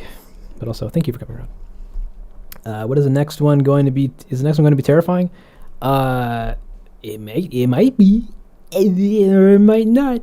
You never know. I think it'll be cool. I'm gonna do a lot of stuff that I've wanted to do in like videos in it, and I'm really excited for it. But I don't know if you guys are gonna like it. So fingers crossed. But I'm pretty pumped. What evil do you plan? You'll see. It'll be a good time. Do you get the Animal Crossing New Horizons models? Oh, how do you get them? I rip them from the games. I just have a bunch of game files, where everything is stored, and I just pull from that when I need to. So all the clothing, all the furniture, all the buildings, all the villagers, all their textures, and all textures to everything are all somewhere on my computer. I just discovered your channel. Your videos are great. Thank you, Donnie. I'm glad you like them. Will you do some tutorials for production processes, etc.? I was contemplating it, but I currently don't have the time to at least sit down and make tutorials. And that's kind of what I try to do in these commentary videos. And I'll ask, if you ask questions on how to do stuff, then I'll try to explain it in the best way possible.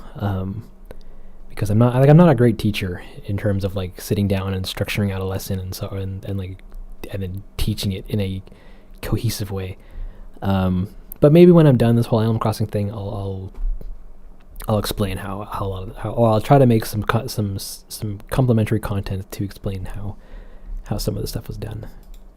And who knows, I might even give away all the rigs. We'll see. But we'll see. This comes from a man who started streaming and he had 10 people the most. That's true. Do you have any encouraging words for someone trying to finish an animation project before Halloween? Keep at it. You'll get it done if you let yourself do it, I guess. I don't know. Yeah. I'm terrible at motivating people. You can do it. I believe in you. You just gotta keep coming back to it. It's not about how much work you do. It's always about coming back to it and then just chipping away a little bit more. And then by the time you know it, it's done, and you go, wow, that wasn't so bad. And then it's out, and then all your friends go, that's pretty stellar, my dude. Wait, the next video will take place right after this one? Technically, yes. But also I mentioned this earlier, but it's not going to be the terraforming video. It's not going to be a video that has terraforming in it. That's going to be later. So, yeah, this next video is something else. But I think you guys will enjoy it. So yeah, just stay tuned. Come back in 2 to 3 months when the next video is done, or come back in between, because I'll probably live stream some stuff here and there. I'll at least attempt to.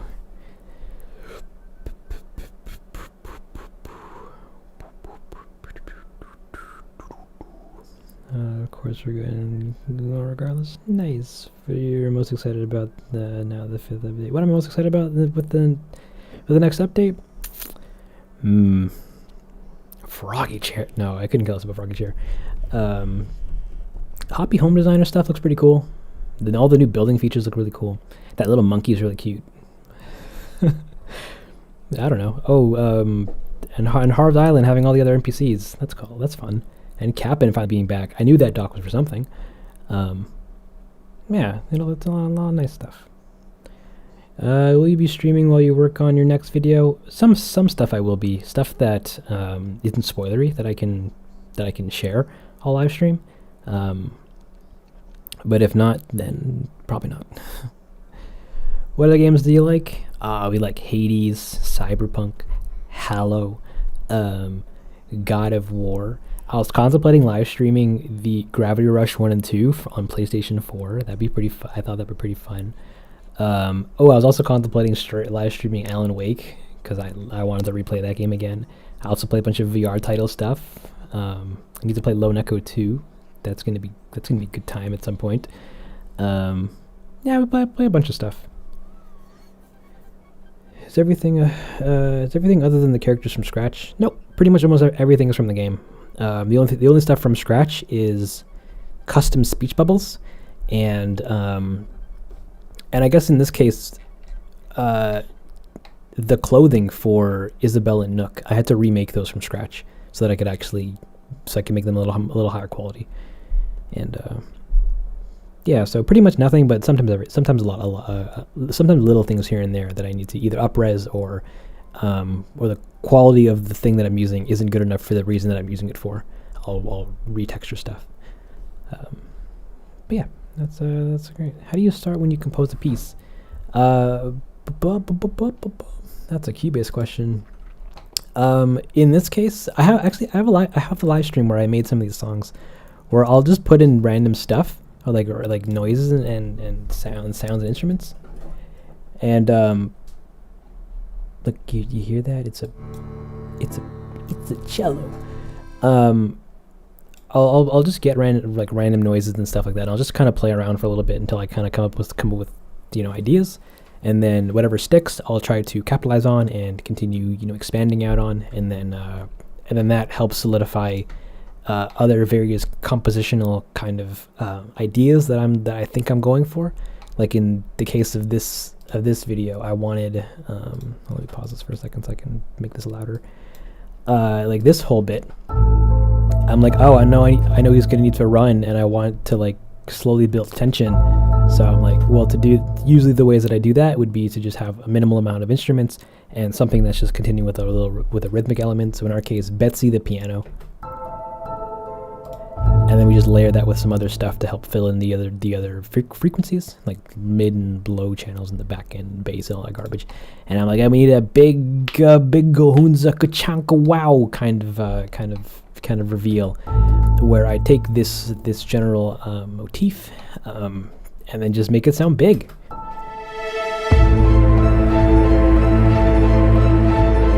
So we do it all in parts, where I started this with just Betsy doing a thing. And I'm like, cool, well, that needs a bass, and then we need some other instruments doubling it up, and then we need some other bass, and we need some, I love me some trills. No, play the trills. And we have Sarah playing some more trills. Wait, Sarah and Zach? No, we have Sarah doing a wind-up. And then Valentina. So it's kind of like painting, I guess, where it's just you continue to add layers as you go, and then that helps fill out songs from or that helps meet up and girth up some tunes. And then I kind of work backwards if I need an intro. So I'm like, oh, well, I need to build up to this somehow. So I'm gonna do a bunch of like whimsical, ethereal garbage to ease us into that. But on top of that, I also know that I have to hit certain cues, so I'll also mark those and sorry, I have a burp coming on apparently. Do it, come on. I don't. Never mind. We have markers that I need to hit, so I also add elements in there so that I can accentuate some of those beat hits, and then yeah. For the most part, it's like I'll start with like just a piano. There we go. Excuse me. That does that has a really bare bones version of a song. So like it has the melody, it has some of the harmonies, and has some of the bass lines that I wanted to hit. And then once I'm okay enough with that, then I'll expand it out to other instruments, and then we'll add more of a. We'll make it a song, and it'll all be cool, if that makes sense. But yeah. That was that question. Yada yada yada. People are talking. You guys are squawking. I'm loving the way that you're looking at me. It's really great. Froggy chair. Yeah, I predicted froggy chair. I didn't actually predict froggy chair. You guys did. I held a live stream for to pick the furniture that was going to be behind here, and you guys chose froggy chair, a piano, a white piano specifically, and then the toilet. So I actually I cannot take any credit for me having froggy chair in this video, but I can take all the credit for villagers bunking. That was a funny joke that I thought would have been funny. Turned out to be true, and I'm like, oh cool. so yeah. Dongle's perfect pitch. That is fake news. Do not believe this guy, guys. How do you get the models from that game? Well, you can find them online for the most part, but I ended up taking up the fun task of figuring out how to just extract them myself, because I found that's the site that I wanted to use, which was the model resource site. wasn't. They didn't have enough. They didn't have everything that I needed. So I'm like, okay, well, I'm gonna need furniture. I'm gonna need sets. I'm gonna need all this stuff. So I'll just. How hard could it be to rip a game? And then I sat down and figured it out, and then realized it wasn't easy. But then somebody else on Reddit was like, hey guys, I released all of the Animal Crossing models for you. Here you go. And then they did, and then now I have that, and I've just been using that since. I have a question, Dongle. How did you get your brain so swole? That's fake news, actually. My brain never swolled. It's pretty much still as tiny as the peanut it always ever was. And everything else is just very good illusions. So, please thank you for coming to my TED Talk. Wait, can we see the video notes you had during the music stream next to the the finished video?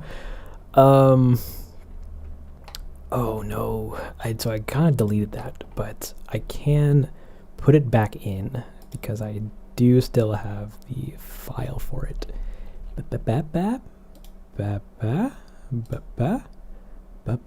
that's the wrong folder. I need to be over there. I'm gonna keep swinging my baby lasso till I catch me a man. Projects. Yeah, no, we don't want person projects. We want video projects. Shorts. Town meeting. Resolve. And it was one of these. No, it was a temp file.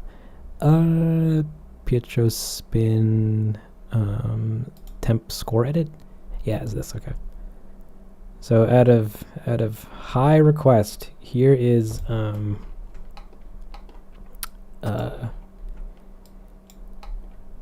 so during the music live stream, this also isn't going to match up 100% because I did do some slight timing changes in this, but during the first music live stream, I couldn't show what I was making the music for, so I did a version of the video which was just text that was kind of vaguely explaining what was going on, and I was using that to kind of guide my musical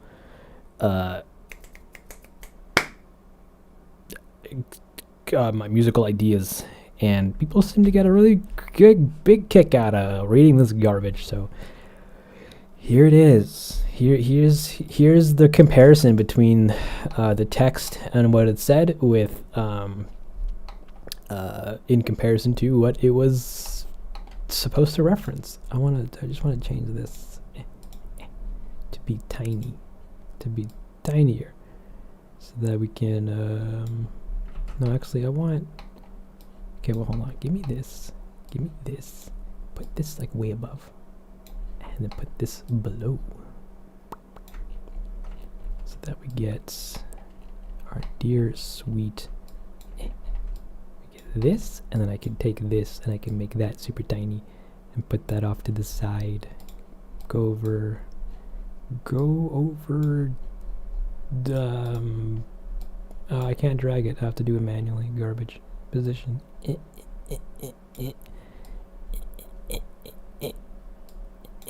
Great. Somebody asked if I prefer Premiere or prefer Resolve over Premiere. I never really use much of Premiere. The only Adobe product I use is After Effects because I was trying to wean off of paying for their stuff, and I wasn't really too big of a fan of Premiere to begin with. It's a great piece of software, don't get me wrong. I just didn't like working in it because I thought it wasn't the greatest.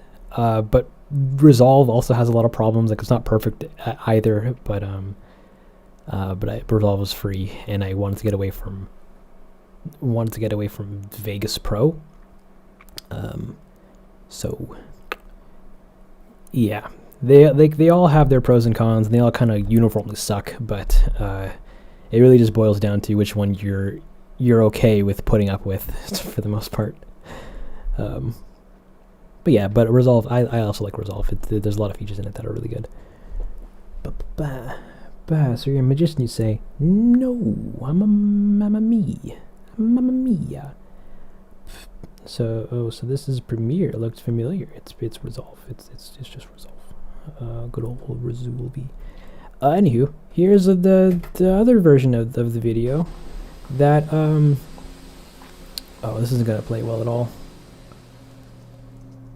Well, this is all work in progress stuff because these were all not fully finished renders. And then Isabel looks over, and oh, this shot is actually really weird because the umbrella wasn't supposed to be transparent, but it came out transparent, and we just rolled with it. But he walks over, and then well, we already seen this. So he does the thing, and they all talk, and then I think you can kind of see it. You can't. I fixed it at that point. Title screen. So we get some black, and then we get, it's a full house. Oh my god, they loud. And this goes on for some time. Oh wait, that doesn't make sense. Why is that playing? What? That didn't play in the thing. Oh, because of this shot, because it's fixed. Never mind. No, there's some fixes that I forgot to turn off. Bow. Isabella does a little hop, and then and she does a thing, and then she goes, "Yo, guys, chill." And they all do, and she goes, "Thanks. What's going on?" And then they all just yell, and then she's like, "I get that." And then they all roar again, and then she's like, "Cool." And then we have just regular town halls music for a while. Wow, wow, wow, wow, wow, wow, wow, wow. And that keeps going, and that goes, and it's regular background music for a while because it's like half the video until here.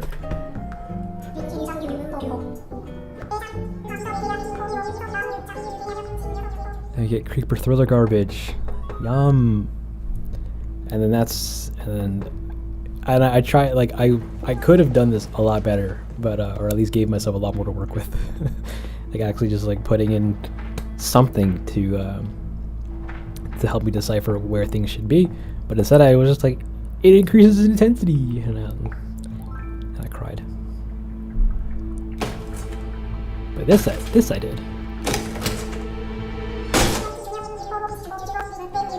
And then we get happy background music, fades. Give the spooky tail. Like, I think I cut it off abruptly, so it doesn't even matter. And then we get happy background music, fades back in, give it a spooky tail. Michael Myers vibes. Nice.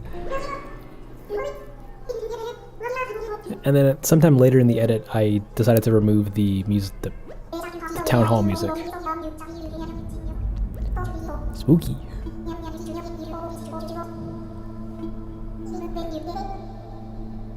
And then, and this kind of just wafts around for a little bit. Like, I didn't know what it was going to sound like, but I'm like, it just needs something.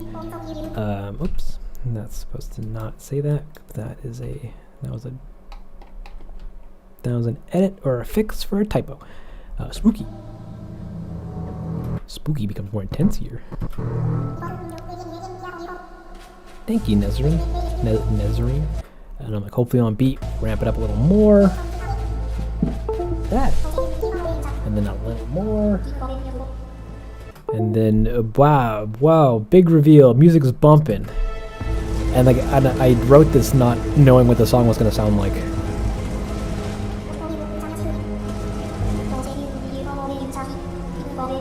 But not that.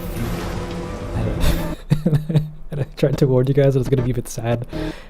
So sorry in advance.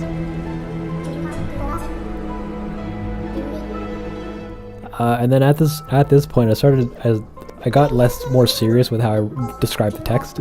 So we hang for the background for a little bit, or hang with the background for a bit. And that just kind of stays. Come on, get to it.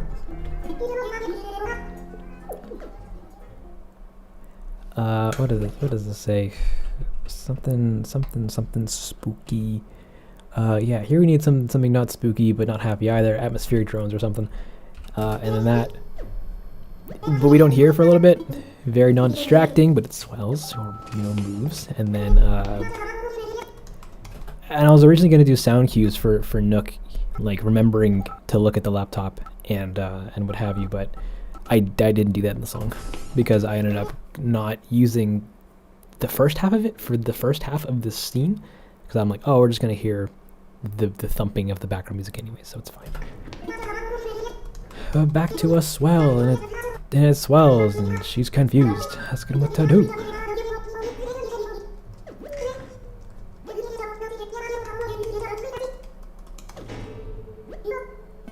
And then we get music. And then oh, and this is where things get out of sync a little bit, because some of the timings I've changed a bit. And yeah, the feared is confirmed, where they see it. And then this part, hold on, I need to change this up. Come on, give me the frame. Give me the frame. Give me the. Where is it? I just want to there we go. And then this goes up until this starts right here. Because I didn't want to describe that shot, but we did. Oh, that was the wrong thing. I wanted this one to cut, and then this one to come up to here. Come on. Sorry, I'm editing live. Give me one second, boys. There we go. And this goes here. All right, and we cut outside, and then the whole thing was like, oh, I want the music to keep going, and not cut back to happy town hall music. So I'm like, we'll keep the drones going, kind of overpowering the original song, but I just didn't end up using it. And yeah, and then some hoping, everyone's hoping for good news, and the drone starts to become more intense, and then we do a hard cut, and that's it. Thanks for watching. That's there's text. And yeah, it's a good time. We're still alive. Yeah, of course we are. This is like, I have nothing else planned for the day. But no, I kind of do. I'm probably gonna stop streaming in a bit, but yeah, that was the video. That was the sound bite for the thing, and now I gotta start working on the next one. Woo! It's gonna be work, but it's work that I really want to do. Oh my god, it's gonna be such a cool episode. Assuming I could even do it, but we'll get there. To be continued. So yeah, with that, I don't think I have anything else more to talk about, unless you guys have more questions about stuff. Thank you, Briola, for the sun sign. I'm glad you like it. Excited for the next one? Same with me, Cadence.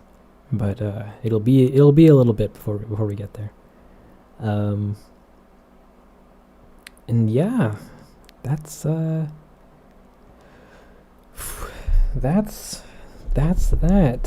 Thank you for your amazing work. Thank you for watching it and just being around to see it, because it's all worthless if nobody watches it. All right. Oh my god, there's a lot of comments. There's too many comments for Comment Corner. I was gonna do Comment Corner, but this seems like a mistake. For the director's commentary, thank you. Yeah. Did anybody have any other questions about anything? Is there anything other? Can I or like what's up? What's your favorite Pringle flavor? I'm gonna have to go with Wendy's cheeseburger. No, that's a lie. I saw it once on a shelf and I thought that was really hilarious. It was the Wendy's Baconator. but I didn't buy it because I didn't want to waste my money on that. I don't know. Pizza's pretty good.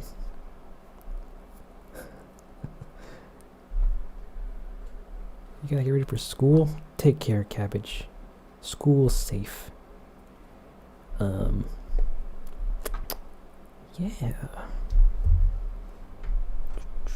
I should probably undo a bunch of this stuff, just in case in the future I want to open this project. There we go. Beautiful. Get out of here. Edit. Do I like hamsters? Hamsters are cute. My family had one before, and it was great. We called him Hamsty. No, we didn't. I actually forget his name, if he even had one. It was great. Nuggets are delicious. Very, very much so. Okie dokie. So, I guess this is where the stream ends, I suppose. Oh, Densle, this is semi-important. How do you pronounce word? Oh, I don't know. That looks like gibberish to me. Sorry, I can't help you, Moon. But yeah, that's the town. How long is this video? This is almost 5 hours long. I'm not gonna edit this down. I am too lazy. I'm just gonna re-upload this to the second channel. How do you get into animation? You just start. You just get a program. You start laying down keys and then seeing how things move, and then you go cool, and then over time with practice you get great, and then all your friends will look at you and go, you can animate, and you go, I'm hanging on by the skin of my teeth with every project, and they go, you're a professional now, and you cry, but they don't listen. So yeah, you just start. There's a bunch of free tools and tutorials out there to help you get going, and it's a good time. It's a great time. I would also like to know, Moon. No, you wouldn't. Thanks for the behind the scenes. Thank you for coming out. You guys are all amazing. Thank you for watching both the stream, the original video, all the other videos, subscribing if you have, supporting, donating, sharing with your friends, just generally being cool. I really do appreciate you guys, just in general, because none of this would be possible without your generous eyeballs to motivate me to do or to make it. Because now I actually have to produce good quality content and not cut no, we'll cut corners. I'll cut corners as much as possible. I'll do it again. I've cut corners once. We'll cut them again. But now I cut a little bit less, knowing that you guys actually do appreciate the work. So that's great. I didn't know you guys were here for 5 hours. Well, this is actually a shorter stream. I'm usually streaming for longer. So you guys are off easy. But we don't stream often, so it doesn't really matter. We're instead of 1 hour streams, we get 8 hours, but we get 1 8 hour stream every once a month. Stay hydrated and nourished. I'll try. You're so talented. Thank you, but nah, I'm just doing stuff. But thank you though. I just found your channel. I'm obsessed. Thank you, Dumbzilla. I hope you're enjoying all the content. I hope you guys are here not just for Animal Crossing and are okay with me doing other stuff here and there. Like, I'm not gonna produce other content in the middle of Animal Crossing, but at some point, or we're gonna be moving over to something else. So yeah, I hope you guys are here for the long haul. If not, that's also totally okay. Like, I get it. But sorry, I've been spinning my phone around it. Now I dropped it. Yeah. To the next episode. Oh no, you might be counting for a while. Cecilia.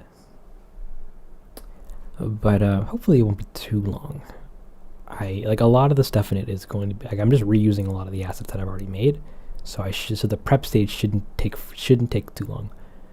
except I need 2 characters that I don't have rigged yet, which I'm kind of worried to rig on stream because it kind of is a spoiler, but kind of not.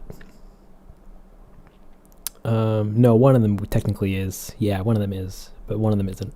So I think I'll rig one of them on stream. But we'll see. So come back, I guess, next weekend, and I'll start the next one. I'm gonna take a little bit of a break, at least attempt to take a little bit of a break. But I'm very bad at taking breaks because I get antsy. I just want to create stuff. Who knows? I might even make music in the middle of it, or live stream me playing some video games. Probably in the Discord because I don't like talking to a void when trying to play VR. Yeah. Why I'm not only now finding you? I don't know. But welcome to the party, Cottontail. You being here is a blessing. Whew. Please take a break. I've been taking a break. I've been taking a break since Friday. But like I don't have anything to do with my time anymore, so I'm like, now I just have to keep myself busy somehow without working on a video. And like, what do you guys do in terms of taking a break and relaxing? I'm trying to watch shows and TV, or like trying to watch movies and stuff, but they're just not hitting me the same way that, pull an OT to get Lolly to render okay does. But then now's actually a good time to plug everything else. Feel free to follow me on Twitter, Instagram, like and subscribe on YouTube. Join the Discord, link in the description if you want to hang out with me or the rest of the people here or other people here. We got a pretty bumpin' Discord. I'm probably going to be frequenting there a lot more as of late, because before I was away because I was busy doing this garbage. So yeah, feel free to join the Discord and hang out. I'll be there in general. And I try not to be some omnipotent being that ignores everybody. I try to respond. I try to hang out. I try to make the jokes with the boys and girls. I'm one of you guys. I'm just a guy. Play Minecraft and watch Demon Slayer. Oh, I need to actually watch that. I hear it's pretty good. But there's a Discord. Yeah, there's a Discord. It's in the link in the description. Feel free to join. We got everything. We got an art page, a meme page, and a general page, and some other stuff in between, but they're not as fun. We also do movie nights and game nights, and well, they're called movie nights and game nights, but everybody, the community is worldwide, which is bonkers for me to even say to begin with. So it's more like a movie day / afternoon / night for everybody, but sometimes it works out. Sometimes it works out. Your messages are outstanding. Keep up the great work. Thank you. I really appreciate that. Touching grass could be nice. Oh yeah, I gotta go for a walk. Garbage. I need to do groceries at some point. I've just been ordering food these last couple days because I've not been in the mood to cook. But now I'm like, well, now I can. There's no excuses, Dongle. And I'm like, now I have to go buy groceries and ingredients. Because yeah, you should have. You can't keep living off of water and tea. And I'm like, yeah, I can. Watch me. And then I do, and then it's not great. I should put your work on a pedestal. No, please don't. My work is not that great. You remember that you remember this? Look at that. Raymond isn't even wearing clothes. Well, no, he is, but his clothes are doubling up for some reason, and it's a mess. Guys, I am not a professional. Please do not look at me as one. But we do try to be one. So yeah, it's a good time. Movie mornings are banging. They are, but not when you have to wake up at 7 a.m. to do them. Like they're scheduled to work around me times, but like not everyone can make it, and it always makes me sad. But it's okay. We make it work.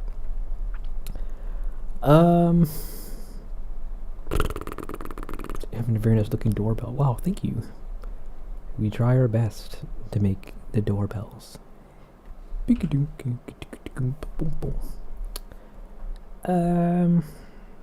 Yeah. All right. I'm gonna comment it on again. Why are there 59 of you guys here, guys? I need you to be straight with me, all right? I need you guys to just get out of here, because this isn't. None of this is worth your time. I'm literally making Animal Crossing videos about a narrative of a character that is just harassing his island. Like, why do you like that? That's so weird. That's so bizarre. And like 400 of you guys came out to just have me talk and talk about nothing for like 6 hours, and then you guys all go, "Wow, that's bonk!" Like, what? That's crazy. This is not a Kramer Hub.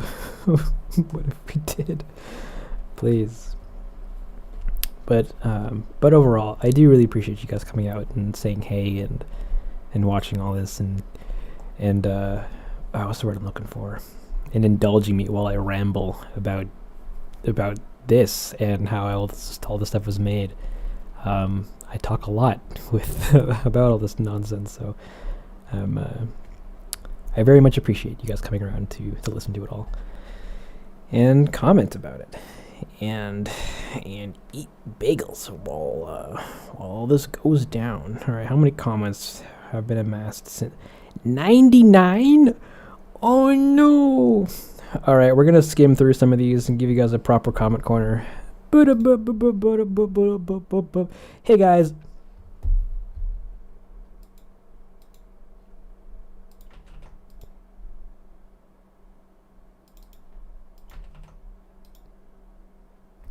Hey guys, welcome back to the Dangle's Comment Corner. I'm your host.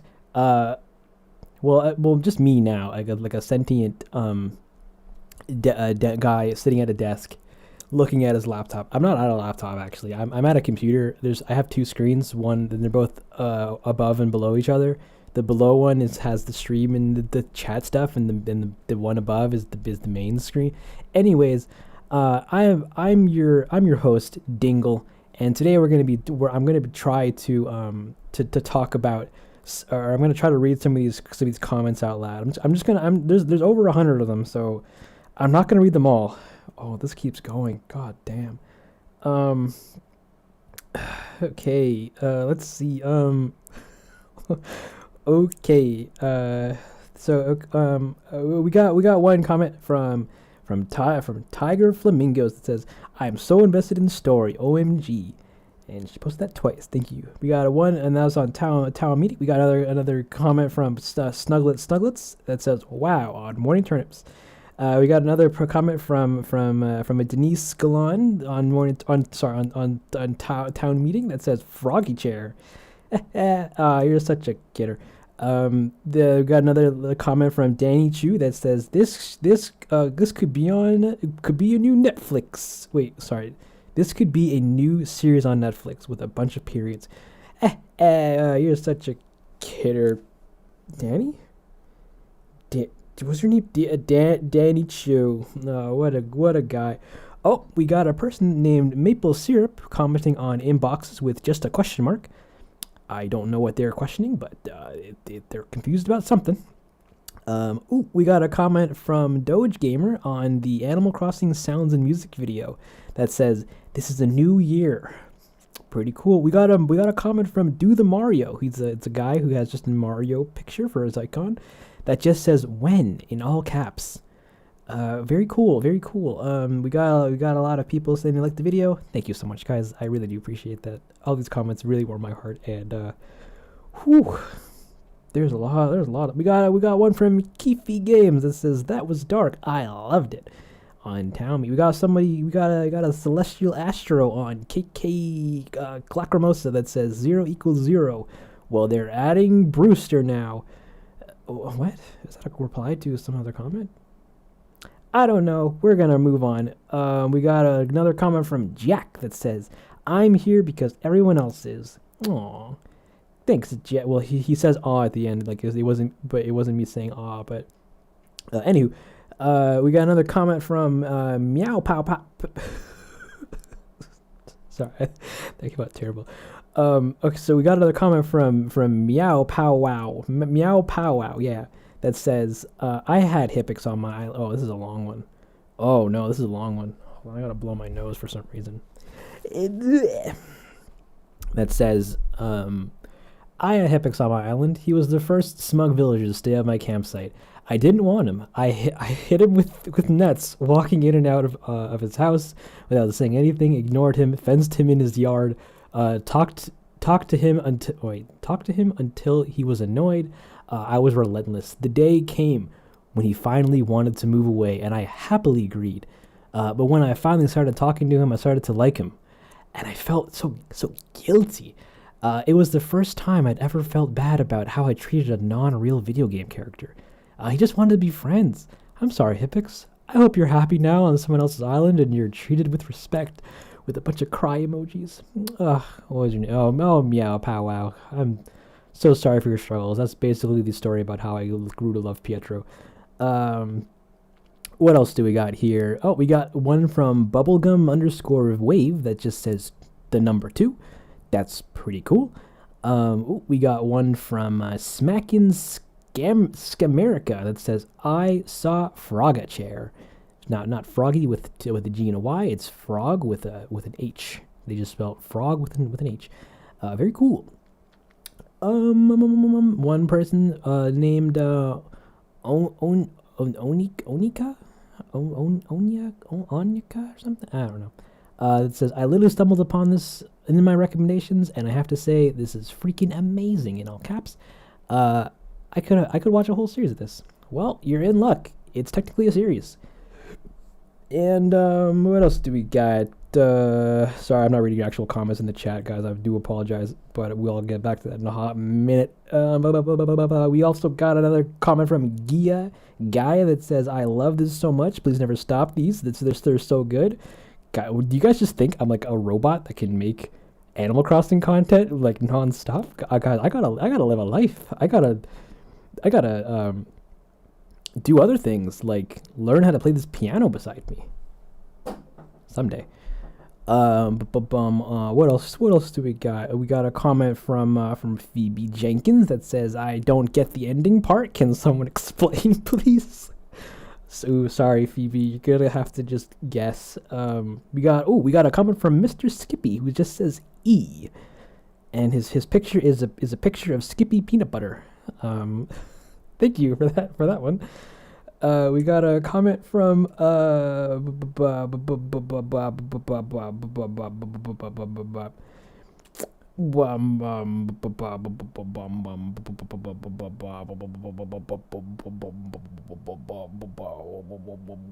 trying to find a good one that's actually like fun to read.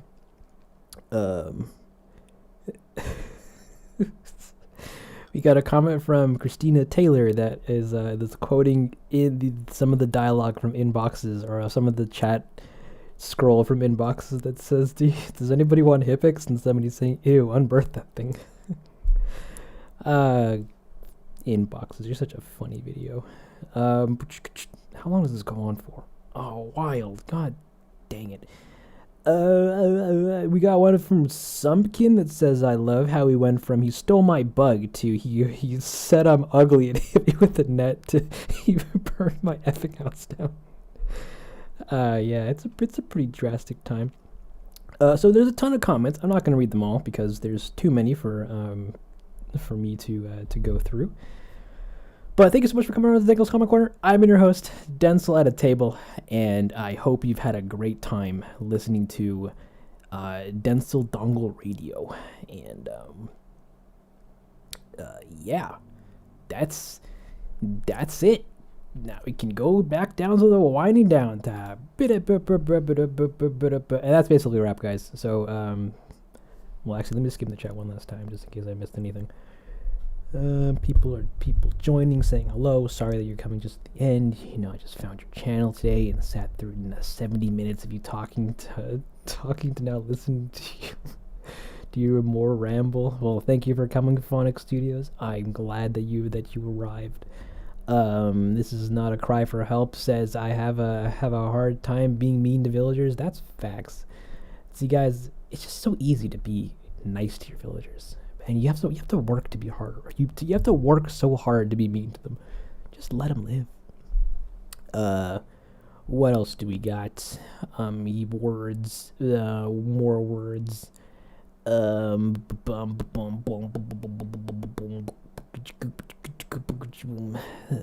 illegal to comment while watching the stream. It is. Well, because I know there's a lot of you guys that'll when there's less people and there's less flows of comments, you guys will go out of your way to comment on videos just so I can pause whatever I'm doing or read it, and that's illegal. Them's fighting actions, except they're not, and it's also kind of fun. But it just you're already in the stream, so like I'm already talking to you. They don't come on. Just let me give some spotlight to some people that don't know I live stream, and then they will be forever solidified in this video in the middle of an 8-hour-long video that they're probably never going to come across. Okay. Oh, yeah. Computer arm. You were scaring me. Freestyle rap? No, I can't do that. I can't rap for the life of me.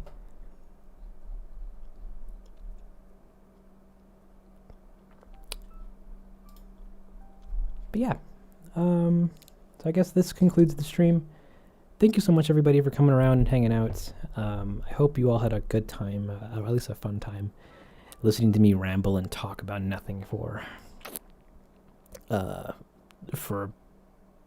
hours. Can you do a standing backflip? Oh, I wish. I mean, yes, totally, absolutely. But the last time I did it, I broke my leg, so I can't do it for the rest of my life.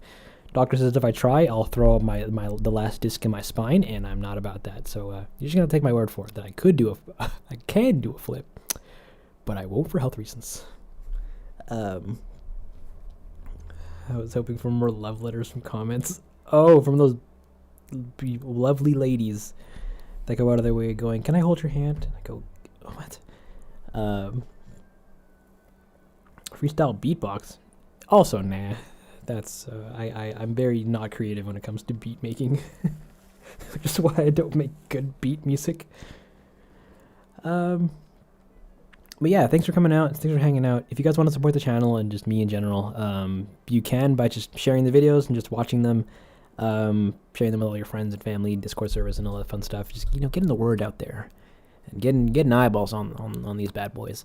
But if that isn't enough for you, then we have a Patreon. We have a YouTube subscription thing so that you can subscribe to me and I can give you some content in return, even though none of it's pretty much nothing's really worth it, to be honest. I do some behind the scenes stuff or some work in progress stuff on Patreon and YouTube. Whoa, thank you. Oh, thank you, Annie. You're too kind. Yeah, feel free to follow me on Twitter, Tumblr, Mumbler, Instagram, Forham, MySpace, not Facebook or TikTok. I don't really post much on there. Instagram, Twitter, YupTup. Yeah, all the good places. Join the Discord if you want. It's a good time. We hang out in there. We're family. We're a family now. Ugh.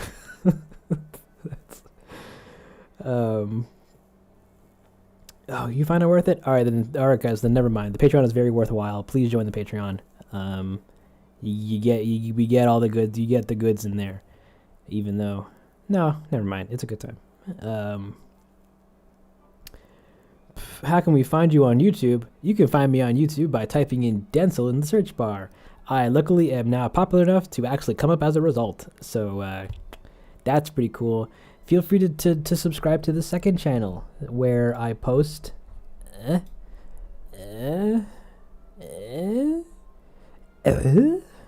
is it? where I post comments, the director's commentaries. So if you watched any of the previous videos and said to yourself, "Wow, how did he do that?" There's a high chance I might have talked about it in Morning Turnips, in boxes, or in the collector.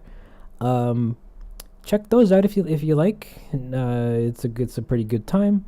All the music is also widely available on not DistroKid. I don't use DistroKid. On Bandcamp. All the music on here is free if you want to use any of it in your own videos and stuff. But it's also available on Spotify. If we go into yonder and go into Dongle here, it's also on Spotify, and it's on iTunes. It's on Deezer, not Pandora. Well, it's half my library's on Pandora because for some reason they just won't upload my stuff there, despite me sending it to them. And some other foreign sites that I'm not aware of. So if you want to help support me as well, you can just listen to the music on anywhere there. All the proceeds go back to the channel. We also got merch. Link in the description. We got hoodies and sweater. We got hoodies and sticker and mug and button and hat and sweater apostrophe S and yeah, it's a good time. Remember to look both ways when crossing the street.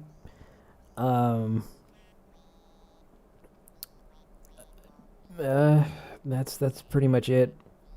I can actually now start closing all this stuff down. Let's go.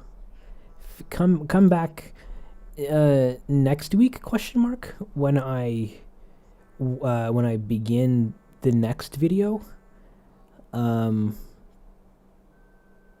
No cheese? A shame. I don't have cheese. I'm sorry.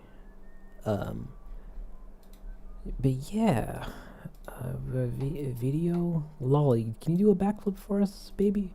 She gets up and she goes, huh, huh. Wow, that's wild. She actually did it. Tom, aren't you surprised about that? Oh, I guess he's not. Never mind. Yeah, he is. Look at him. He's like, wow, I gotta clap for that. And yeah, I love you guys. After party in the Discord.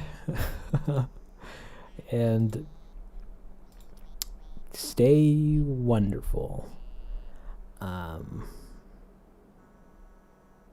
that's... Oh, I didn't even do the sound thing. This is supposed to be doing that. Oh, I'm so sorry. That could have been so cool.